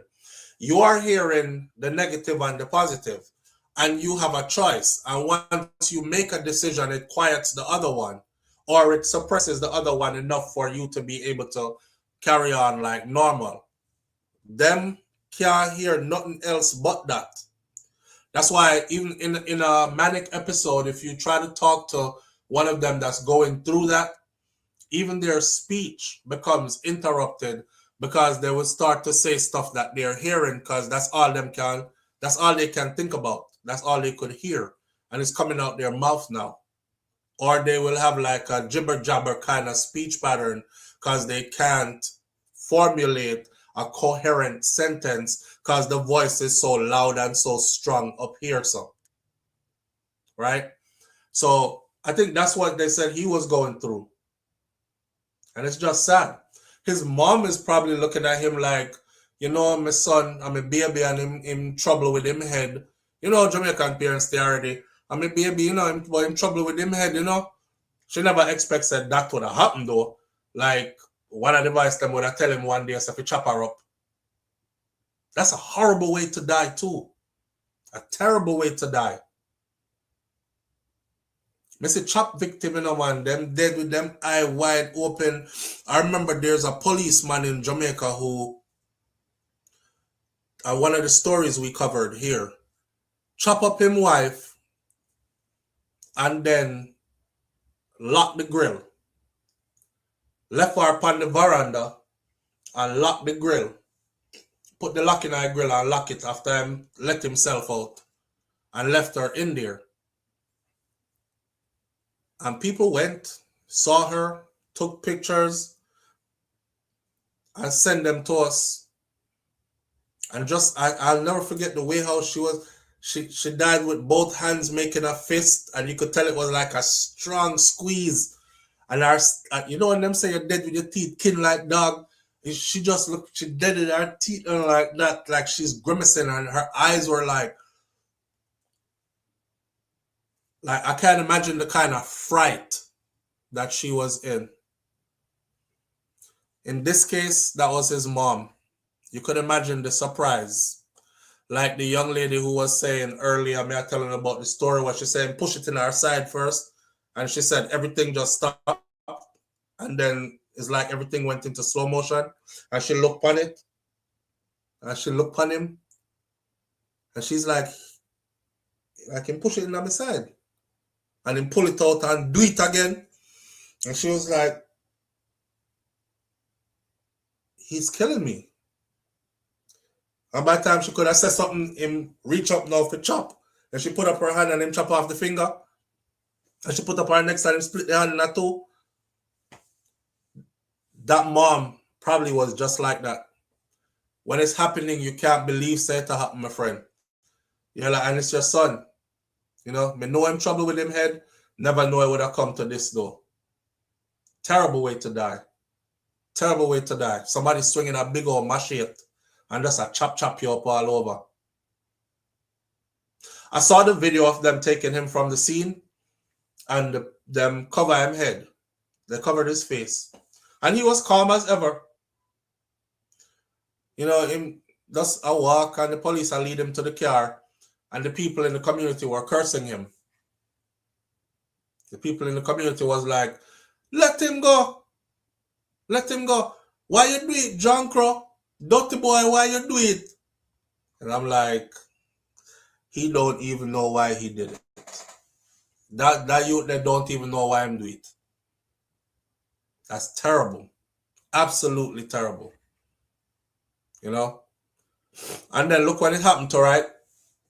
Right in a festive season. Festive season. It's Jamaica. More than likely, people celebrate Christmas. Couple days away from Christmas, see? Nobody not gonna live to see New Year from the house. The man kill everybody and gone to prison himself. I do believe that somebody like that needs to be committed, like for life. I don't think he'll be safe among people ever again. We have dogs, and when dogs kill, they put the dogs down. When dogs kill humans, they put those dogs down. Because those dogs have now tasted human blood. And those dogs have now recognized that they can kill a human. So it's never safe to put them among humans again. No matter how much you think you could reverse whatever that was. So they normally put those dogs like those down. They don't take them to a pound and rehabilitate them and then give them to our next family. They are euthanized. And me now say euthanize the youth, but I don't think he should ever be back out among civilian population again. Sad story. But that's the ending of that story. You know, yesterday when we were live, somebody said, Souflotv, you know, see what happened in a Clarendon with the youth were killing whole family, and the person was like, yes. I said, I'll talk about it today, which is why I'm talking about it right now. Right? Everybody knows where Clarendon we come from. I saw the comments too, though. Even Shakira said it this morning. She was like, boy, when I love chop up people up there, sorry, man, like it's our go-to means. Yeah, I ain't gonna lie. I've been saying that for years.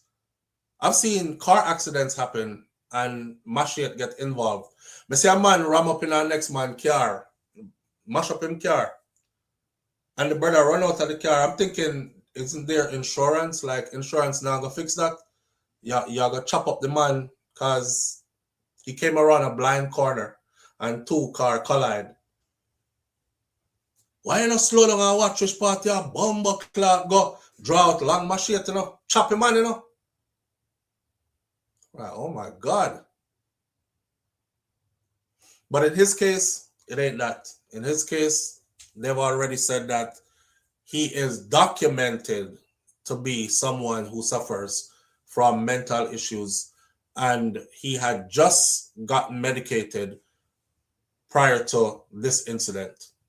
So that's where that's coming from. You know, my condolences goes out to the surviving members of that family, man. I can't imagine losing multiple family members at once, let alone under a circumstance like this. Is our next family member kill them? And his machete them use. Bad. Jamaica is going to have to do more as far as mentally ill people go and educating the Jamaican population as well. There was a headline yesterday that said the Prime Minister is let me see if I could pull it up and read it real quick. Our Prime Minister is saying that something about allocating more police involvement or something. Let me make sure I read the right thing too. Because I asked a simple question, and man tell me about something matter. I feel so sorry for some of my people sometimes, because none of this required a suck your mother in it. It was a genuine question. So let me find it real quick. Here it is. The Prime Minister directs stronger police action on domestic violence. Because it's being looked at as a domestic case. So my question was, stronger police action like what? Are we going to train our police officers in mental health crisis intervention? That's what my question was. Hear this. Souflotv, like taking out scums like you who likely beat your wives.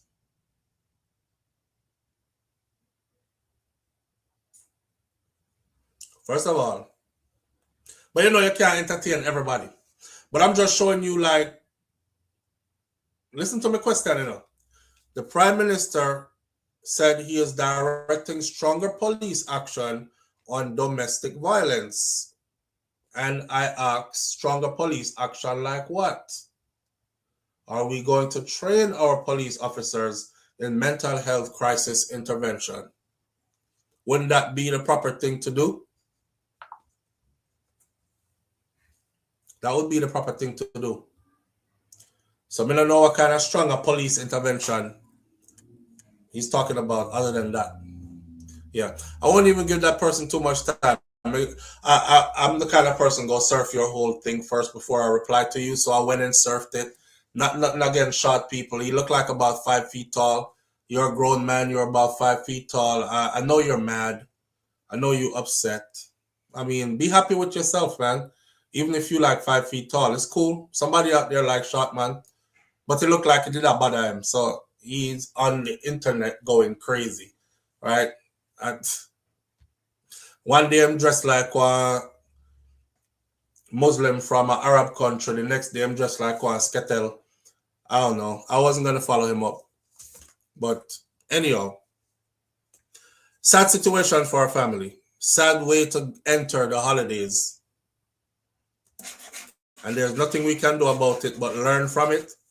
Me not play with mad people, Me see a video out of Jamaica. Madman have a machete. Y'all might have seen it. And him wipe the machete on the ground. You know how the machete sound like when them wipe it on concrete? So where I come from, when you're about to get chopped up, them wipe the machete on the ground first. So them would usually wipe the machete on the ground and then run down by you, right? So you hear that shing sound there. Mr. This madman at the gas station. I don't know what he was saying. It was like, me gonna make up stuff now, but it was like, in the law, shing, and then my wipe my shit. In the law, shing. Anno 7/22 and 11, shing. I am here to put everything in order. You see when him say everything in order, I hold up in my shit high like this. I paused the video. I said right here, I would have been doing 100 miles per hour down the street. Gone. There's a brother who stand up there watch him. You know, so when him hold up the machete and say, in order, I chop him, He was chopping him. And he was about to chop him, and the man turn up there and watch him man and talk about in the law and a shing and the arrows of shing. But don't have no sense. When the man said in order, when him come down with the machete, it was on him. Yeah, first chop. I couldn't watch no more of the video. matter of fact, there wasn't no more of the video to watch because it looked like the person who was videoing them start take with themselves now too. So there wasn't no more. All you saw was like this. I mean, I say, yo, look how much warning the man give them. Look how long him did they talk foolishness and I wave around this machete. And the machete look sharp, you know. It looked like one of them machete that them use cut sugar cane. And I don't know if you know what a sugar cane machete look like. Them broad bill with a hook on the end. Me I talk with myself. The minute you come anywhere near me and you don't look too sound of mind, I am out of there. Kind of like how I drive on the road. If me I drive on the road and I see a bad drive, people, me just slow down. I slow way down and fall way back. You can go on, have it. Same way if me come in a space and I see you in there and you look like your head chip, me no want bother order no food, me I go about my business. I'm not standing up out here to wait. Me no want when time you chip off, me are the victim. Y'all have to learn situational awareness. That brother stand up there and watch the man chop himself. Watch the man chop him. You could tell the man was going to chop somebody. And the whole time I'm saying nobody is running. Nobody now run because the person with a video is showing everybody there because he's right there in front of everybody and nobody is running. When them do that one last one there and come down with it, and that's when you hear, ah! And everybody scrambling. Ah. I think he was trying to warn them. I think he was. If you did look at him right, if you looked at him without the machete and without the noise he was making, him looked like a genuine Rasta man. You know, one of them cultured Rasta man there, not dread, or a Rasta man like from the hills. Cause I saw him dress everything, but he was a madman. He was a fully madman. He was giving them warning. They weren't listening. Oh, did a madman? Oh, a mad boy. Hey, boy. And the law. Out of there. Anyway, y'all be careful out there because there's nothing we could do when we're in the presence of these people, but watch yourself. I know 1 and 2 times in Jamaica, madman chop up people on road, you know. People just dead there wait for a bus to come or public transportation or waiting for a friend or whatever. And it's the same madman that they see all the time. When I see mad people in Jamaica, I never pass them close. Never pass them close. If them up on the right, me cut it on the left side of the road. If them up on the left, me cut it on the right side of the road. Me and them not passing side by side on no road. Because they're mad. They're mad. Mad people don't think like me and you. Mad people don't give you no big warning. Mad people will pass you and just thump you in your jaw out of nowhere. And you didn't see that coming. Or lick you with a big stone in your head. You didn't see that coming. So I'm staying far enough to where we can gauge what them I do and me have a chance for run. Situational awareness. Yo, the last conversation of the morning that we're going to have, right? I want to know how y'all feel about this genuinely.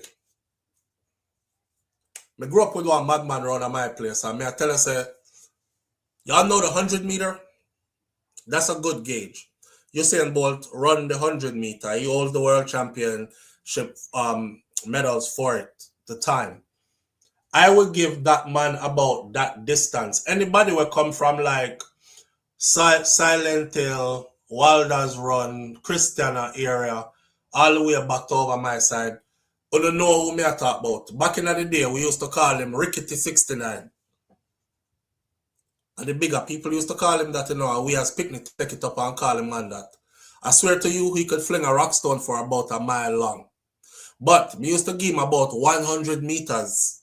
And that's as close I would go to him. It's about 100 meters. And sometimes we used to tease him. And you know, we're like a picnic, like a country picnic. So me I tease him from about 100 meters ahead, because he did fast. I don't know if you ever watch horror movies and you see like, first is something the duppy did far away, and then out of nowhere, they're like right here by you. I saw this man at speed used to be. So I used to make sure I'm way down the road, and then I used to yell, Rickety 69, dumpling, yama.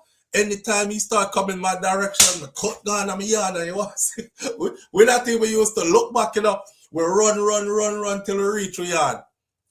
Where I run so far? The man stopped chase with a long time ago. We don't care. We don't care. And we never think him forget neither. So every day we see him, 100 meters distance, him way up there, so I'm not going there. And I'm not passing him on the same side of the road either. Rickety 69 dumpling, yama. He's a man when he come back from England. And him start walk fast about the place. I told you about this before. And that's when they used to say back in the day, watch him. England, him going up. And it's like the cold, it gets so cold over there, it freeze up in brain. And he mad out. So he come back to Jamaica and him brain a thaw out. I don't know. I was a kid. I don't know how true that is. But I will say, when we did there in England, my brain did not freeze up though. God no.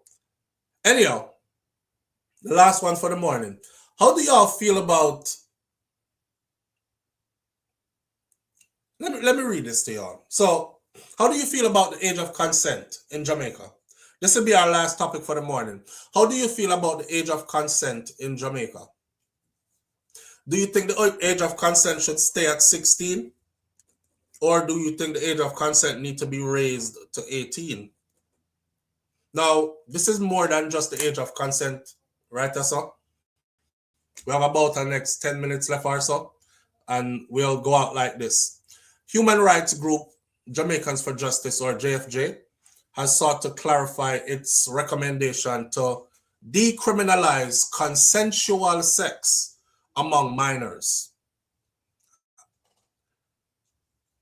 Right when I heard minors and consensual sex, the two just don't go to me. But decriminalizing it had me thinking, then who did criminalize it in the first place?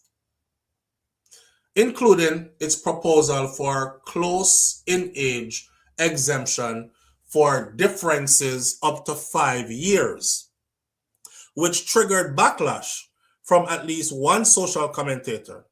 JFJ's 42-page report, a civil society review of the diversion and alternative measures for children in conflict with the law in Jamaica, argued against consenting minors being brought before the courts.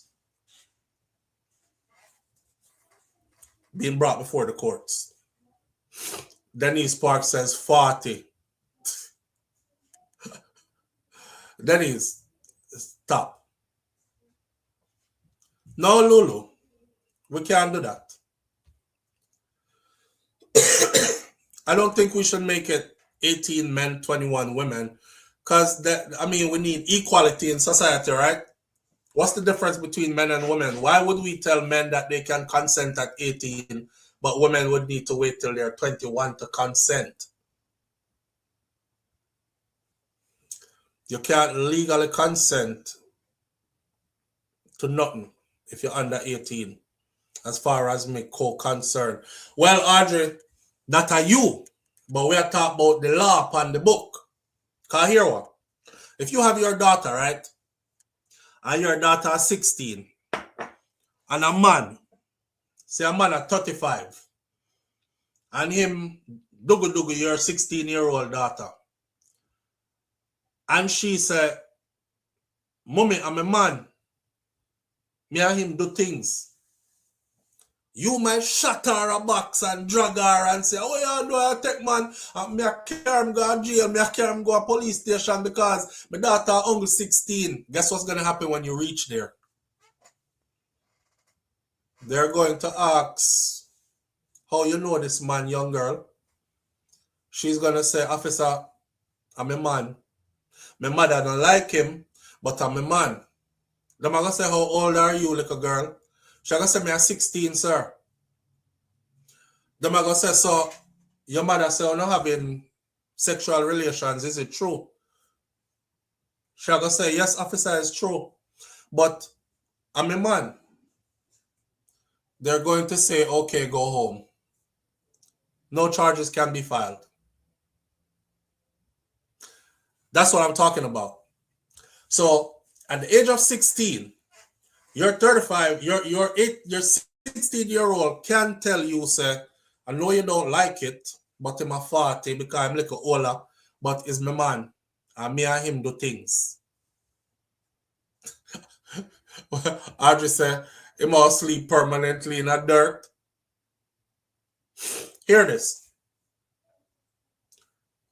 How do you feel about this? Criminalizing consensual intercourse between minors. That means if two 15-year-olds get catch a dugu,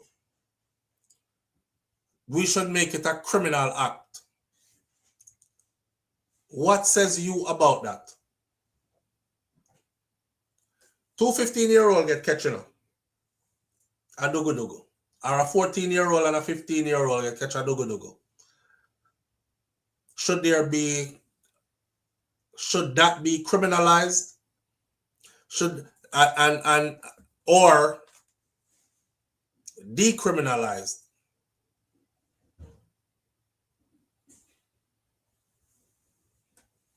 Well, now catch it. Watch this. It opined that the child diversion program arising out of cases brought to court was resources being misallocated, burdening the police, overwhelming the legal system, and causing children to miss school rather than dealing with these instances through comprehensive sexual education. So the JFJ was saying we need to decriminalize that. Two picnics and them consent and them do them thing while we have them before the courts.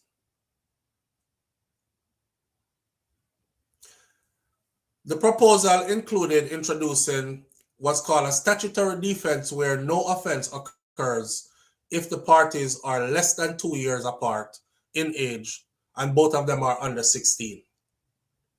The proposal includes an introduction of what is called statutory defense where no offense occurs if the partners are less than 2 years apart and both of them are under 16. So like I said before, a 14 and a 15-year-old, a 13 and a 15-year-old. It also includes a further defense available for differences up to 5 years. If the activity is consensual, then there is no position of authority or dependency, and the younger party is at least 12 to 14 years old. No, sir. Me not agree with that one there. Eh? JFJ must say I lose them Ross mind. JFJ, I was riding with JFJ when they were talking about ballistic evidence and, you know, all other kinds of evidence to support police shootings. Make we know say the police them justified that kill, and I say yes, I'm for that.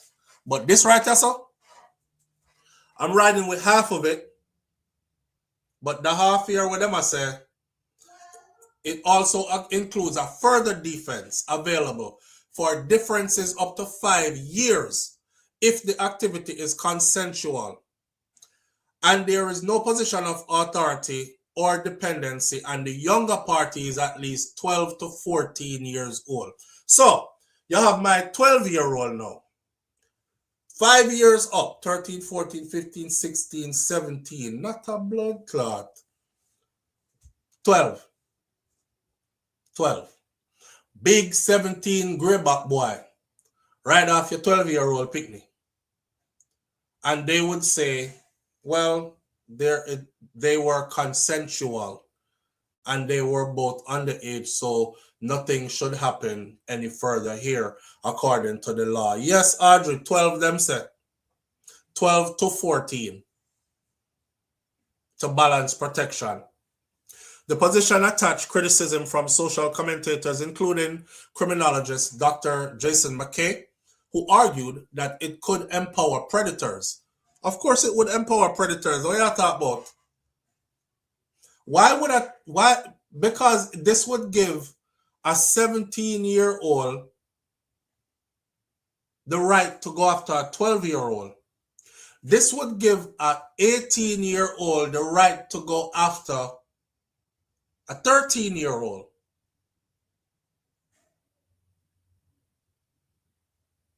This would give a 19-year-old the right to go after a 14-year-old. I think them did a smoke crack or something.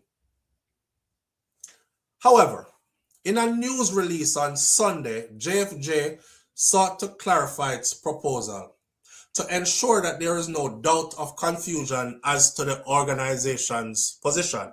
All right, JFJ, make we talk about it now. The human rights group noted that it fully supports maintaining the age of consent at 16. Me not support that. I don't think the age of consent should be 16 in Jamaica. I think it should be 18. They want everybody to understand they fully support maintaining the age of consent at 16, which it said protects young people from adult exploitation and ensures appropriate access to sexual and reproductive health services. It doesn't.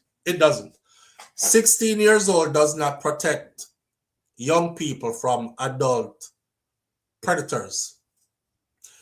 You gave a 16-year-old the right to say, I consented, no matter how old the other partner is. That is not protecting. You know, sir, I want you to think outside the box, right? A 16-year-old is violated, right, by, say, a 35-year-old man, right? Let me just give you an example. 16-year-old violated by a 35-year-old man. The 16-year-old is then made afraid to speak. Everybody find out about it, though, you know. Them catch them. But it's a case of threats behind the scenes. Hey, girl, see, if you ever say I rape you, I murder you, this blood clot. 16-year-old goes and says, I'm a boyfriend. Me consent. Me give him permission. The law says nothing else we can do. She's 16. She's at the age of consent. She consented. Case done. You see what I say? So how the hell does that protect? A 16-year-old is a child. A 16-year-old is a child. You know, some things happen in Jamaica sometimes that just make me wonder, man, like who comes up with this? Where were you sitting when you were thinking to include a 12-year-old in a sex argument? How about like this, right? 12-year-old off limits to everybody. 12-year-old cannot possibly consent. Now, here's the thing. If I catch two 12-year-old and experiment with each other and I do them something, we don't know who to criminalize. However, if a 12-year-old says that a 13-year-old violates or rape her or him, that 13-year-old, 14-year-old should be brought up on rape charges. Because rape is rape. No matter what the age is, who did it. Because if a 15-year-old boy hold on a 50-year-old woman, a 60-year-old woman and rape her, them call it rape. So for sure, if a 14-year-old boy hold on a 12, 13-year-old girl and rape her, rape is rape. We can't look on it and talk about, well, they are in the same age bracket, so it's, you know, it looks consensual. We can't waste our time bringing up anybody on criminal charges here. Once somebody in that equation says, I didn't give consent, this was forced on me, we need the charge of rape to apply. That's a sensible argument. The most effective way to address adolescent sexual behavior is through prevention and education. JFJ strongly advocates expanding comprehensive sexual education, building on Jamaica's health and family life education program to help young people delay initiation, understand consent, and make safe choices, the JFJ said. Then they added that we support empowering parents so they are equipped to provide age-appropriate and factual conversations to their children. JFJ argued that decriminalizing truly consensual peer activity protects children, noting that it avoids the harm that is caused by criminal charges in non-exploitive cases while keeping all coercion, force, and predation fully punishable under the law. Okay, that part, again, I agree with you there. It also stressed that decriminalizing consensual intercourse is not a license to have intercourse. But that's how you set them up for, though. That's what you set them up for. This can be confusing, but shouldn't be. Shouldn't be. Age of consent should be 18. This is how I'm going out this morning. Age of consent should be 18. 12-year-olds should be left off the list completely. Although you know you have some picnic out here with fast like race car. So it's not abnormal to find out that some 12 and 13-year-olds are already doing stuff. Now, if I catch a 12 and 13-year-old that do stuff, and you know, we bring it to them attention, hey, we know we're not doing and they're like, well, I'm a boyfriend, I'm a little girlfriend, we not try a thing, then I don't think criminal charges should be brought there. This is where you reel them in and educate them of the consequences that come with this adult thing that they have chosen to start exploring, right?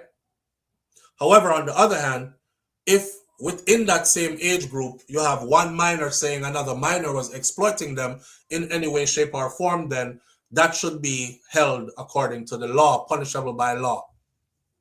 That's what this should be. That's something about 5 years apart of protection window. No bother with that. No bother with that. Providing that the child is 12 to 14. 12 to 14 is 18. 12, 13, 14, 15, 16, 17. 12 with 5 years gap, where you're going to say it's okay because there's a 5-year gap and they're within the window. That's almost an adult. That 12-year-old is a baby. That can't work. That can't work. Not even if they agree it can't work. You need to be letting these older teenagers know, and we all know. That's the reason why you never want your little brother hang around you all the time, or your little sister hang around you all the time, because they're too young. So why the hell would you want to think it's okay for a elder teen who is teetering on becoming an adult okay to engage sexually with a younger teen who has just become a teenager or hasn't even hit teenage years yet? Because 12, you don't reach teenager years yet. Can't work. Can't work. Pardon my language, fuckery and foolishness. Can't work. I'm going to leave that one right there this morning. I don't know who be coming up with all this stuff, boy. I think I would be like what Audrey said. Live on the air with Souflotv. Good morning. Hello, morning. Morning, family. How you doing? I'm here. Well, you're going to be our last call for the morning. Talk to us. What's going on? It's right near our eyes. We can't hear you. I'm gonna know I'm Can you hear me now? Yeah. I said it's right in front of our eyes. It's very clear. Mm-hmm. Remember, Jamaica has a pedophilia problem. Mm-hmm. Right. So these people who want to put these laws into place, mm-hmm. they like kids. So we can't deny that. We can't turn a blind eye to that Jamaica has a big pedophilia problem. They love little picnic. What is surprising to me now is they would come with this BS under the guise of, say, for instance, a group named Jamaica for Justice. You would think that that would be an honorary group, right? And correct. Right. So why would they suggest a 5-year apart gap for protection from law? and said something like, providing that the child is between 12 and 14. So because they like kids. So exactly. So your sister, them are hiding all different organizations. Yes, man. All shapes, sizes, and forms. That's messed up. Yeah, but I believe it should be the age of 18 also. I've always said this. For consent, right? Correct. Absolutely. I agree. A 16-year-old isn't fully there. So their mental capacity, it's not fully developed. At least at 18, they're a little bit further along. Aware. Yeah. I say 18. Yes. But remember I said this is Jamaica where them not even card when we go store enough. People can send picnic go to store go buy buckle of rum and pack a cigarette and them something like. You can't do that here. I know that, but we're our biggest enemies. We Jamaican people. We're our biggest enemies. Right. I agree. Mm-hmm. So the pedophilia culture isn't going anywhere. And I realize that growing up from a tender age, all the stories I've heard, myself has gone through. Yeah. Why? But we're not. I'm gonna speak out against this forever though, cause this can't fly. We go top on top, but until the people in the country stand up for this and stand firm on this belief that it shouldn't be this way and fight for it, protest against it, but it's not gonna happen. True. Most Jamaicans cuss you out, when you said the age of consent shouldn't be 16. I was surprised. Most Jamaicans who are in Jamaica, both male and female, cuss you out when you said the age of consent should be 18. Did you all know that? I know. I've heard it, I've seen it. But we all know, because look at it. The schoolgirls and like the bigger man them, it's because they don't know better, because they groom these little girls. Right. How a big man to have a 12-year-old? I personally know of someone who was with an older person who got her pregnant from the age of 13. My thing is this. Because I see Kata Jai Empress saying, Raddy's daughter says 16 is definitely too young, and Kata Jai says at 17, and in about 11 states the age is 18. So there are states that have 16. The UK, United Kingdom, which Jamaica falls under, they also run with 16, right? But there's a difference though. Our 16-year-olds are different from these other nations. Like in the United States of America. I know children here who started working at 15 years old, right? And children who got pregnant at 16 here. And guess what? They're able to work, get government assistance plus their earnings. Them have them own little apartment, them buy a car, all this. The average 16-year-old in Jamaica does not own a car, does not have a job that pays enough to pay the bills to have their own dwelling. It's a completely different situation. Yeah, so we can't try on everything that fit other people thinking it's gonna fit us as well. There you go. Right. But from the head come down, they love pitney. So it's not gonna change. Hence the reason why they find this okay to make this into a law. I see. Why? So we can't turn a blind eye to it and pretend like this is not our culture. Sad to say. But it is. Damn. All right, my friend. I mean, have a good weekend. You might have a weekend today too. Yeah. Oh no, today what? Today's today Tuesday. Enjoy your Christmas, yeah. All right, my friend. Big up yourself, see? All right, you too. All right. Well said. Raddy's daughter said, I know too many women, friends and family, who had their children early, 13 to 16. It is ridiculous. My sister-in-law mother had her at 13. my auntie was pregnant at 16. My husband's mother, 15. That's a regular thing, regular occurrence. That. And I think that's crazy, man. Did y'all know that Jamaica has the most teenage pregnancies in the Caribbean? Y'all didn't know that. Jamaica has the most teenage pregnancies in the Caribbean. Jamaica has the most murder per capita in the Caribbean. We lead in femicide rate, which means we kill our women, girls and women, more than anybody else in Western region as well. But let's not go with all those others. Let's talk about teenagers having baby.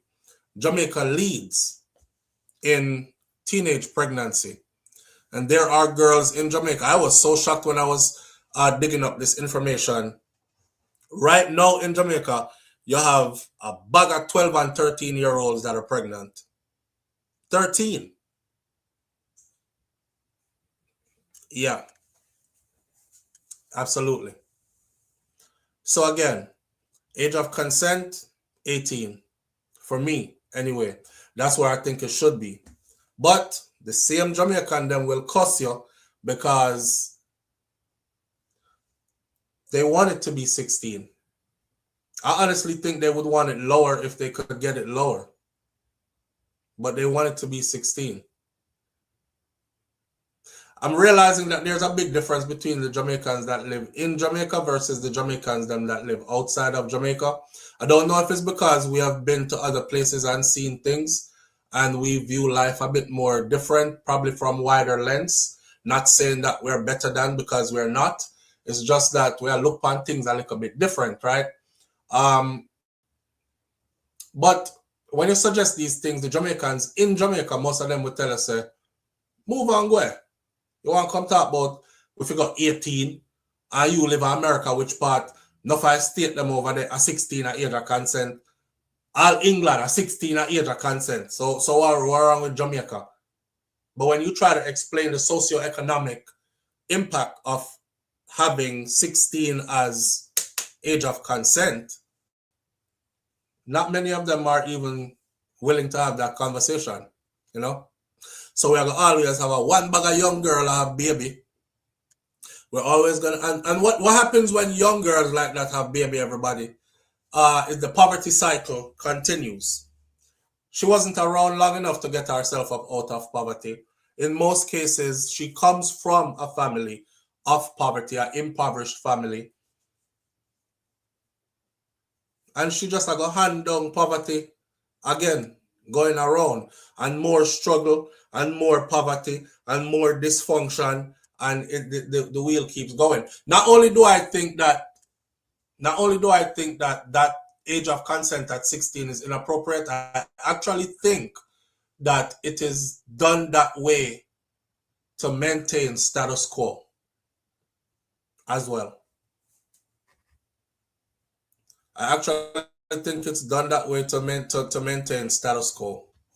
Cause you know how hard a teenager has to struggle to make it after you become a mother at 13, 14, 15. Imagine the ones with no support.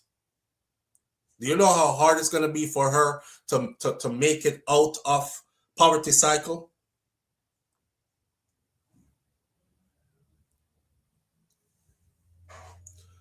One, the Diva Unstoppable says, a teen mom myself to a young man who is now 19. And I'm sure you struggled a lot. Couldn't walk in peace. That's crazy.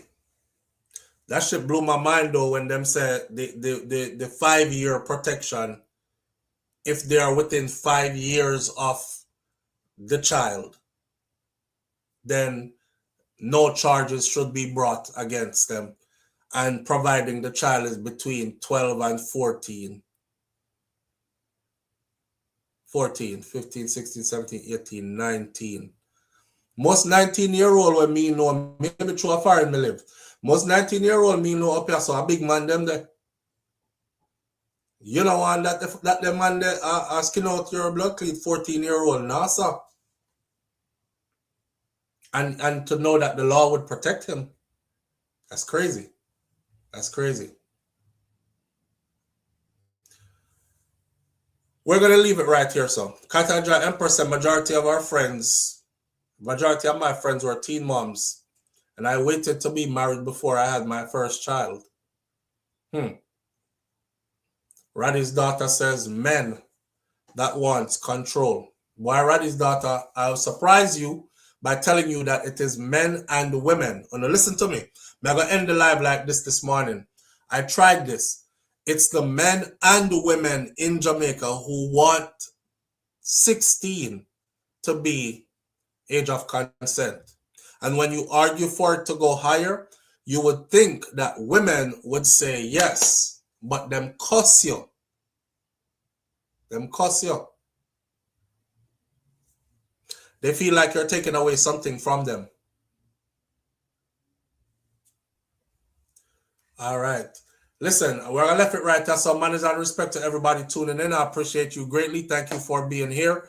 I'll see you tomorrow morning. Like my granny, Miss Ruby said, be good. If you can't be good, be careful. And like my grandfather, Marnz Malone, said, I will see you tomorrow if God spare life. Knowing that you're not God.